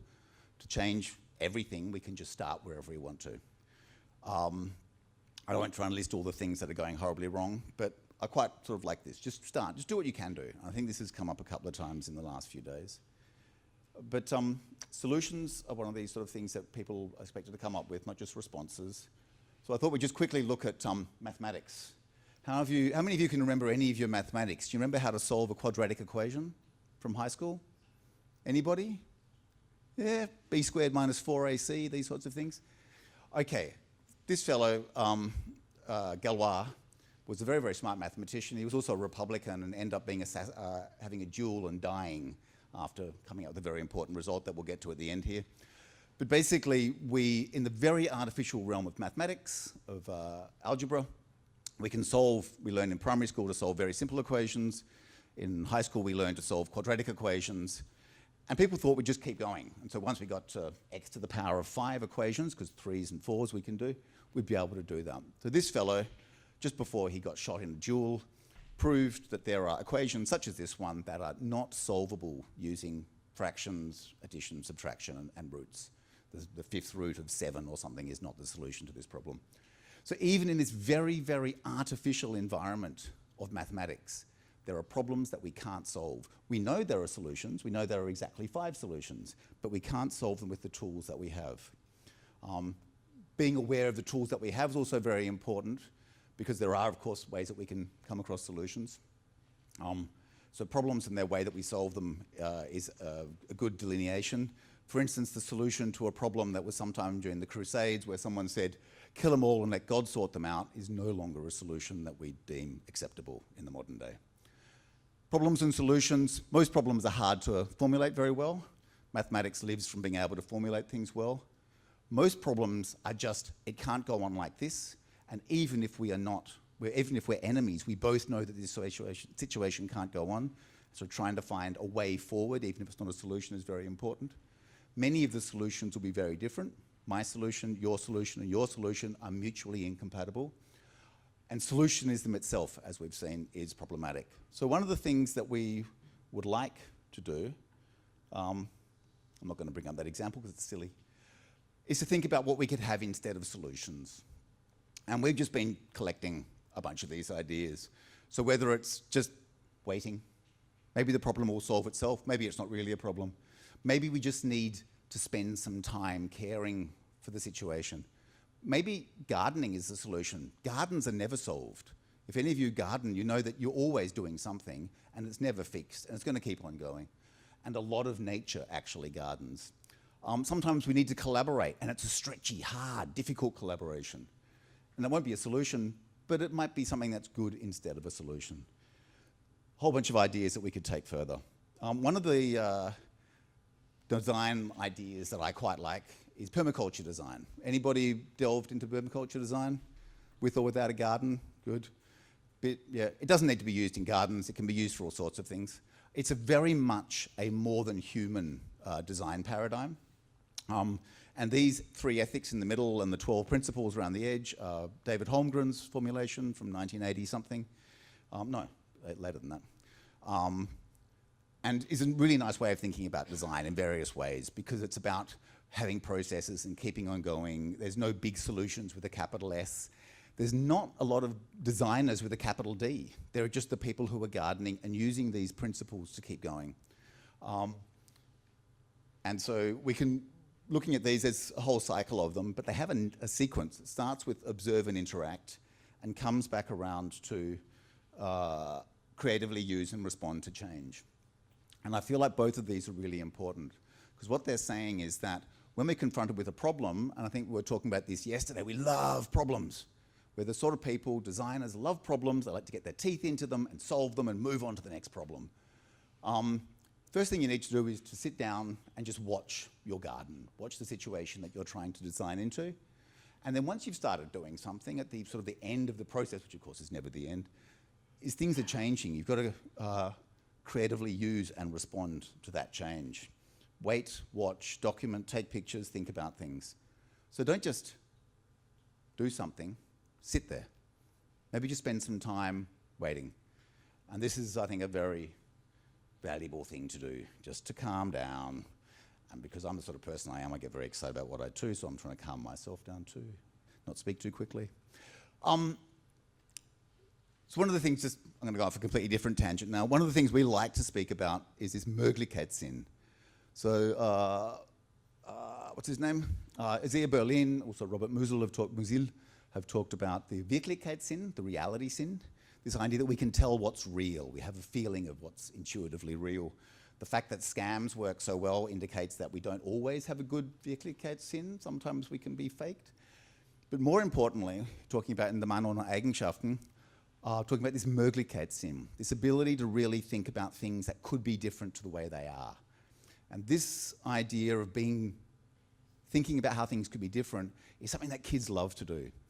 And it's one of those things that we're trained not to do because it is socially difficult.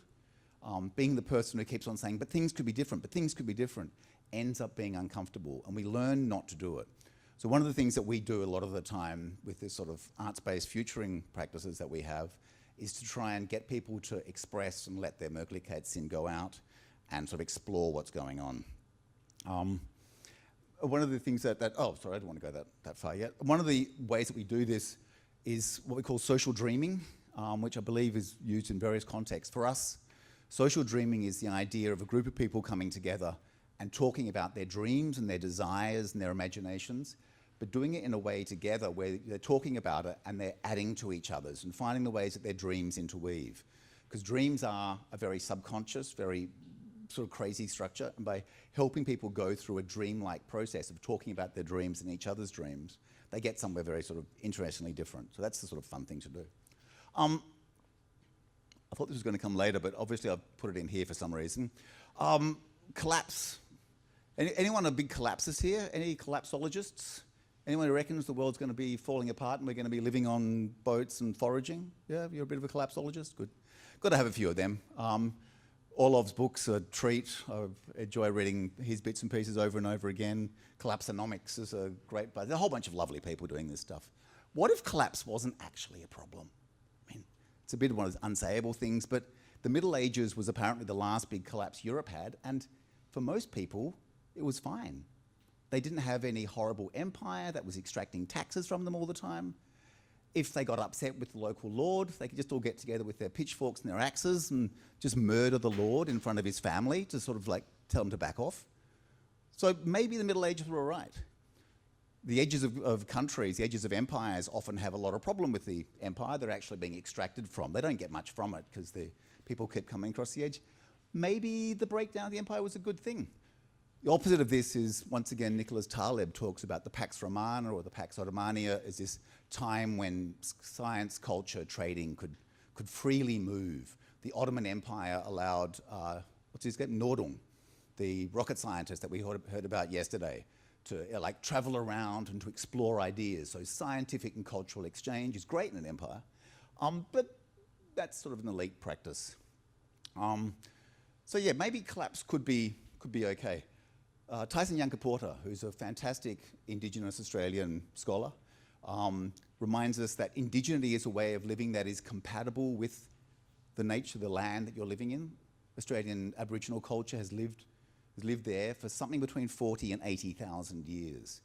That beats the pants off pretty much any other living culture on the planet. And it's not like civilization that's turned the Fertile Crescent into the desert, where the Fertile Crescent used to be, where our civilization sort of emerged from. Also, we have to remember that civilization is structure. It's a structure that allows us to sit happily here. There's taxes that pay for our jobs and that sort of thing. And firstly, structure is gamed by sociopaths, which we can see very clearly in certain parts of the world now. And there's a lot of extra energy needed to keep that structure up. So we don't have slaves anymore. Luckily, we have energy slaves, fossil fuels. And that might be going somewhere soon. So yeah, collapse, maybe we can think hopefully about collapse, because maybe it's a good thing. When we're doing our workshops, we like to do a lot of co-creation, getting people to sit in circles and have great conversations with each other. And I can probably talk about this for as long as you like. Here's a couple of pictures of people who have been at various workshops, lots of talking. We get people to exercise their futuring muscles. We like to think of the futuring muscle as something that you can exercise, and by doing a futuring exercise, you actually learn to think like that, and it becomes easier every time you do it. You get to think in possibilities, in pluralities. There's, of course, lots of post-it notes, lots of bits of paper, lots of waving hands at each other, lots of us facilitating people to just keep moving forward. They're doing a lot of thinking out loud. Thinking out loud's great because you don't get stuck in that thought in your head. You have to discuss it with somebody, get them to say yes and to each other a lot. We like to say that we are no futurists because we're not futurists, we're not experts. We're going to tell you how a future might be for you, but we really enjoy supporting people to explore the futures that they might be able to do with each other, and using a lot of sort of cultural arts, sort of thinking techniques to do that. And then to move beyond that thinking, that head-based thing, to creating artifacts. So you saw in those pictures, there was a lot of making of little prototypes and objects, and actually like spaces for people to go and do things in. We also like to slow people down in their thinking. For those of you who journal, you'll know that journaling slows your thought processes down, so they take different tangents. And journaling has that process, has that effect. We like to use that in workshops as well to get people to slow down and talk things out properly, and to consciously imagine sort of options. A really nice example that I can't remember where it turned up was if we had self-driving cars, we wouldn't need to have cars anymore. So there'd be more parking spots and more trees. But there'd also be the ability after work, because you didn't have to drive home, to go and have a drink with your colleagues after work. Which you don't do, no one does anymore because they have to drive home. I don't want to get in trouble for that. And if you go and have a drink with your colleagues, you might actually work out that the fact that you're not enjoying your job is not because you're a bad person, but because there's actually a whole organizational structure that's exploiting you, and labor representation might come out of that. So actually maybe self-driving cars and transport as a service could have this positive effect of like increasing union membership. Donella Mellows, who we might know from Club of Rome and a bunch of other great things, reminds us that there's too much good news and too much bad news, and there's things to keep on doing. How far am I in? I'm about halfway through now, aren't I? 10 minutes? 20 minutes? I forgot to... 10 minutes. Perfect. That's close enough. So I really like Donella. I like this. It just sort of reminds us that, hey, we think everything's going to shit. It's not. We think everything's going well. It's not. It's complicated. So one of the things is to remember that we're finite. We're only people working with things. We're doing things with each other. And sometimes when we confront some of these big ideas, we see things like the capitalist enterprise. We see the tip of the iceberg. We see commodity markets, wage labor. There's a lot going on there. When we start looking at that whole underwater part of the iceberg, there's a lot more that's going on. And this is a lovely image from the Community Economics Research Network, which I think is a great stealing of the physics experiment CERN, or the physics institution CERN, looking at all these sort of feminist and heterodox economics ideas, and being very much aware that these are all of these things that we could be doing, and can be doing, and are going on. So once again, permaculture reminds us that small and slow solutions can be valuable. We don't need to solve all the problems. We can just start solving things slowly, and they're moving slowly. They're going to be expanding. They're going to get replicated. So we don't have to have growth by getting bigger, but growth by replication with adaptation locally, like we heard this morning. Lovely stuff with the Fab Labs. And one of the expressions that I quite like is sometimes the cathedral is a bit hard to overtake. So maybe we should just go and spend some time at the bazaar and just sort of hang out there and speak and interact with a whole bunch of interesting people who are just following up and doing what they can do to see what's going on. There's another lovely little parable that I heard recently from some colleagues. Person comes down to the beach, and there's a man on the beach, and there's 1 million starfish that have been washed up on the beach, and they're lying there. And he's walking along, and he's just throwing starfish into the ocean, and they're moving away slowly. The person comes up and says, "Why are you doing that? You'll never save all of them." And the man replies, "But I saved that one." Throws another one back in, and that one. And I think this is a really nice way of thinking about, we can't solve all the problems, but we can at least save some of the problems. So just don't let the perfect be the enemy of the good. So when we're doing our sort of work, here's a picture of our colleague Superflux and their project Mitigation of Shock. They started doing this at the same time we started doing our project Turton, and we both premiered them properly in 2017.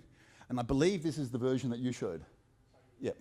And it was, I can just remember being at the exhibition, coming in Basel, and opening the door to the flat and walking into the flat, and this feel of just, this is the piece that Einab and John have been talking about, and this is so cool. Yeah, it just felt, yeah. You just really walked into the space and you emerged into this flat that was 20, 30 years into the future, and their imagination of the lived-in, living space that you would have to be in. Not bullet points, not imaginations, not a video that you're sitting at your desk, but you're actually surrounded by the space. And there's cookbooks, and there's things lying around, and there's a newspaper, and all sorts of wonderful bits and pieces. And this is really the sort of strength and the power of immersive experiential futures, or as we like to call them, physical narrative experiential futures. So you're having an experience of the future in an environment that's physical and is telling you a story about the people in that space and how they live with each other. So I'd just like to talk about the way that we got to our project before I show you some. We wanted to do a project about the way that scientists and social society was going to stop destroying the oceans. We were looking at ocean acidification, we're looking at plastics in the ocean, we were looking at species die-offs, and all these sorts of things. And we went and visited a whole bunch of scientists, And as you know, when you meet scientists, they tell you what they want you to hear because they're used to speaking to journalists, and then you come back and visit them again and they speak a bit more about their work.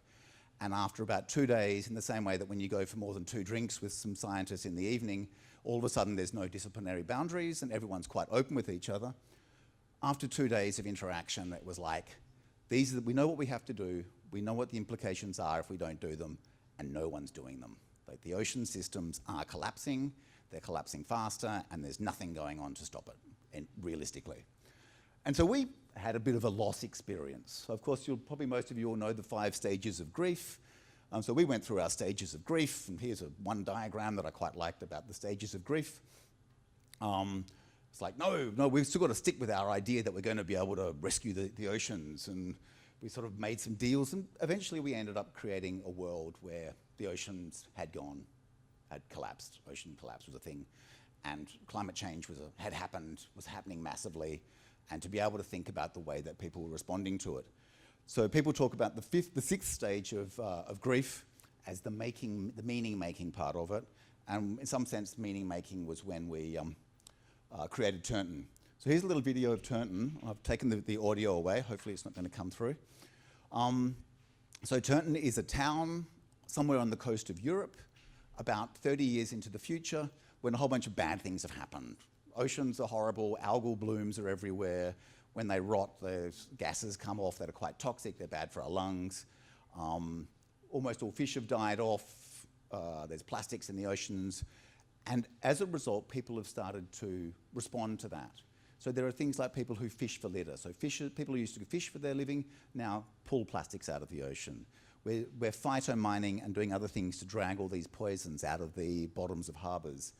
There's all sorts of things like the radical recycling. There's the New Neighbours Integration Bureau to bring people who are migrating because of climate change into places where they can live. Massive temperature changes causing a change to life, etc., etc. So imagining a society that has decided to change in response to climate change rather than averting climate change. Bit sad, bit tragic, it's a bit sort of doomy the whole time, but it's also quite lively. And the Medusa bar that you can see here is a bar. And in that bar, you go in there and there's drinks and there's conversations that you can listen to on headphones on all of the tables that allow you to listen to what everyday people in the future are talking to each other about. And a lot of it's work-related or the state of the world, but a lot of it's just like love, people falling in and out of love, people flirting with each other, people offering each other rides, or just they're having their first day at work and they're having after-work drinks. And by doing this sort of everyday life aspect, by having a newspaper, and I'm sorry, I didn't actually pack any newspapers, like a 30-page newspaper from the future that you can get lost in, it helps you sort of really experience that Turnton in the same way that you'd enjoy any other town that you travel to.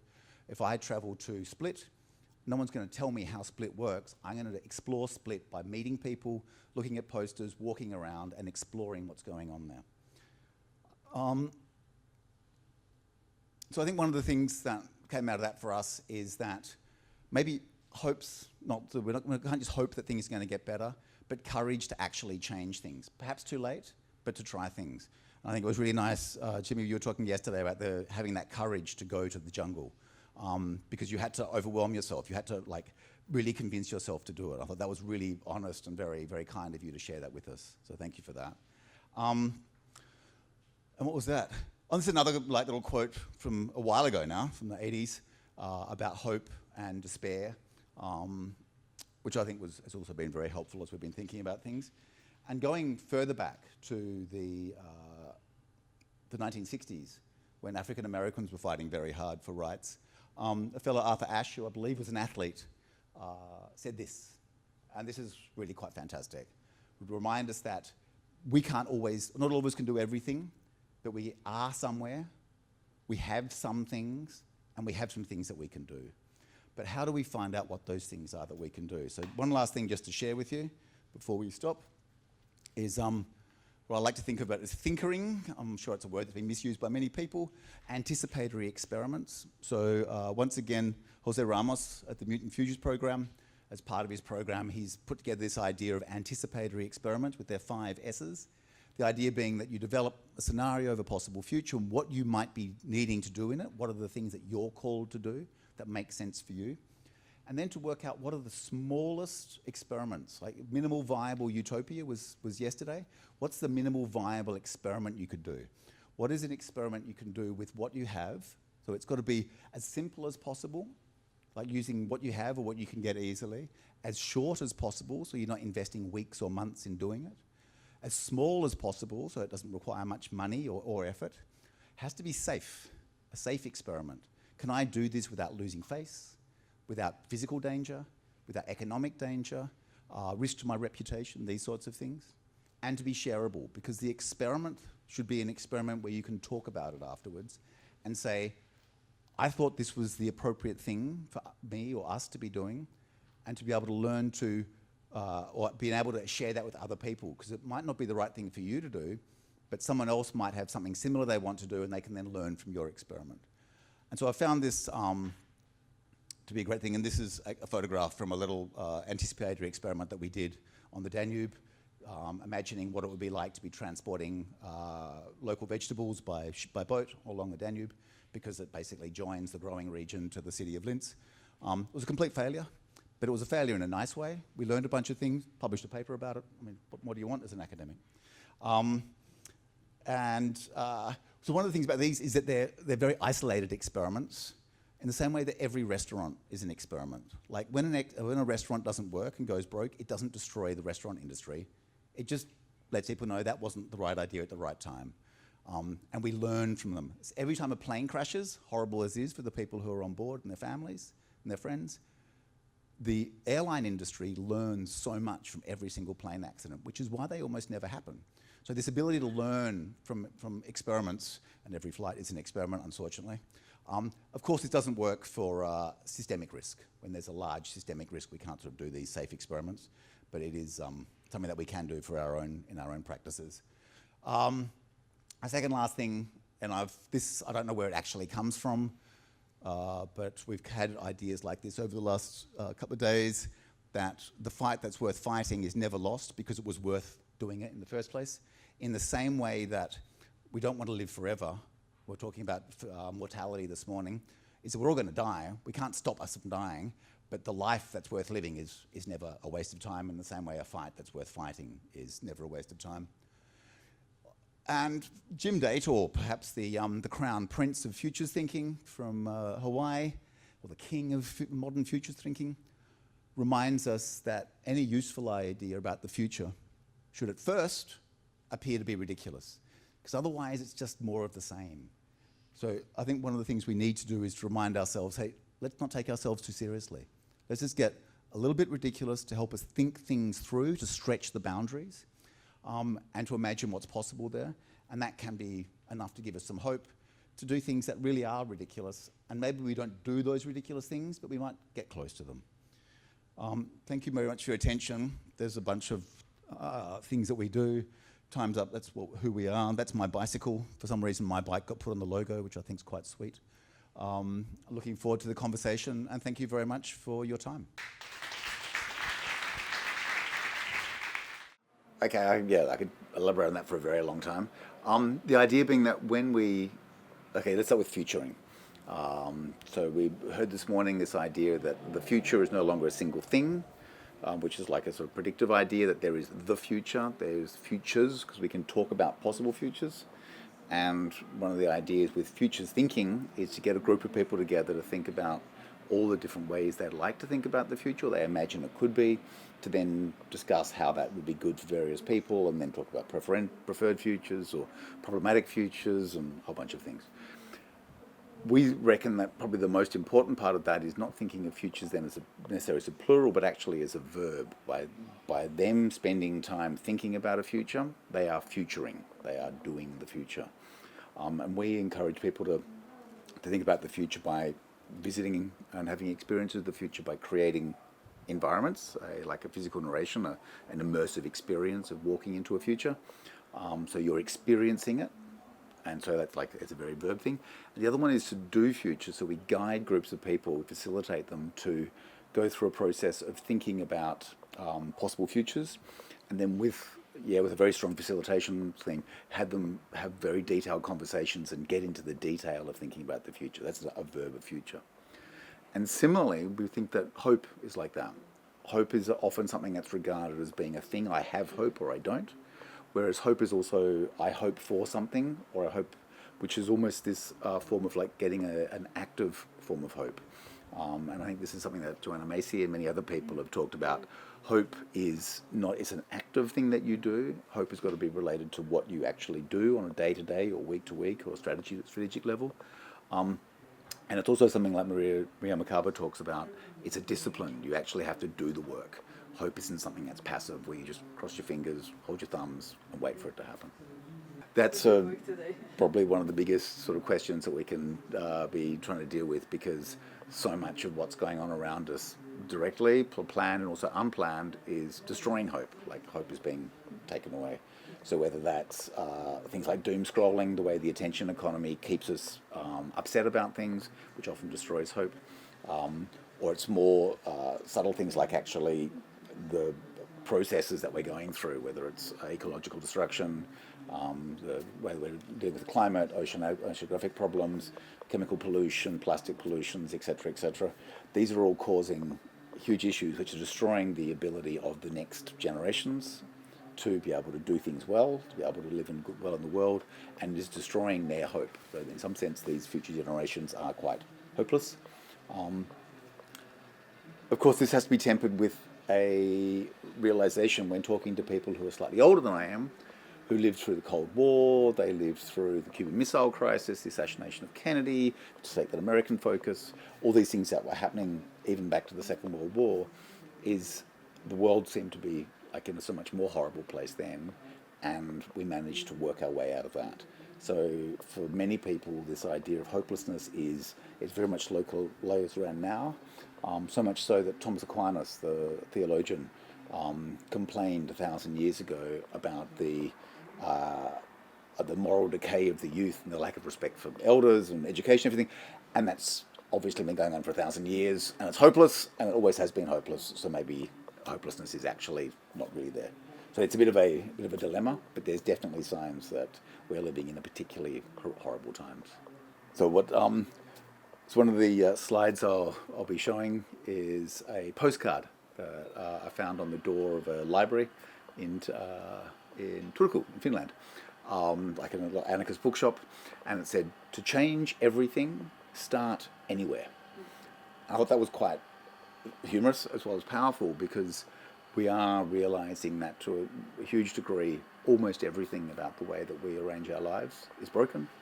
And so there are so many different places that we can start to actually do things, whether it's by cutting down on certain bad influences that we're having, creating local solutions, working with people. There's so many different ways that we can be actively creating hope, enabling hope, enacting hope, into like creating better futures, that I think to a very strong degree, to change everything, we can just start anywhere, wherever we want.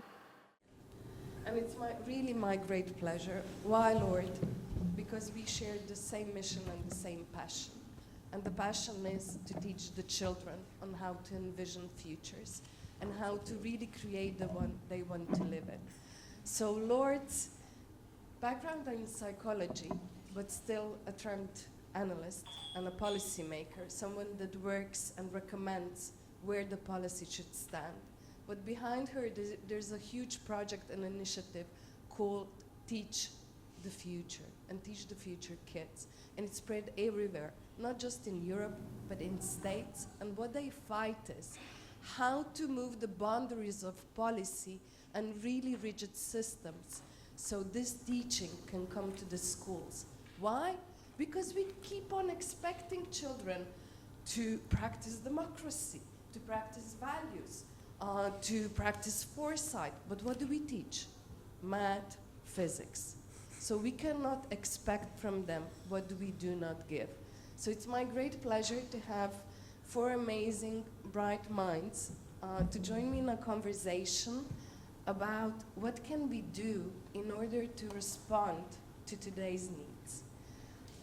So if at any point a question appears from the audience, please just feel free, raise the hand, jump in. It should be also a really relaxed session, and try not to make it as rigid. So I'm going to start with the first questions, and I usually will point out someone that I really believe that this question could fit. And David, I would really like to start with you. So my question to you is, how does the speculative design differ from traditional design approaches in the context of policy making? So what is the difference, you can say, and what kind of approaches do you really believe we need to take in order to be more successful? Thanks. So to go back to the slide that I showed so I think the designer operates between everything between the practical, the improvisational, and the generative. And why these type of, basically if we're only helping our colleagues and to execute certain things on a predefined or a pre-agreed goal, then we're just helping them pursue their agenda. So I think speculative design, and also what the difference is with foresight, because I have many 14 or 16 foresight colleagues in my team, and they are doing quite rigorously their research on all kinds of topics, and usually what they produce, and we're a little bit stuck with that, and it's a legacy format, the report, right? So in a joint research center, we create a lot of reports. And Foresight has this kind of tradition, especially in creating scenarios, to kind of be descriptive. Maybe with AI, they'll try to kind of make some type of scenario, but to make this translation of like you have a vision and you make that come alive, you make that turn that into something that can be felt, I think that's incredibly valuable. And that goes back to all of the other things, like it's not only the wording, it's also the worlding and the feeling, and this is really, it's worth something, and this change is happening. So basically, when we, with our colleagues it's with any organization through time, when things become too procedural, it takes the soul out of something. It's weird, like it starts to become eerie. So when we then can, through speculative design, confront them with new sort of futures, because we believe that we should build the imagination infrastructure for our colleagues, kind of. They can come and play and feel something deeply, and then get back to the order of the day, but at least something has happened. And we try to create also follow-up experiences. We'll never try to force people. If someone is not ready or not keen, we won't pull them in, but if there's an opening, we can only keep on making openings for that. Yeah. Thank you. Would anyone like to add something to this, or shall we? Garen, I'm going in your direction. And I would like you, if you can tackle a little bit and give us the insight on how you see, like, what frameworks and policies are needed to nurture and empower speculative design or any practice that really produces new ways of interaction, that uses technology in a new way, that extracts the data, and that is sometimes really on the cross-border with what is ethical and what is not. So how to respond to that? I mean, you asked me for policy or you for formats? Yeah, both, if you can tackle, because first we need a framework. Yeah. I would say that from the framework we always go to the policy. So it doesn't, policy without a framework for me doesn't exist. No, sure. No, absolutely, you're right. So, I mean, what for me is interesting, and I'm worked for 40 years as a designer, so design is always very directed, you know. There's a path of solution, or at least you know the problem and you try to end up somewhere. With speculative design, it's more to ask the question, what if? I mean, what we heard several other speakers talked about. So I think the framework should allow us to go into these places, you know, or the other day somebody said the pockets, these pockets of possibilities, to explore them, you know. And the question, what if, that's the crucial thing. So this is not directed to one direction. It could be a multitude of directions. And if we create such frameworks to allow us to go there, you know, it's very helpful. It's helpful for everybody. It doesn't have to be now you don't have to be a PhD degree in design to do that, but we can apply different methodologies on different levels to help people to go there with designers, for example. I mean, what you're doing basically. Yeah. So if we create such frameworks, that, for example, it can be a sandboxing. You know, you say this is a playground. You know, no rules apply. Build. And then you go back and look, you know, what does it mean? You know, and what are the regulations, if you apply this regulation or this act or that, you know, if you have other constraints, what does it do with this sandbox? So sandbox is one really, really great tool for that. And designers are very experienced in that, you know, because we always think in sandboxes, so to say, and prototyping and prototyping. It's basically another form of prototyping. So for the policy itself, I think this is a more tricky part, because policies, at least in the process of policy making, you have to implement this phase, you know, to say, you know, at the very beginning, everything is possible. And this is what we obviously lack in any policy, you know, making process. Thanks a lot. The policy is always something that happens afterwards, right? So I'm really wondering, Tim, what does it mean to you? I mean, from the practical side, like when you make really new experiments and new ways, like are you challenged with some boundaries of policies? Like what is ethical, what is not? How does policy support you, or how does it limit you? Yeah, I'm not sure quite how to think about these things, because when we create the worlds that we create, and in particular Turnton, this world that I describe, we've started off with a scenario, and some of you might know the idea of the experiential futures ladder. Stuart Candy sort of threw at us, is we work down this sort of from a scenario down into a story world, which is one of this like storifying things, like giving this futures imagination a history, and then work our way down into a situation. So the idea of a bar or a square or something, and then the stuff, the materiality.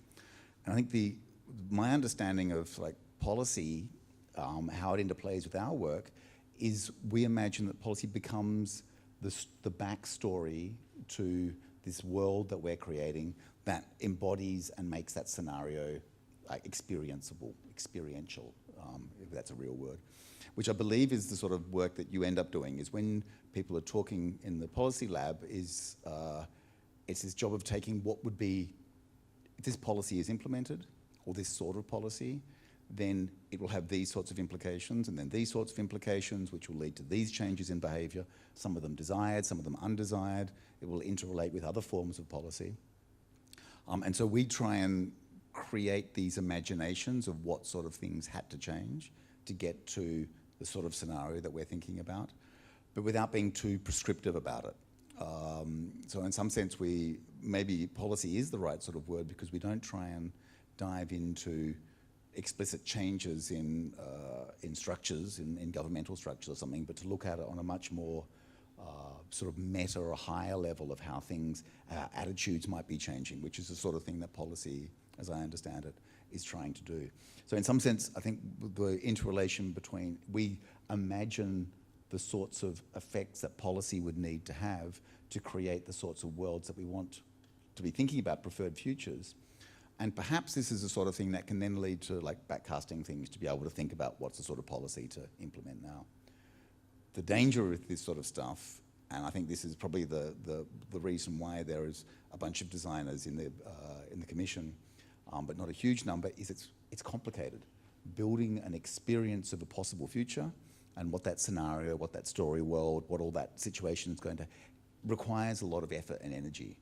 And so things like the rapid prototyping that we were hearing about this morning, the ability to be able to very quickly come up with something that looks like the front cover of Time magazine, or it looks like or feels like an object from that future, helps break down those barriers, but it's still a lot of work. And so I can imagine that the level of effort that we go to is, because we're going for this immersive experience for the general public, and sort of culturally interested public, is much larger than the sort of level of effort that you're able to do in a strictly policy environment. But it'd be really interesting to see, where do those worlds touch each other? At what point does it become relevant and interesting to take this world building, this immersive creation of a possible future, or even several possible future spaces, experiences next to each other? When does that become something that's worth doing? And also, I think from my perspective, there's a lot of ethical questions. Is maybe Jose Luis is still here or not? So I had a really moral question regarding his work, and also, I don't know if you saw the latest Massive Attack concert. So what do we do now also in these immersive exhibitions or experiences? We extract the data from the visitors. And in the memory project of Jose Luis, you could see that he uses the faces of an audience. So my question was, like, how do you inform people before entering that space that you use their data, that you use their faces, and what do you do afterwards with it? His answer was, we don't. And I said, but how do you then comply with the GDPR? And he said, we didn't do it in Europe. And for me, this is a call on conscious. And also I will refer back on care. And especially for me and Lords, like working with children, like it's extremely important to understand not just the political or the policy framework, but also our own morals. So, Lords, going to you, how are you challenged between like working with children, with trends, with new technologies, and being really ethical and responsible in this field? Thank you. I will explain. Everyone here, or I will ask, everyone here has heard before the concept of futures literacy. Do we all know what it is, or someone has never heard it before? So we use this working definition that basically everyone thinks about the future, everyone can think about the future, but the fact of doing it systematically and critically is a skill that you need to train, that you need to practice. It's not going to happen naturally. So as Sarah said, I'm a psychologist, so I know how our brain works. We don't think about the future naturally. We don't want to think about death. We don't want to think about disastrous scenarios. So it's not going to happen naturally.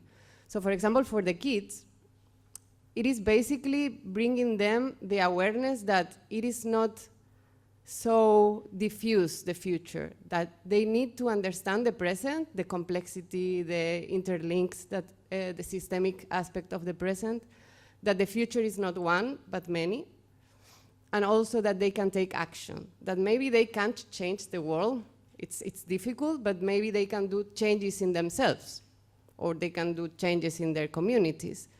So we have the experiential data. Actually, we don't have the academic data, but we have the experiential data that kids experience less anxiety and more hope once they go through a process of futures literacy.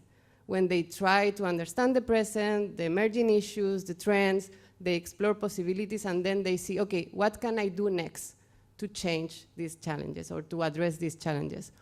So for example, talking about ethical questions, we explore unintended consequences of technology. For example, flying cars. Kids love to think about flying cars. So imagine if flying cars is a reality in your city.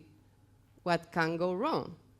What is a first order consequences? What is a second order consequences? And they say, a lot of cars maybe are falling on the street. So maybe architecture needs to be different to avoid these cars from falling. So the teacher becomes a co-learner. The teacher doesn't know the answer about the future doesn't exist.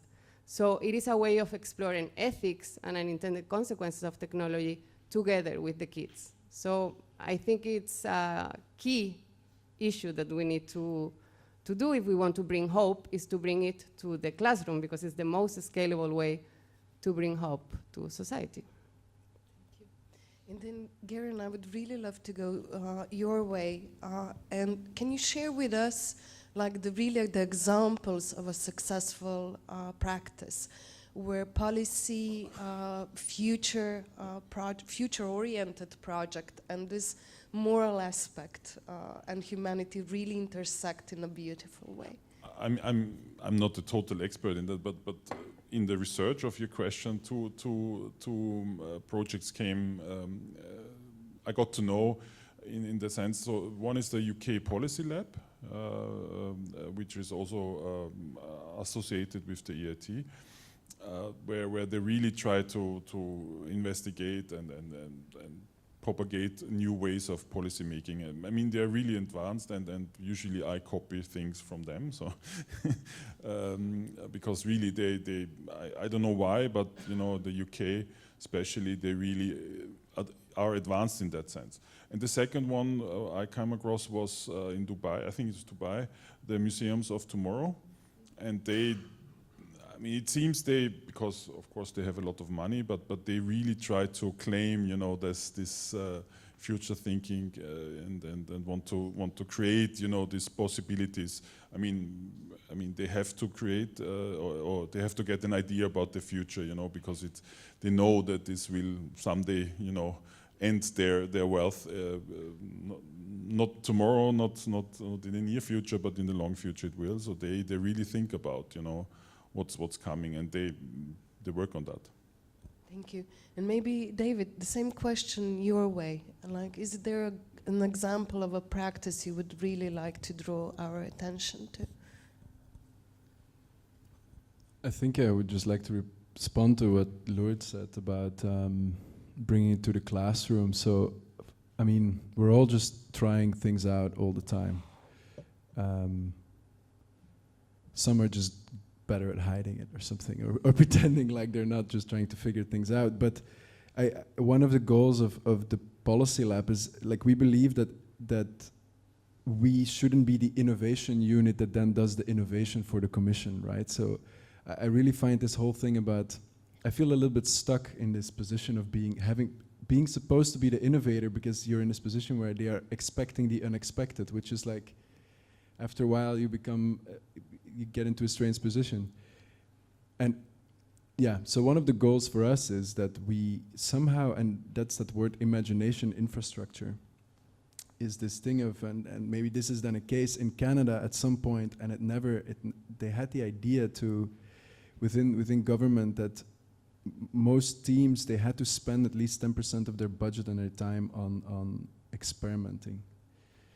Like, I think in the end it didn't get through, but they were almost there, getting it like on the policy level. So basically, because, and that's the part I couldn't show, I got lost, but I really feel that it's important to find channels to express and to experiment, right?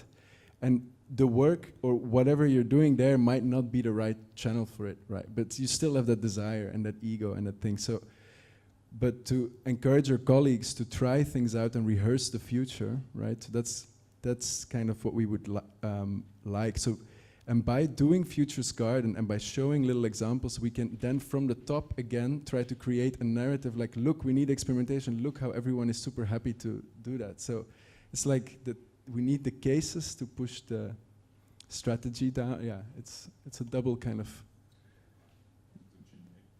Yeah, exactly. But thank you. And Timmy, maybe can you add to that? When you were doing some work, were you challenged with a framework or a policy that stopped your creativity? Was there a moment where you were really obstructed by it? I don't think really obstructed. I mean, the Lourdes that I really identify with that sort of question that you have there, because I think a concept that we found valuable is that whole sort of Socratic process, the idea that I'm the wise old philosopher and I will ask you a bunch of questions and you will come to the correct conclusions by answering my clever questions. I'll never tell you anything, I'll just guide you. Post-Socratic thinking is exactly what we end up doing, because we don't know the answer either. We're being asked to facilitate these processes, and somehow we have to maintain this level of, we don't know, they don't know, they're the experts.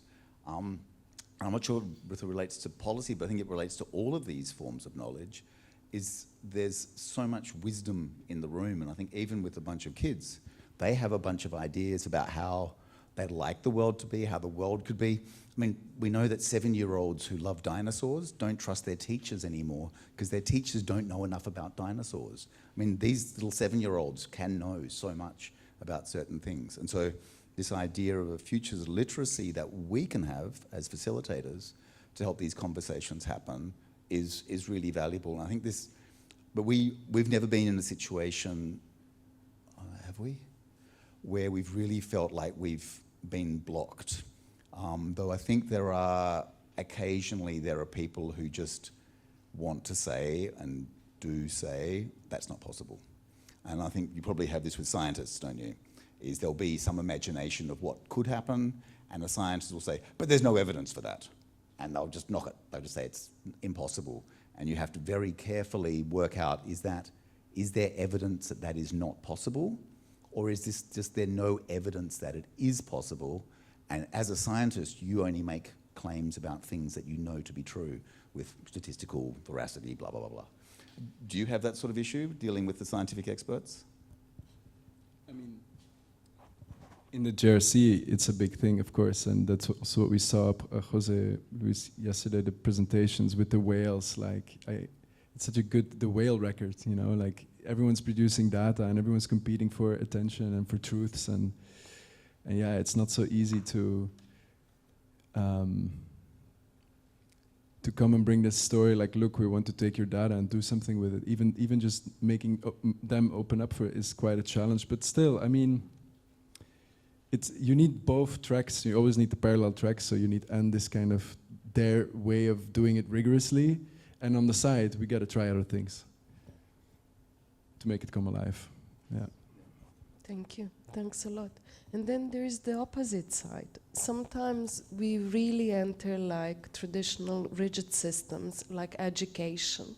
And when we know that something is really needed in the curriculum, but we are stopped, like how do you, Lords, approach these challenges? Because I believe like each primary school, each kindergarten, secondary school should teach approaches, integrate speculative design approach, and also teach them about the future and about the responsibility. So how do we tackle that obstacle when we want to get in with an innovation into the system that doesn't allow us?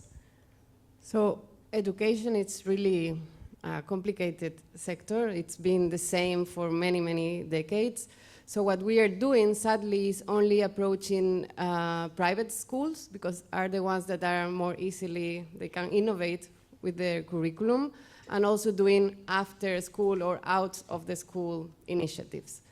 So we have integrated, for example, as a mandatory subject, the futures in a school in Turkey, in Istanbul, and they've been 5 years already teaching it, but it's a private school again.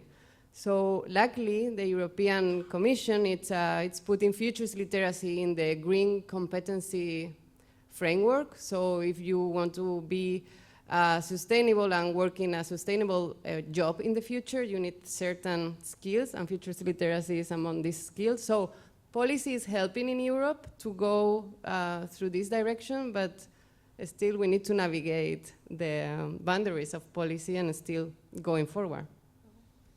Thank you. So now I'm opening up the other side, because there is also, like when we look at the speculative design, I always wonder how our design discipline can inform and move policy making forward.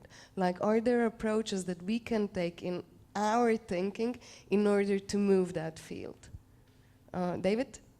And then I move to Gary. It's a contrapunct. Okay, so what? Can you repeat the contrapunct? Sorry, I'm trying to.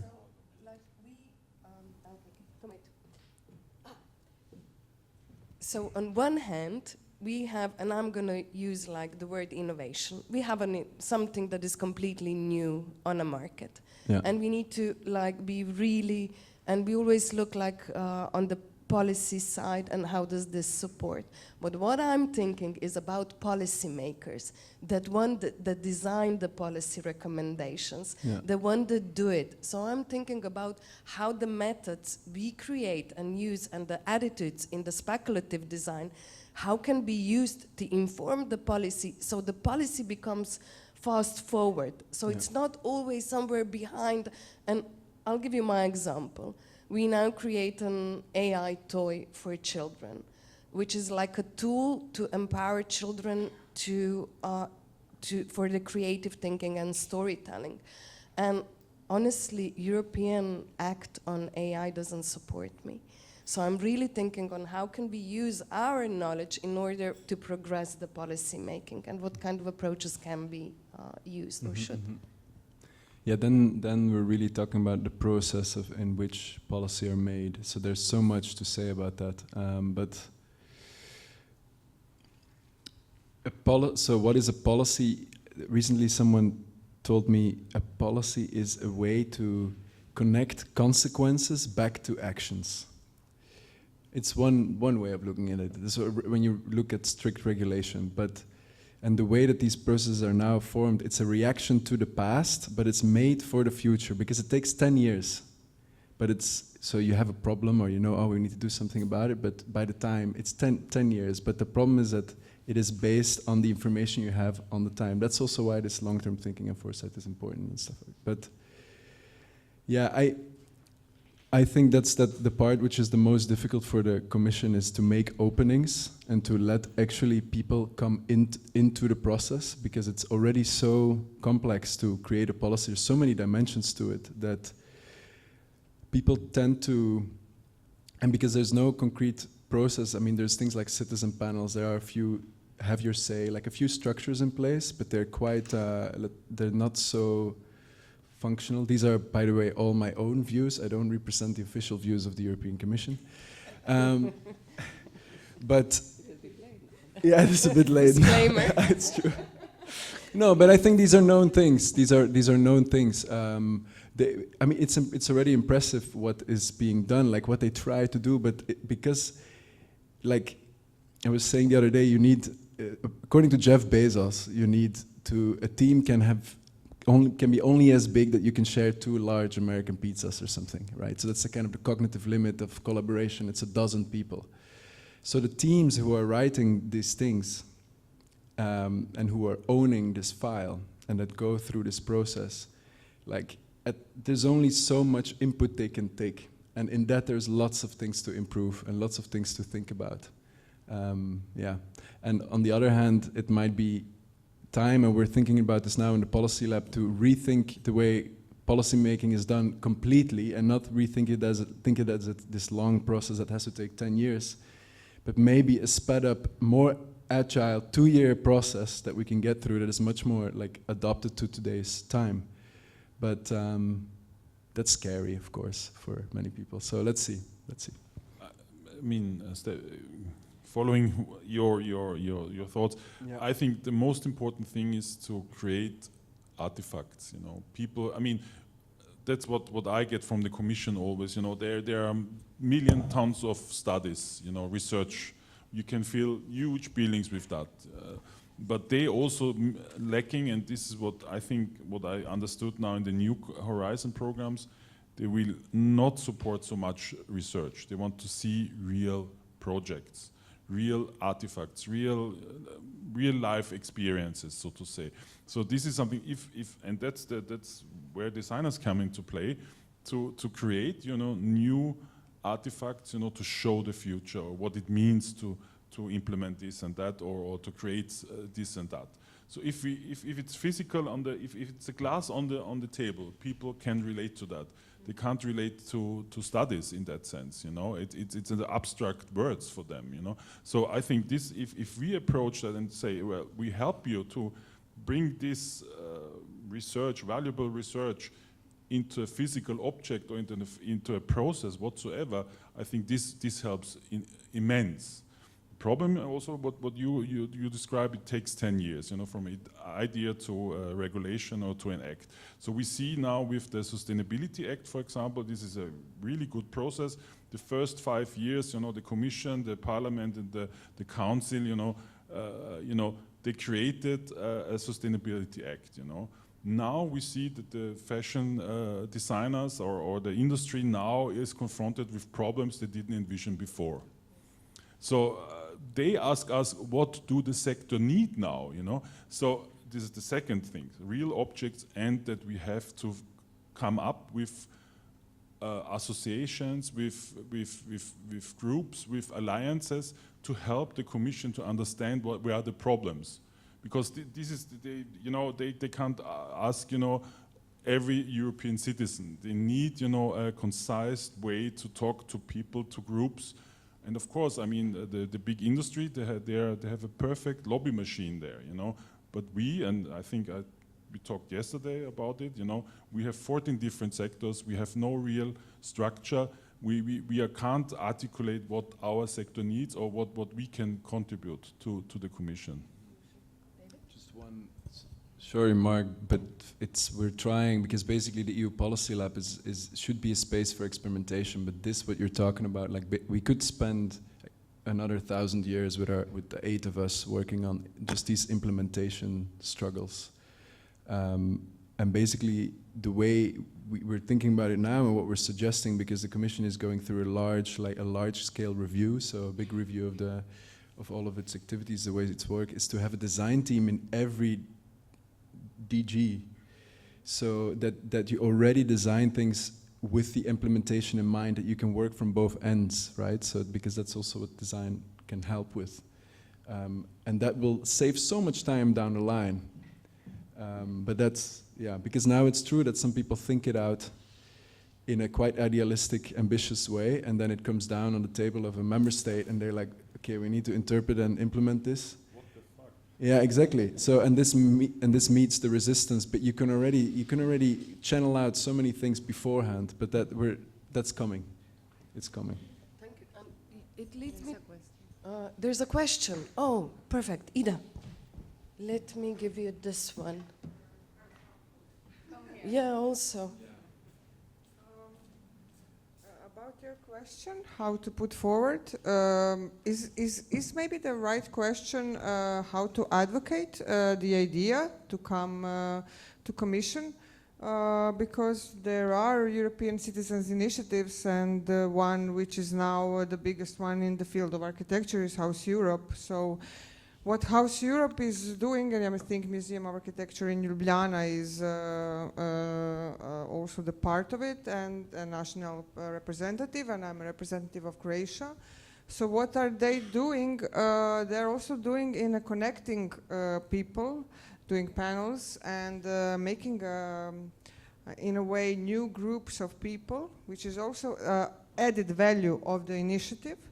And they are like advocating these ideas about renovation after demolition. So I think this is also the way, like with the petition, which also has this added value. So I think from the outside, also like from the inside, and then we will meet someone from the inside, like David, and then we will connect and we will advocate together. Yes, I think this definitely needs, and it is a cross mix of bottom-up and top-down approaches, which also brings me to the question, like, how do we evaluate the quality of the policy?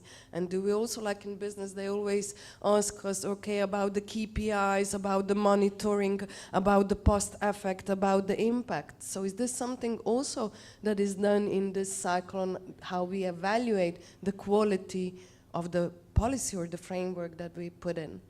Who feels comfortable with replying to that? I can, but maybe I wanted to comment on the citizen participation that you both mentioned. So in September, they celebrated in the UN the Summit of the Future. And one of the objectives of the Summit of the Future, the Declaration for Future Generations, is to achieve meaningful youth engagement. So in all these policy-making decisions, in all these important spaces, why are not including young voices there? But what happened is that the youth that is participating in this forum are mostly the same group of youth every time. So it's a privileged group that knows how to navigate this context, and are the ones that are really participating. So bringing about, again, the point of bringing futures literacy. If you teach this in the classroom, you are also giving the youth the skills to articulate better what is happening in their present, what they want to achieve in the future, and how to achieve it. So if we really want meaningful youth engagement and participation in general, we need to bring this literacy in general about system thinking, complex thinking, paradoxical thinking, all of that to the school, because if not, there is only lobbies, or there is only these privileged people that are really participating in these European forums or UN forums. So I think this is also an aspect of democratization of participation that it's important. Then I would like to, before I open also to, sorry, no, just go. Sorry. It's a question for David. You are one trying to influence policymaker with your work, design work, and you bring in some kind of values, attitudes, approaches from your design school, for example. And so you are hardly working on some idea how to present and how to try to convince them to think about different policy which is connected with the different topics you are working on, and how frustrating is and how successful is.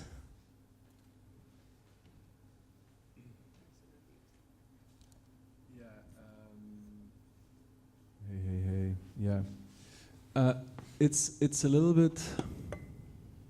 I have really good experiences actually with the policy colleagues, but let's say the space to maneuver, you know fairly quickly how much space you have, so you adjust your expectations accordingly. So and how much that can be done, and I mean, it really also depends. Yeah. So how much space they want to give you to also challenge them to go and look to investigate the problem space. Like, what are you actually, and to make things more complex, because that's a little bit of a critique right now.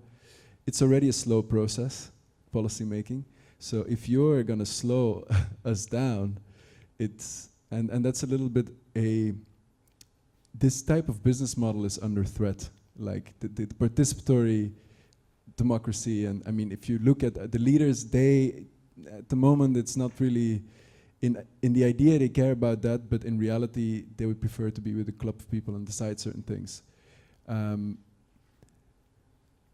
But at the same time, yeah, because it is also very hard to combine and to pull in all of these different voices and different types of data, right? So now the way that decisions are made is based on some kind of Eurostat, or so pieces of known information is like the past century way of reasoning, and then figuring out like, okay, the Green Deal is only includes CO2 measures and has a lot of other implications that we missed on.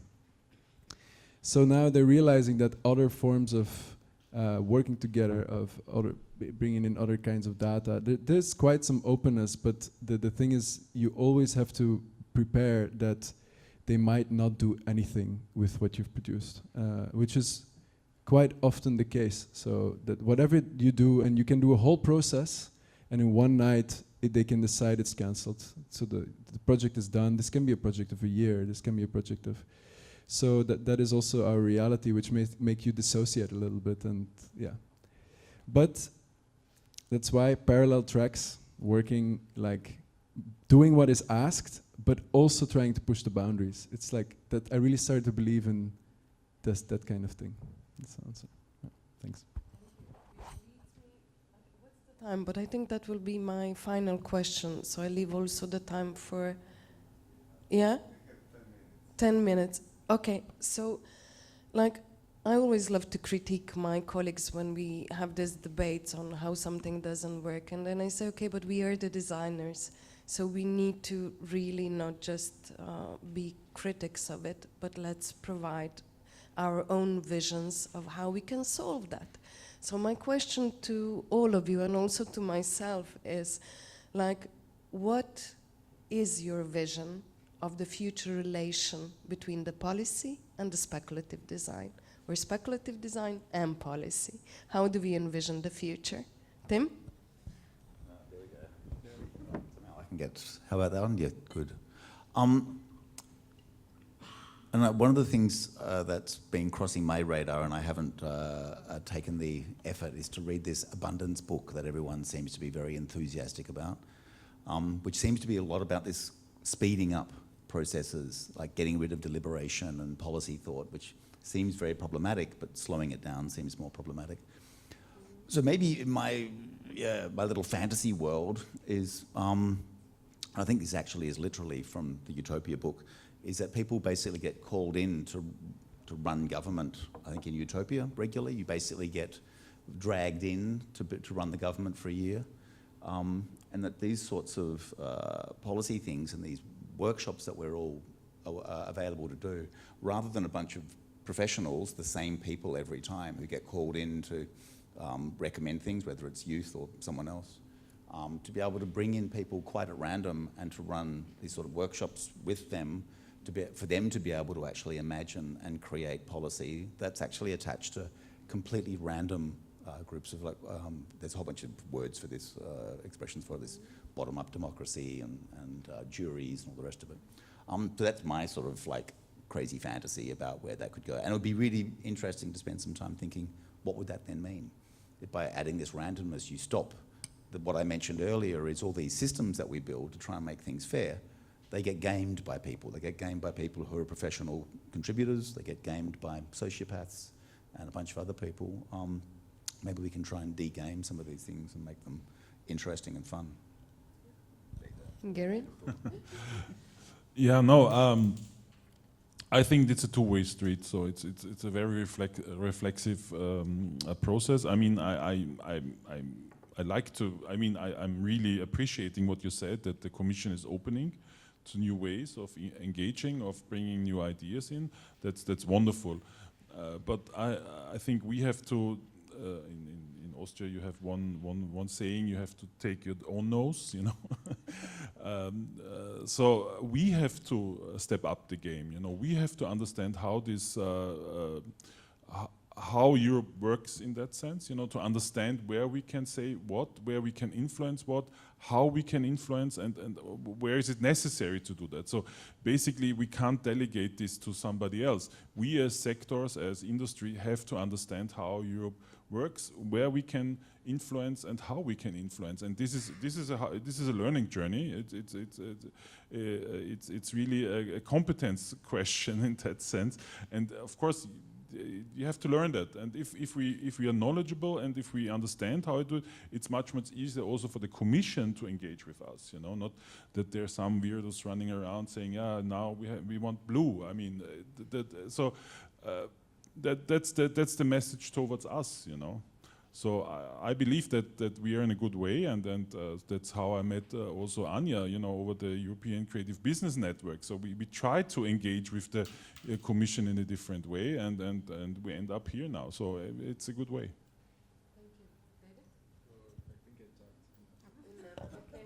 But you are the one working within the system, so we want your answer also. So my vision is, so I would like for us to acknowledge the difficulties of creating policies, that these people are facing a really hard work to create a policy, and we, future designer or foresight practitioner or speculative designer, are trying to bring more complexity, like asking more questions, and critical thinking, what if, anticipating unintended consequences. So putting ourselves in the shoes of the policymaking, I think, is a good and first step. But then the other way around, if we bring this thing to education, this metacognition, at the end is seeing yourself from outside. So maybe in the future, policymakers won't need speculative designers, because maybe the policymaker will be aware that they need to ask themselves this critical question, this anticipatory thinking, these potential unintended consequences. So my vision is that we create this metacognition from the ground, like from the school, from education. So in the future, we don't need the consultant, or we don't need the speculative designer, because we will have all these skills to create better policies. Thank you. How do you feel, David? Yeah, I was thinking, like, what needs to happen first? I think that the best moment for this type of speculative futures thinking is right now. I think there's never been as much interest for it because Europe is in a very contested position at the moment, like both inside and outside. So the speech, the State of the Union of von der Leyen, which was last week, she said, the first sentence was, "We are in a fight," from a peace project, which is very complete shift in rhetoric also. So the previous thing that we could rely on, the previous branding kind of a narrative, is not really working anymore so much, and everyone's realizing that. And so at the moment, one of the projects we're starting is to look at, okay, what kind of new narratives are there? How do people view us? How do people from inside Europe look at Europe? From outside of Europe look at Europe? That's also why I ask you the questions. And positioning ourselves in that. So I do think it's a good time for it. But of course, how experimental that can go and like free, that's limited. It needs to be fast. It needs to be concrete. It needs to be somewhat, usable. And there's another thing that the last thing is just this. I got quite fascinated by this idea of ex-novation, because I think this is also what we see in the Commission doing this organizational change processes. It has the biggest challenge is actually stop doing things. So we just keep on taking new priorities, and you crunch them. But the thing is that means that if you don't stop something actively, that means that somewhere something. Like things just mount, or they die a silent death, or the quality just goes down, or it has so many side effects. And I feel like this, because because politics always need to present new plans, new things, new responses. I feel like before we can actually engage in, I'm just thinking in the moral evolution of this institution or something. Before the futures thinking comes, the learning to stop doing things. Yeah. That's my point of view in a way, but maybe it can go hand in hand and at the same time. But yeah. Thank you, beautiful. Maybe a reflection from the audience or a question. Yes, Ida.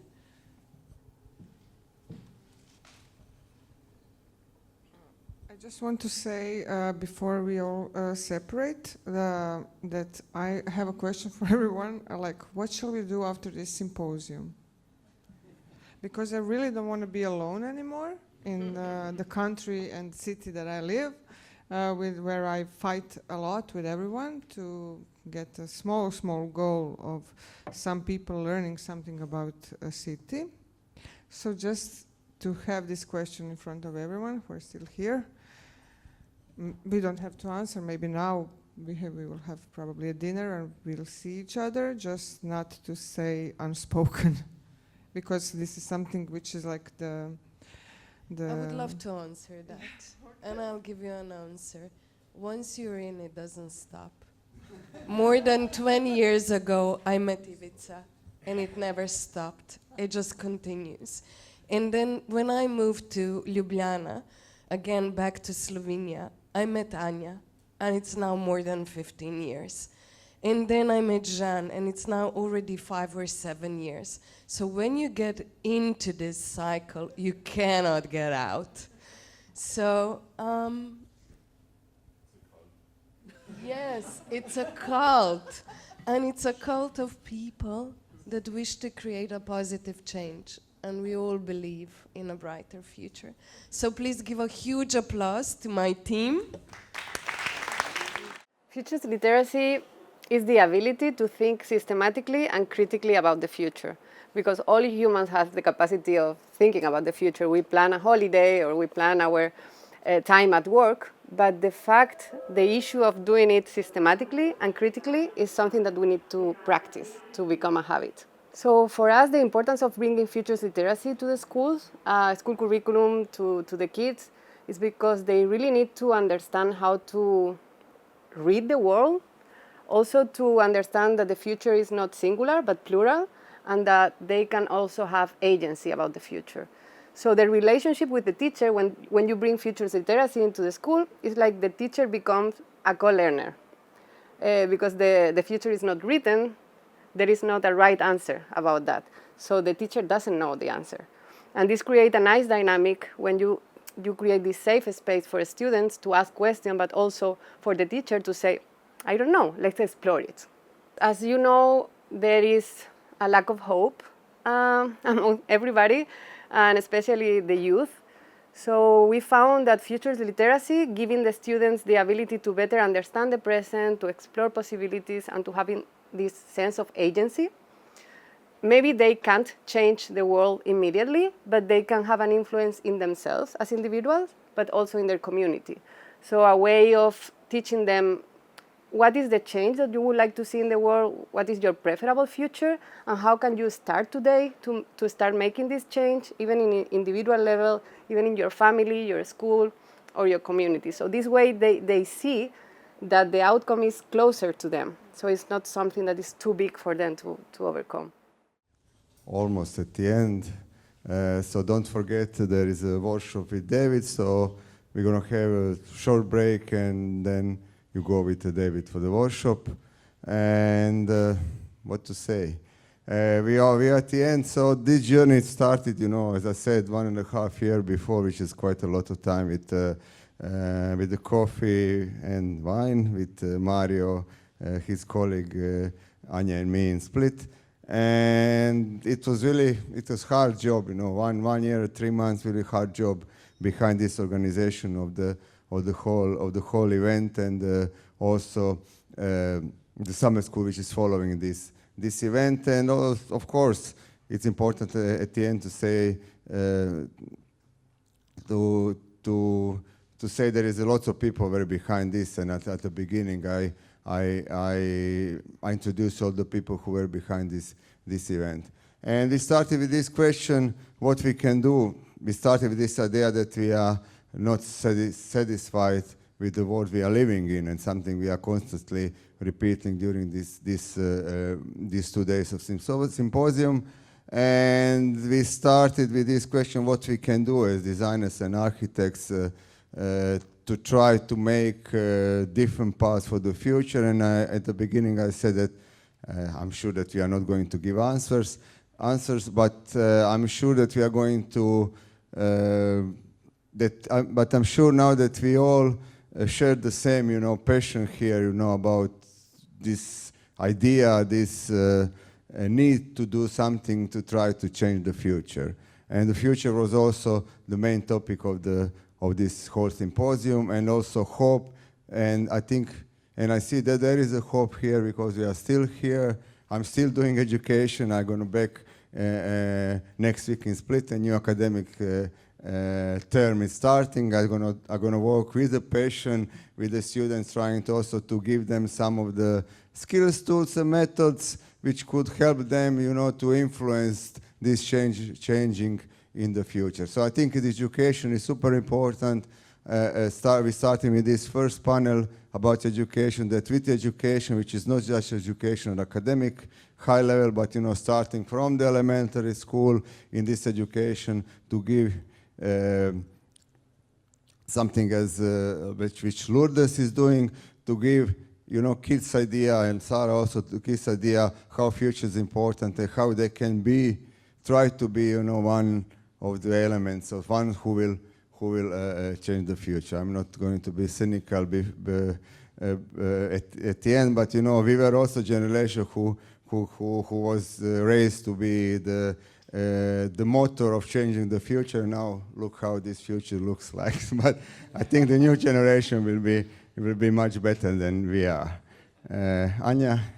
Yeah, so I'm really happy that you all come here and that you've been here with us for the last 2 days, some even more, that you come from so many different countries around Europe, which means that actually there is an interest to what we thought that is important for our work. And we would really like to continue this debate, these discussions, because we believe that even small changes, small ideas can trigger a series of events that can lead to changes. And in our field, we are dealing a lot with practice. We are working with communities, we are working with students, children, and so on, with policymakers, with creatives, and we are using those ideas and trying to implement them in a sort of a way that we can in our work, in our practice. So we do believe